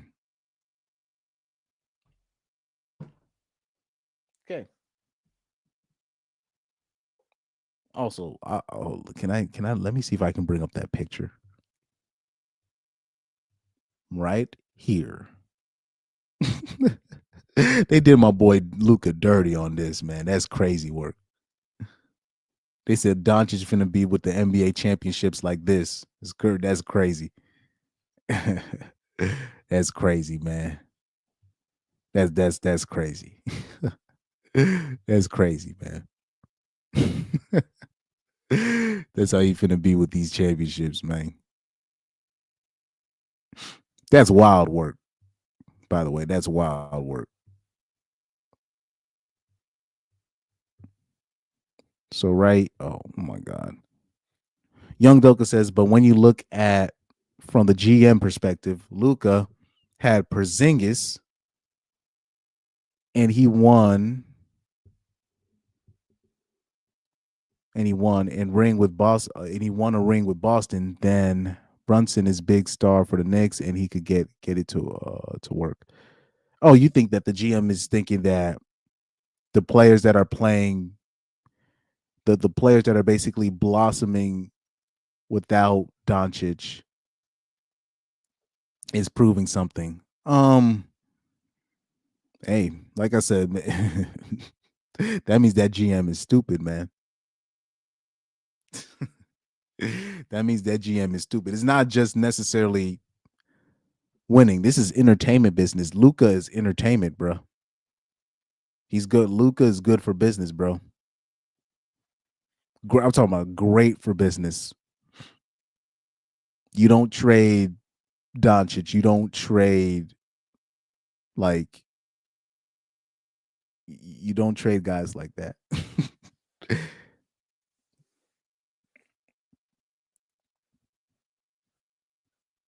So like guys like Doncic, these are when we talk about people that can carry a team to a finals, a person that can carry a team to a conference finals. When you talk about the actual carriers of this league, that's what Doncic is, a real carrier.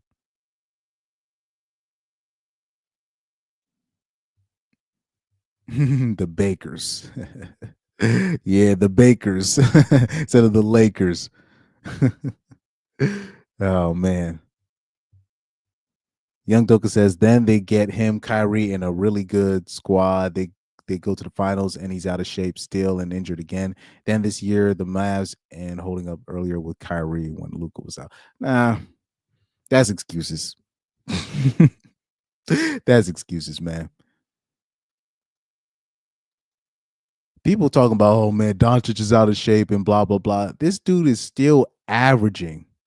That makes the rest of the NBA look bad. How is a dude that's out of shape and he's still averaging like I'm talking about there was a like I think in like his 30 year in the league, like during the bubble when he was playing, he was average like against the Clippers. He was averaging like 42, 10, and 7. He was like something crazy like that. I'm like, he's averaging 40 in a playoff series. And they talking about like, oh my God.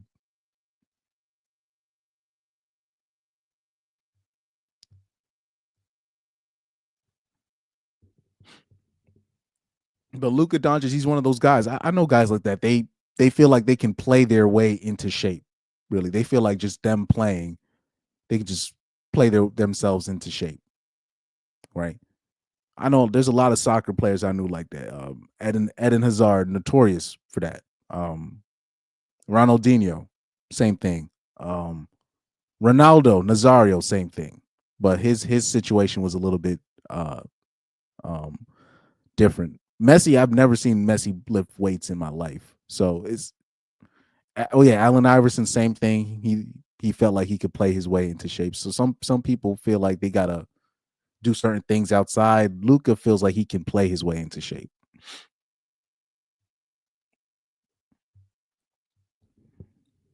Young Doka says, I agree it's more than winning, and Luka is not even a player I like, but if he was in shape and gave effort on defense, he could actually be MJ of the era because of how weak this era is. Yeah, fact, like he's out of shape a lot of times I see him, and he's still cooking. He's still a top 3 player out of shape. still top 3. Still, you know. So a guy like that, you don't trade. Well, let's see, because I remember Young Doka, I told you the only person that actually reminds me of LeBron is Doncic to a lesser extent, meaning I think Doncic is a hybrid between James Harden and LeBron, but LeBron and Doncic are very similar in terms of they're both very ball dominant to a fault. You know what I mean? Like too ball dominant.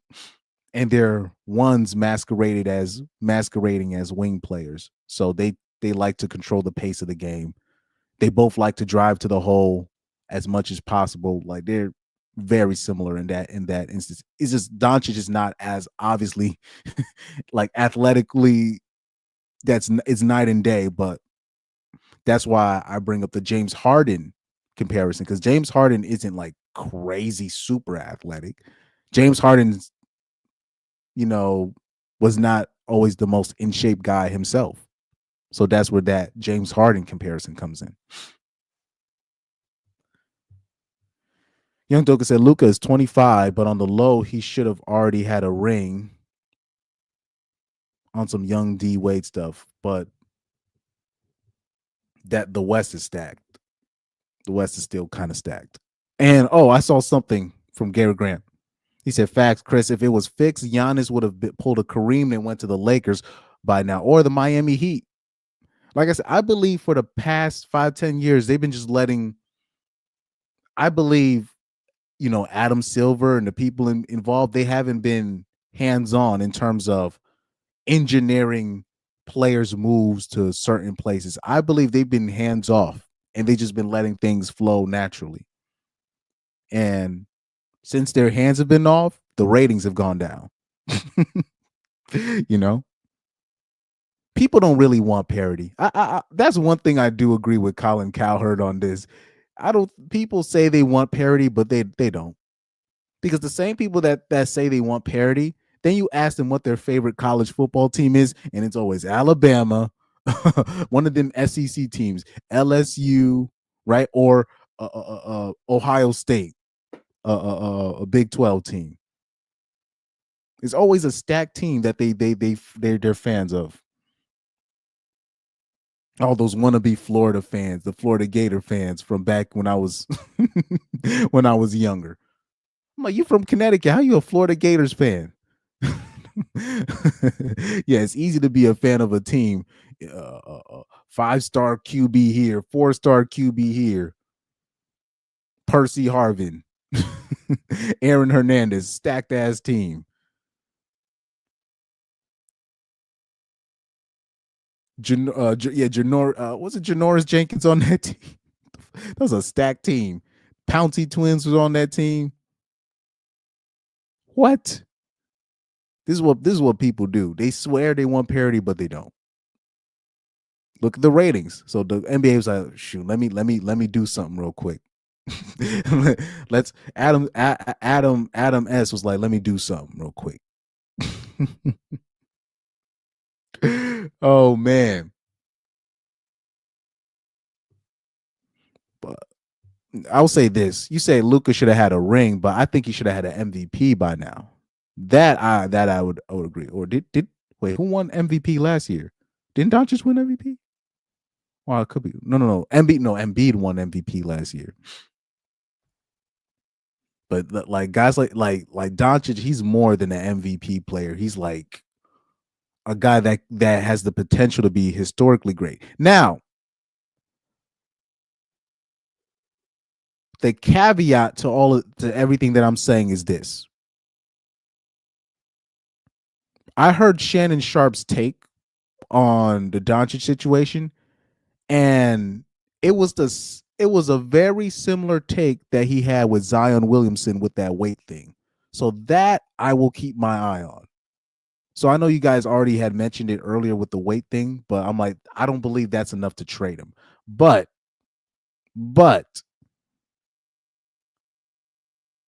maybe we maybe the situation was so much so that they thought that Luka Doncic was running it too much. Maybe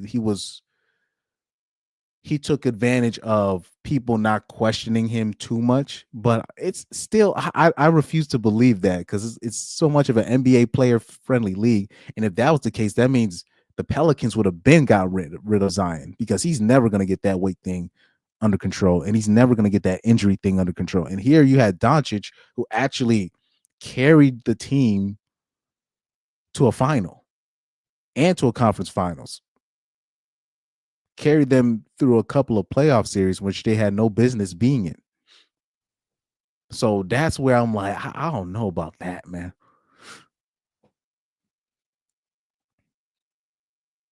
But when I saw the first 10 minutes of Shannon Sharp's take, I thought he was going to be over the moon and talking about GOAT James this and GOAT James that, but he was roasting it. He was on Doncic for his weight, similar to how he used to be on Zion for his weight. So that's what I'm like, you know what? Maybe there might be something to that, but the only thing is just he's done so much for the Mavs already, you know. But now this is a good, decent situation. The problem is the Lakers now, they have like zero defense now. Now that AD is gone, they have like they already struggled on defense with AD. Now without AD, they're gonna have zero defense, literally zero defense. So I don't know who's gonna be the big man, who they're gonna find to play the 5 position. I don't know where they're gonna get that from. Let's see what they get on the trade. The trade deadline. They do have some pieces that they could use where they can they do have trade pieces. So it is what it is. He said, I heavily disagree on Luka winning a ring. He had been a solid number 3 behind Jokic and Giannis, and Embiid should have never won an MVP, but Luka never has a season where he's clearly was the guy. Well, it's just his health. So he's a lot of the times he's starting off the season out of shape. That's his problem, But then he plays his way into shape, then he's fine. But by then they've already created a narrative where they've already created a narrative for another guy to win the MVP, anyways. Okay. Oh, you mean to say winning MVP? Yeah, Luka should have been had an MVP. Yeah, that I agree. Like now, not the ring. I don't know about that. That'll be asking a lot. And I rooted for the Mavs to beat the Celtics in the finals, but because I have, first of all, because I'm rooting for I'm always going to be rooting for Kyrie, and I have respect for Doncic's game, but I was rooting for the Mavs last year in the finals.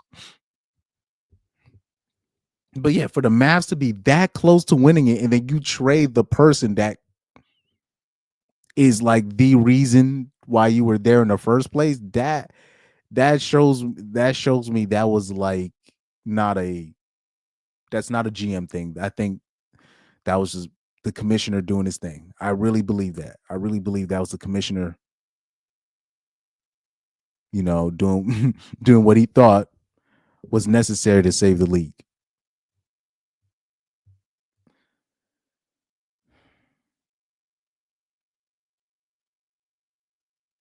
He said, I think Luka plays with Jokic. Well, you think like I'll say this. If the Lakers do something crazy, like somehow get Jokic to the Lakers, I'll be laughing so hard. I would be like, bro, I would be laughing so hard if they pulled up something. So who are the best centers in the NBA right now?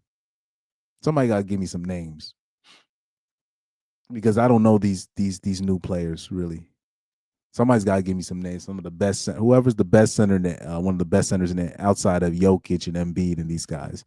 If they do something crazy like get one of these top centers on the Lakers, I'm literally gonna be like, bro, this is crazy. People just gonna have to just, yeah, Chris, you're right. This was fixed. you know, but a lot of people think it's fixed, but it's too obvious for me. If I'm wrong that it's not fixed, that means you guys, everybody that's in this chat, you guys might as well just apply for a GM job in the NBA, because that means that guy has no idea what he's doing. Especially when they're talking about the negotiation details, what he got for it. That's wow. Just wow. Wow. That's just ridiculous. Like the football equivalent would be like, that would be like,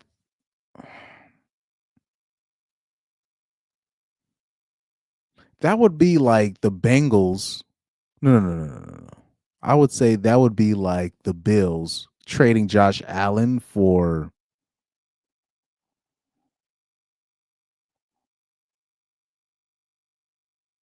how do I say this? How do I say this?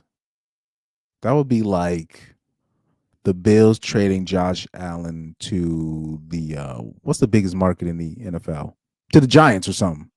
Something crazy like that. Or like, say if Barkley was still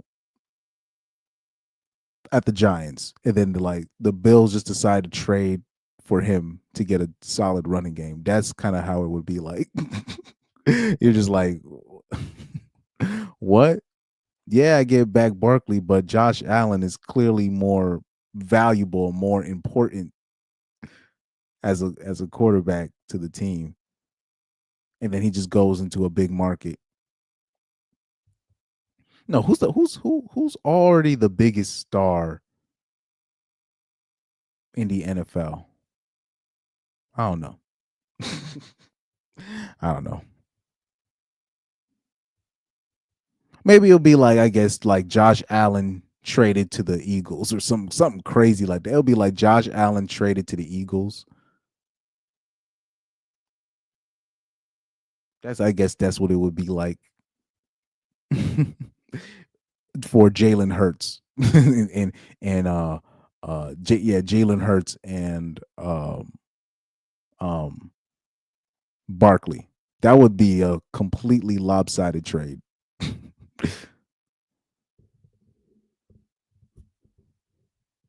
The Eagles will never not, especially in the NFC, they would never not make the Super Bowl.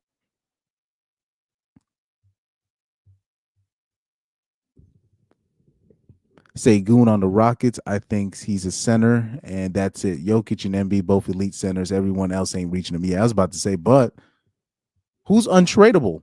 If I mean, is like, if we're going off this on paper, right? Say in the opposite land, this is not fixed, and this is just, we're going what we're seeing on paper. That means nobody's safe. Nobody. That means nobody is safe. If Doncic could just get traded, what? Man, that's nobody's safe, man. Absolutely nobody is safe. Rolando G says, this was a bad trade to me, in my opinion. What did Anthony Davis do?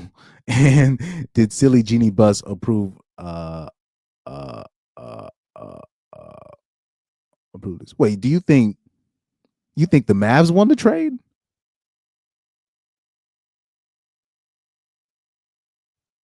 Maybe I'm reading it wrong, but do you think you think the Mavs won like the trade?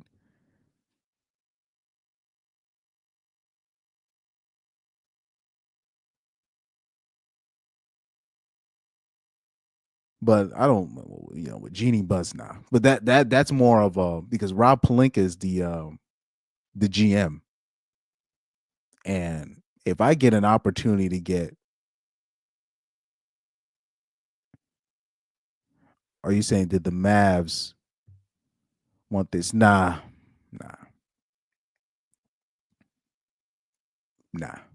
I think because that's why it don't make no sense. Because you have your star players, you got your superstars, and then you got your Lukas, right? You got your LeBron James, you got your Michael Jordans. You know what I mean? Your Kobe Bryants. You got the people that bring people. You got your when Miami Heat had everybody there, right? I'm trying to think of another person.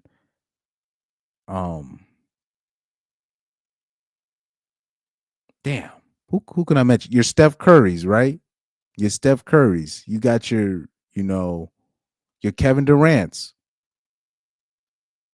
People come to see them play, and Doncic is one of those guys. Giannis to a lesser extent. People come to see them play.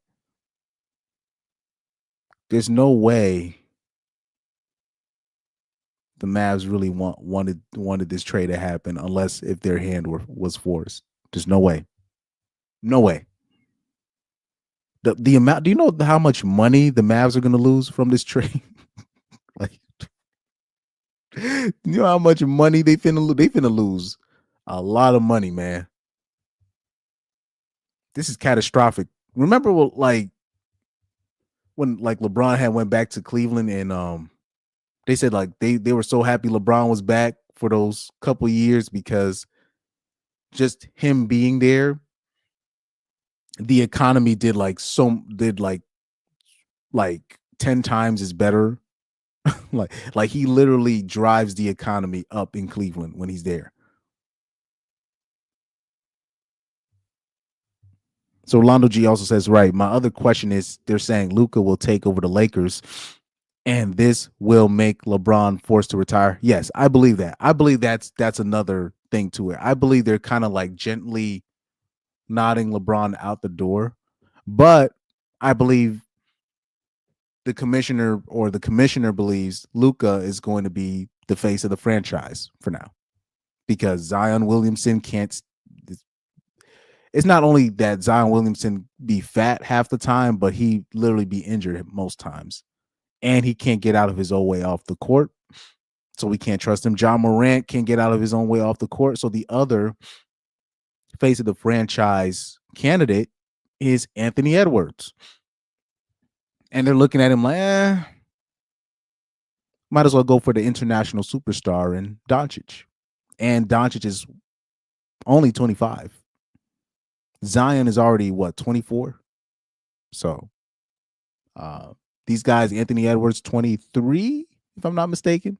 So they're just like, and Jokic is already, even though he's the best player in the league, but he's a center. He plays with the Denver Nuggets. They're like, we got to get Doncic to the Lakers. We got to make him the face of the league and him being in the biggest market in the league. It'll be a nice story where you have the former face of the league passing the torch on to the new face of the league.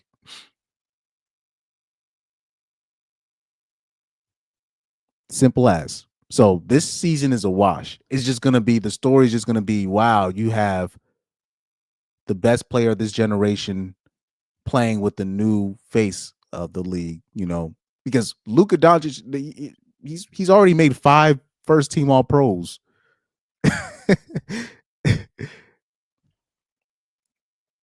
He already has 5 first team All Selections. in his 6 years, he's already has 5 first team. 5 first teams. Like his arc is crazy. The numbers he's already putting up is crazy. Dude's a straight stat machine.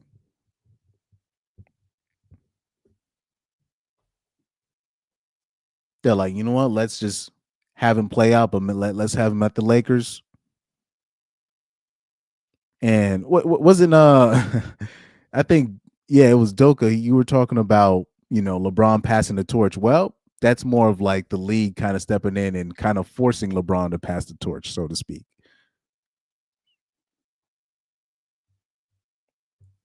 Young Doka said Mavs won the trade if they win at least 2 rings, but they can only win the fans back if they three-peat because KD and Steph didn't even do that. You Mavs ain't gonna win a ring, though. No, I'm not trying to disrespect them. And trust me, I love Kyrie more than anybody. But don't be surprised if like Kyrie requests a trade or something.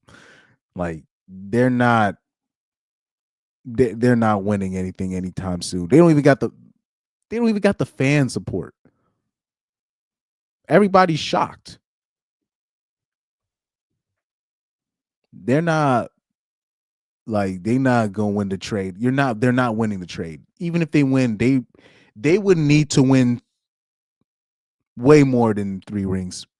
I'm not even joking when I say that, because you don't like a star of a magnitude like that can't be replaced by just sportsmanship and kumbaya and team chemistry, this and that. Like guys like that can't be replaced. You pray that you get a player like if you say if you're a football team player, that's literally like trading. That's the only thing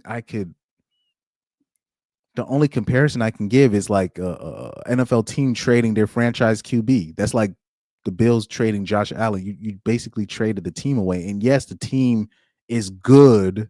It's good enough. It's good, but that's your franchise guy. You built your team around him. That's your franchise guy. Yes, they're flawed. Both of them very flawed. Josh Allen, it used to be the turnovers. Doncic, it's his defense. He can't play defense at all. But those guys, they're the only reason why you have a chance to do anything. That's why I think it's fixed. There's no way any rational human being in that position, in that GM chair, is going to make that move. No way. Absolutely no way. I refuse a human being that sees how Doncic plays, that can see these players that have 2 eyes, was like, this is a good idea for the Mavs. Like the Lakers are basically set now for the next 10 years because now they don't have to worry about who's going to be our star when LeBron retires. They can even use LeBron James now as a trading piece, believe it or not. You might not believe me when I say that, but they could do that. They can pull it because now you got Doncic there. Technically, you don't really need LeBron because they're both the same type of player.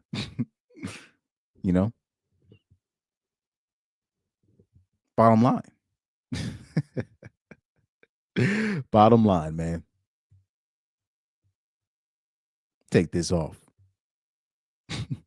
By the way, I am very disappointed that the NBA athletes, the NFL athletes, the Super Bowl athletes, they didn't make a stand.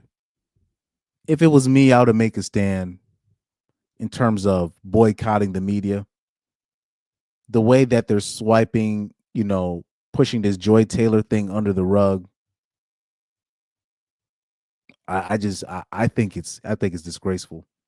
Young Doka says, I think for this season and next season, the Mavs got better as a team because the team got less redundant and more versatile, but with a much shorter time window. Dude, the Mavs, they're going to turn, and I say this respectfully, they're going to turn into, remember, how do I put it? Because remember when people thought the Cavs were still a decent team when LeBron left, but they didn't. How about this? I'll give a better example. Remember the Magic documentary with Shaq, and when Shaq, but people kind of knew it as Shaq and Penny, and people want to give Penny more credit than he probably should get. And I'm not saying that Penny wasn't talented, but losing Shaq was just that was devastating. So when the move happened from Shaq to the Lakers, right? And it was just Penny on the team. And then one of the Magic players said that he was out on the beach, and the fisherman was saying like, y'all gonna see how hot it is now. That's an old school say. He said, y'all gonna see how hot it is now. And he said, what do you mean by that? He said, you don't know how hot it is when your shade tree is missing. So people might think they might be playing better as a team or whatever, blah, blah, blah. We'll I mean, it'll be players that'll leave some of these teams and they'll show you some stats about how they're actually playing better. They move the ball more when he's not on the floor. Hey man, it's different when you gotta. I don't know about that, man. I don't know about that, dude. In soccer, Gareth Bale left for what's it, Madrid in 2013. 2013 he left for Real Madrid. I used to see stats because Bale would get injured a lot. So I remember you had these people on ESPN showing these stats that uh uh um that the Spurs play better, they have a better goal record or winning record when Bale's not there. I'm like, are you? And mind you, I'm not a Bale fan at all, meaning personally. I mean, sorry, I mean like no, I like him actually personally. I'm just saying I'm not no Bale super fan. I'm not like no cheerleader of Gareth Bale, but I'm like, dog, when Gareth Bale is on the pitch, the other teams are they're circling. they're trying to make sure he does not get that left foot shot off. You know what I mean? Like you don't understand. Like these players are. You got certain players. They're close to generational. You got these players. They leave these teams, and you realize, oh shit. You trust me. Trust me. You might think they might be better without him, and you might think the Mavs have gotten better defensively without him. Fine, but especially when the playoffs come, and it really starts, the game starts slowing down.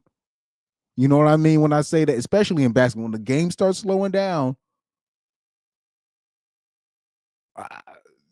you're gonna need somebody like a Doncic. Trust me. You're gonna need him. You're gonna need him.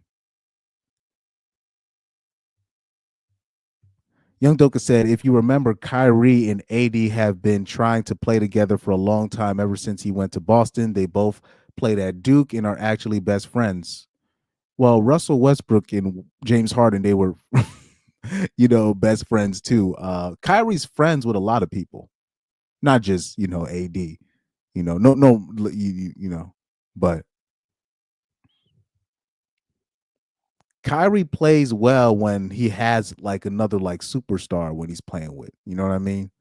When he's playing with a KD, a LeBron, Doncic. So he doesn't have to OD carry the load like that. So he can just do his thing. Yeah, that shade tree. Yeah, that man, I saw that Magic, man. It's I think it's a Shaq documentary, but it's like a Shaq and Penny documentary. Yeah, that shade tree line was hard. Because lo and behold, Shaq leaves. Then all of a sudden, Penny starts having these knee problems. The Magic ends up not going nowhere. They end up trading Penny Hardaway to the Suns, if I'm not mistaken, later on because of his injuries. People don't like when you have a player like that. Like, yo, how about this here? How about this?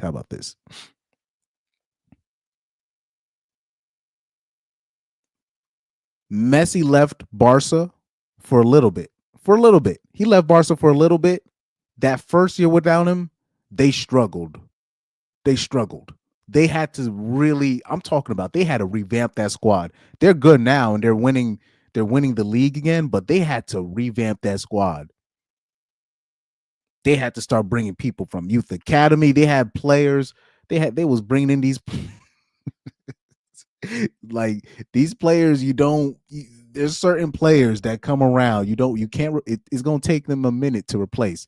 Luckily, Barcelona has been blessed to have the backing of the Spanish government, and they've always had a great youth academy, the best youth academy in the world, where they always produce stars. So they've been able to survive, but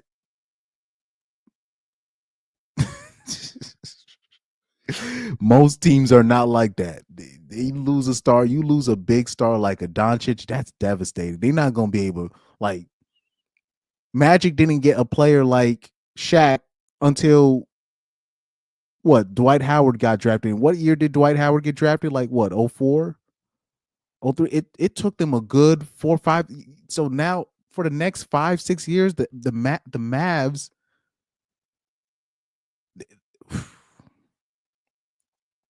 you better pray to God that the Mavs make it work this year. Because if they don't, everybody's on the trading block. Everybody. If it does, I'm talking about if it don't work out this year with this squad that they traded for, everybody's going to be on the trading block. And when I mean everybody, it's literally going to be, you're going to have 3, 4, 5 years when they're going to be ass. I'm talking about they're going to be butthole bad. Like, you do not make a move like that. You don't. Logically, you don't. Like, if I'm a GM, there's no way. Like, even if they offered LeBron in the deal, I'm not taking that deal. No, I'm not doing that. And that's no disrespect to LeBron. Young Doka says, plus the Mavs have a center, so AD can be a PF. He been crying about it. That's not gonna do anything, man. So Young Doka also said they covering the Joy Taylor because then everyone has to look at the women moderator in the studios with bug eyes. Facts. Oh, yo, let me tell you a success story. Let me tell you a success story. Oh, shoot. Let me tell you a success story that I had recently. So I had a co-ed game, right? I signed up for one of those co-ed leagues, even though I said I was never going to do that again, but I ended up doing it again. But because I signed up because it's somebody that I don't even know. That's what I'd be doing sometimes. I'd be doing stupid stuff like that. But there's like a recruitment Facebook page, and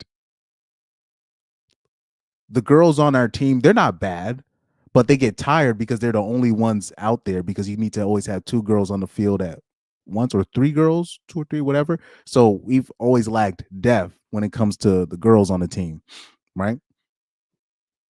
They're not bad though. They're not bad. It's just they be getting tired.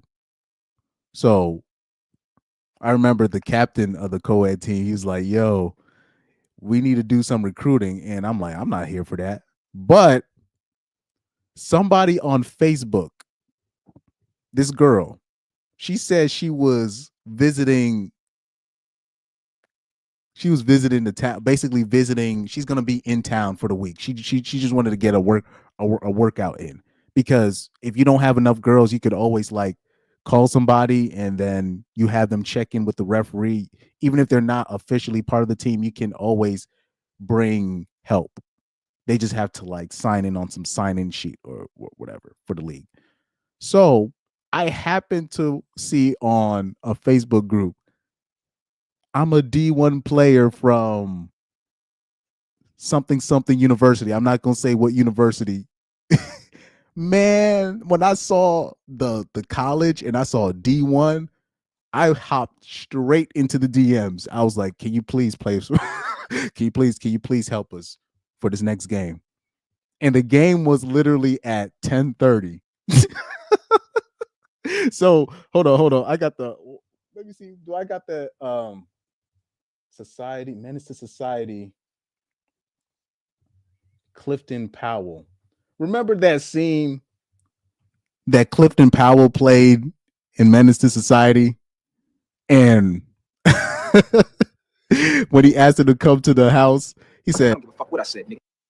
he said, I want you to come to the house around 10:30, and his eyes lit up like a Christmas tree. That's one of my favorite scenes in that movie. I think this is it. Let me see if I can find that part. Oh yeah, right here. That's how I was in the DMs. I'm not even gonna lie. I was like, come here around 10:30. That was me in the DMs when I told him what time and what to bring in the match, what shirt, what clothes to wear. Because I'm like, let me snipe her up before anybody gets her. Yeah, tomorrow night about 10:30. That was me in the DMs. I'm not even gonna lie. I was like, yo, why don't you come here around 10:30? Yeah, that was me in the DMs. I'm not even lying, bro. Not lying. Hold on. I'm about to let me show the let me take the overlay off. That was me in the third. That was me in the DMs. That was me in the DMs. I was like, come to the this indoor spot. Just come here around 10:30. She was like, cool, awesome. I can't wait to be there. Hey yo, man. Because I don't even be in people's DMs or Facebook DMs like that asking for stuff. But I saw D1 and I saw the college that she said she came from. I was like, oh. I said, I hopped in them DMs quick. I said, you need to play for us. But she said, but she couldn't stay on our team past that week. But that was I promise you, that was me in the DMs, man. Night about 10:30. That's one of my favorite scenes in Menace to Society, man. That was me. I'm not even gonna lie, that was me. That was me. Do you know that girl was the best player on the damn field? Like when she ended up we played that game. It was like I think 2 weeks ago. She was the best player on the field, bro. Best player on the field. I'm talking about amongst the boys and the girls. Best player on the field. Because as soon as I saw a D1 and I saw the college that she was, I was like, play for us right now. Yeah, this dumbass dude in the comments said, hey, why don't you play for us? But he was trying to I was like, man, I said, forget the comment section, forget the post. I went straight to the DMs. I said, hey, we need help. Please help us. Please play for us. Showed up all shy and ish. She didn't even warm up. She came in. She scored at least 4 or 5 goals. I'm not even shitting you. I'm not. She scored at least 4 goals. I stopped count after the 4 goals.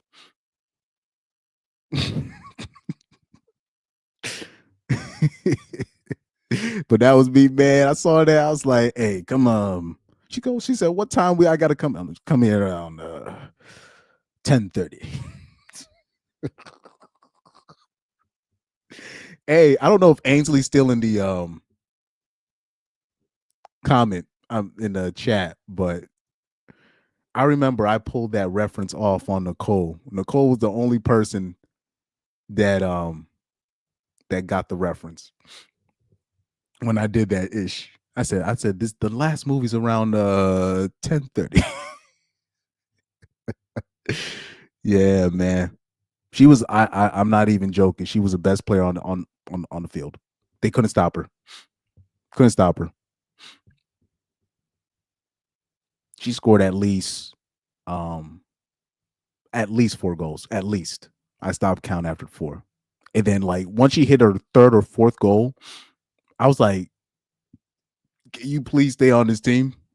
She's like, "Oh no, I'm only visiting for this week, whatever, blah blah blah. I'm going back home." And I was like, "God damn, dude! If she stayed on our team, we would have like we're still in the we're in the playoffs, whatever. But we would have.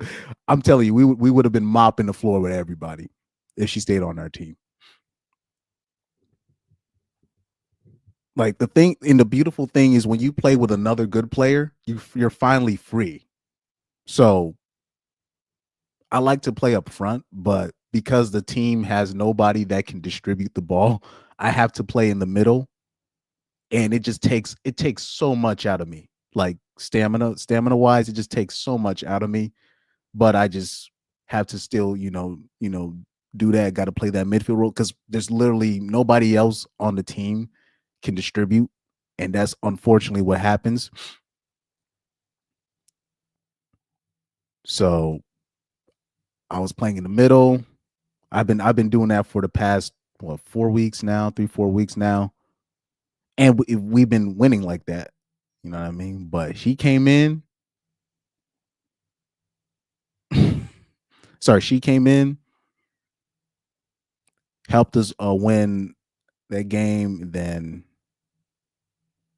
that definitely gave us confidence because now we were like, all right, we can really win these games now. So, and then last week we won.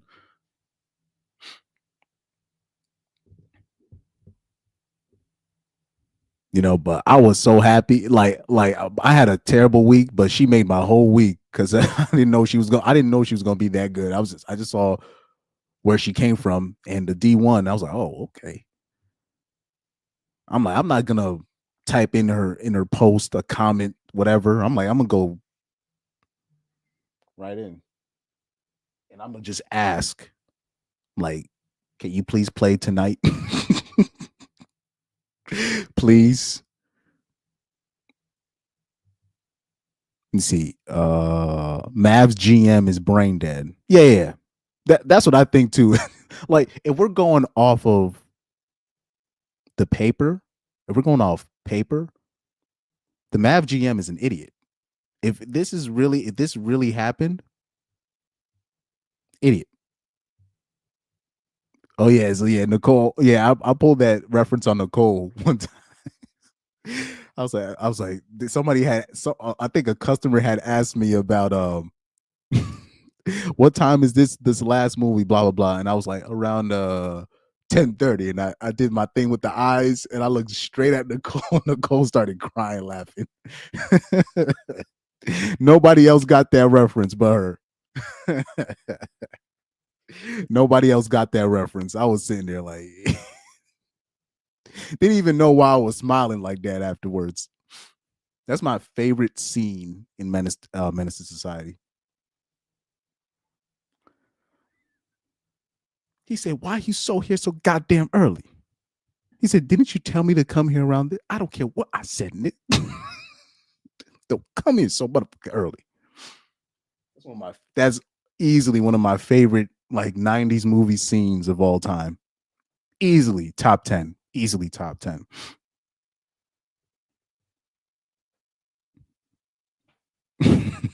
Yeah, no warm up is nasty. Yeah, facts. No, barely any warm up.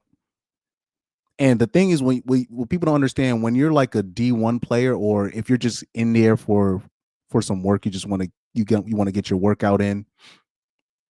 You're playing with these teams just to get your workout in, like, or you're doing like a pro AM run, or what you're doing one of these pro runs, whatever. A lot of these times, these players, they're just using that to fit in their shoes. Like they just bought some new indoor shoes or whatever, and they're just trying to, you know what I mean? They're just trying to gain their footing in there. It's not even official. Because I didn't even say anything, because I'm looking at those. I'm like, maybe she. And for me, what it looked like to me, I don't even think that was even her at her best. It looked like to me she was just fitting in her new shoes, and she still was like awesome. You know what I mean? And thankfully, she was I was hoping to God that she was like a forward type player. You know what I mean? I was hoping so. Yeah, that's what she was. So that's exactly what we needed. Exactly what we needed.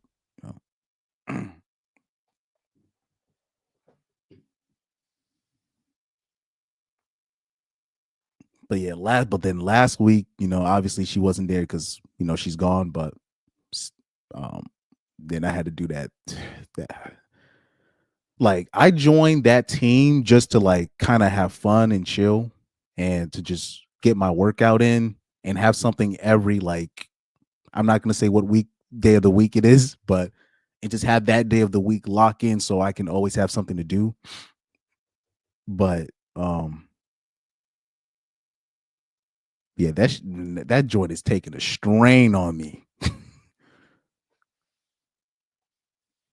Because if you're a forward player, and sometimes you rotate or whatever, you do what you do, but if you don't got nobody in that midfield that can distribute, if you got nobody in there, it's literally it's literally like pulling teeth.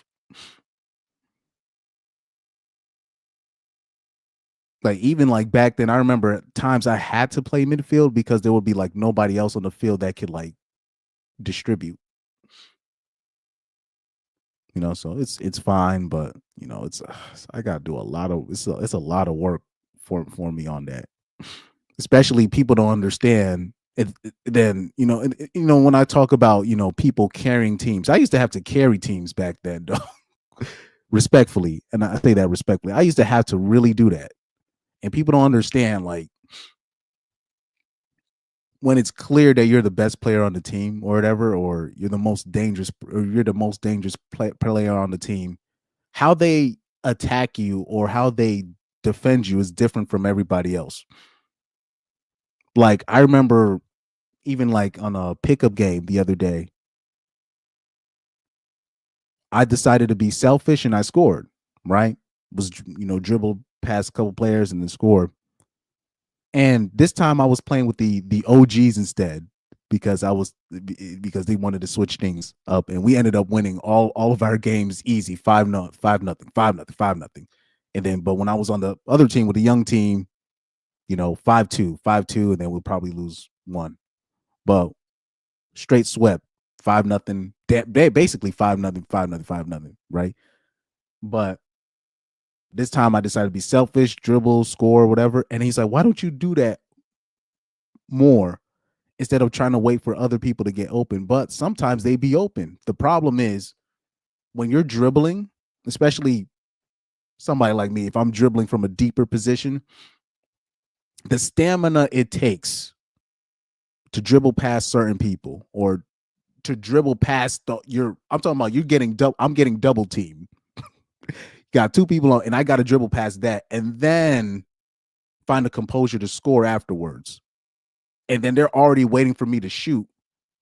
A lot of the times they will leave certain people wide open because they know they're not going to do nothing with it.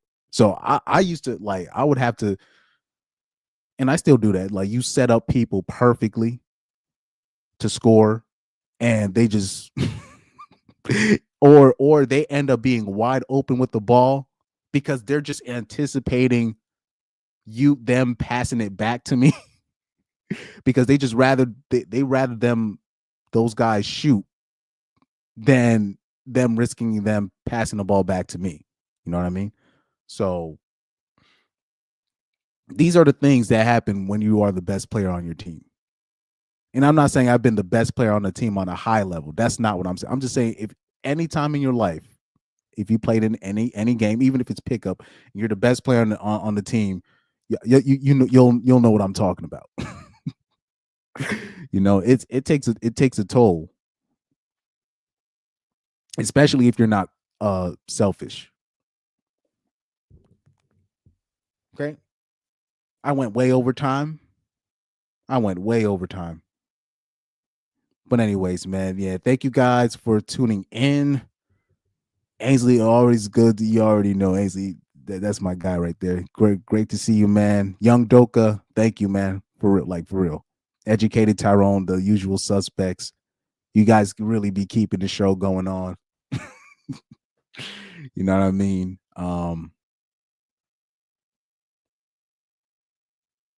let's see. Oh yeah, I went through all the videos, but yeah, thank you guys.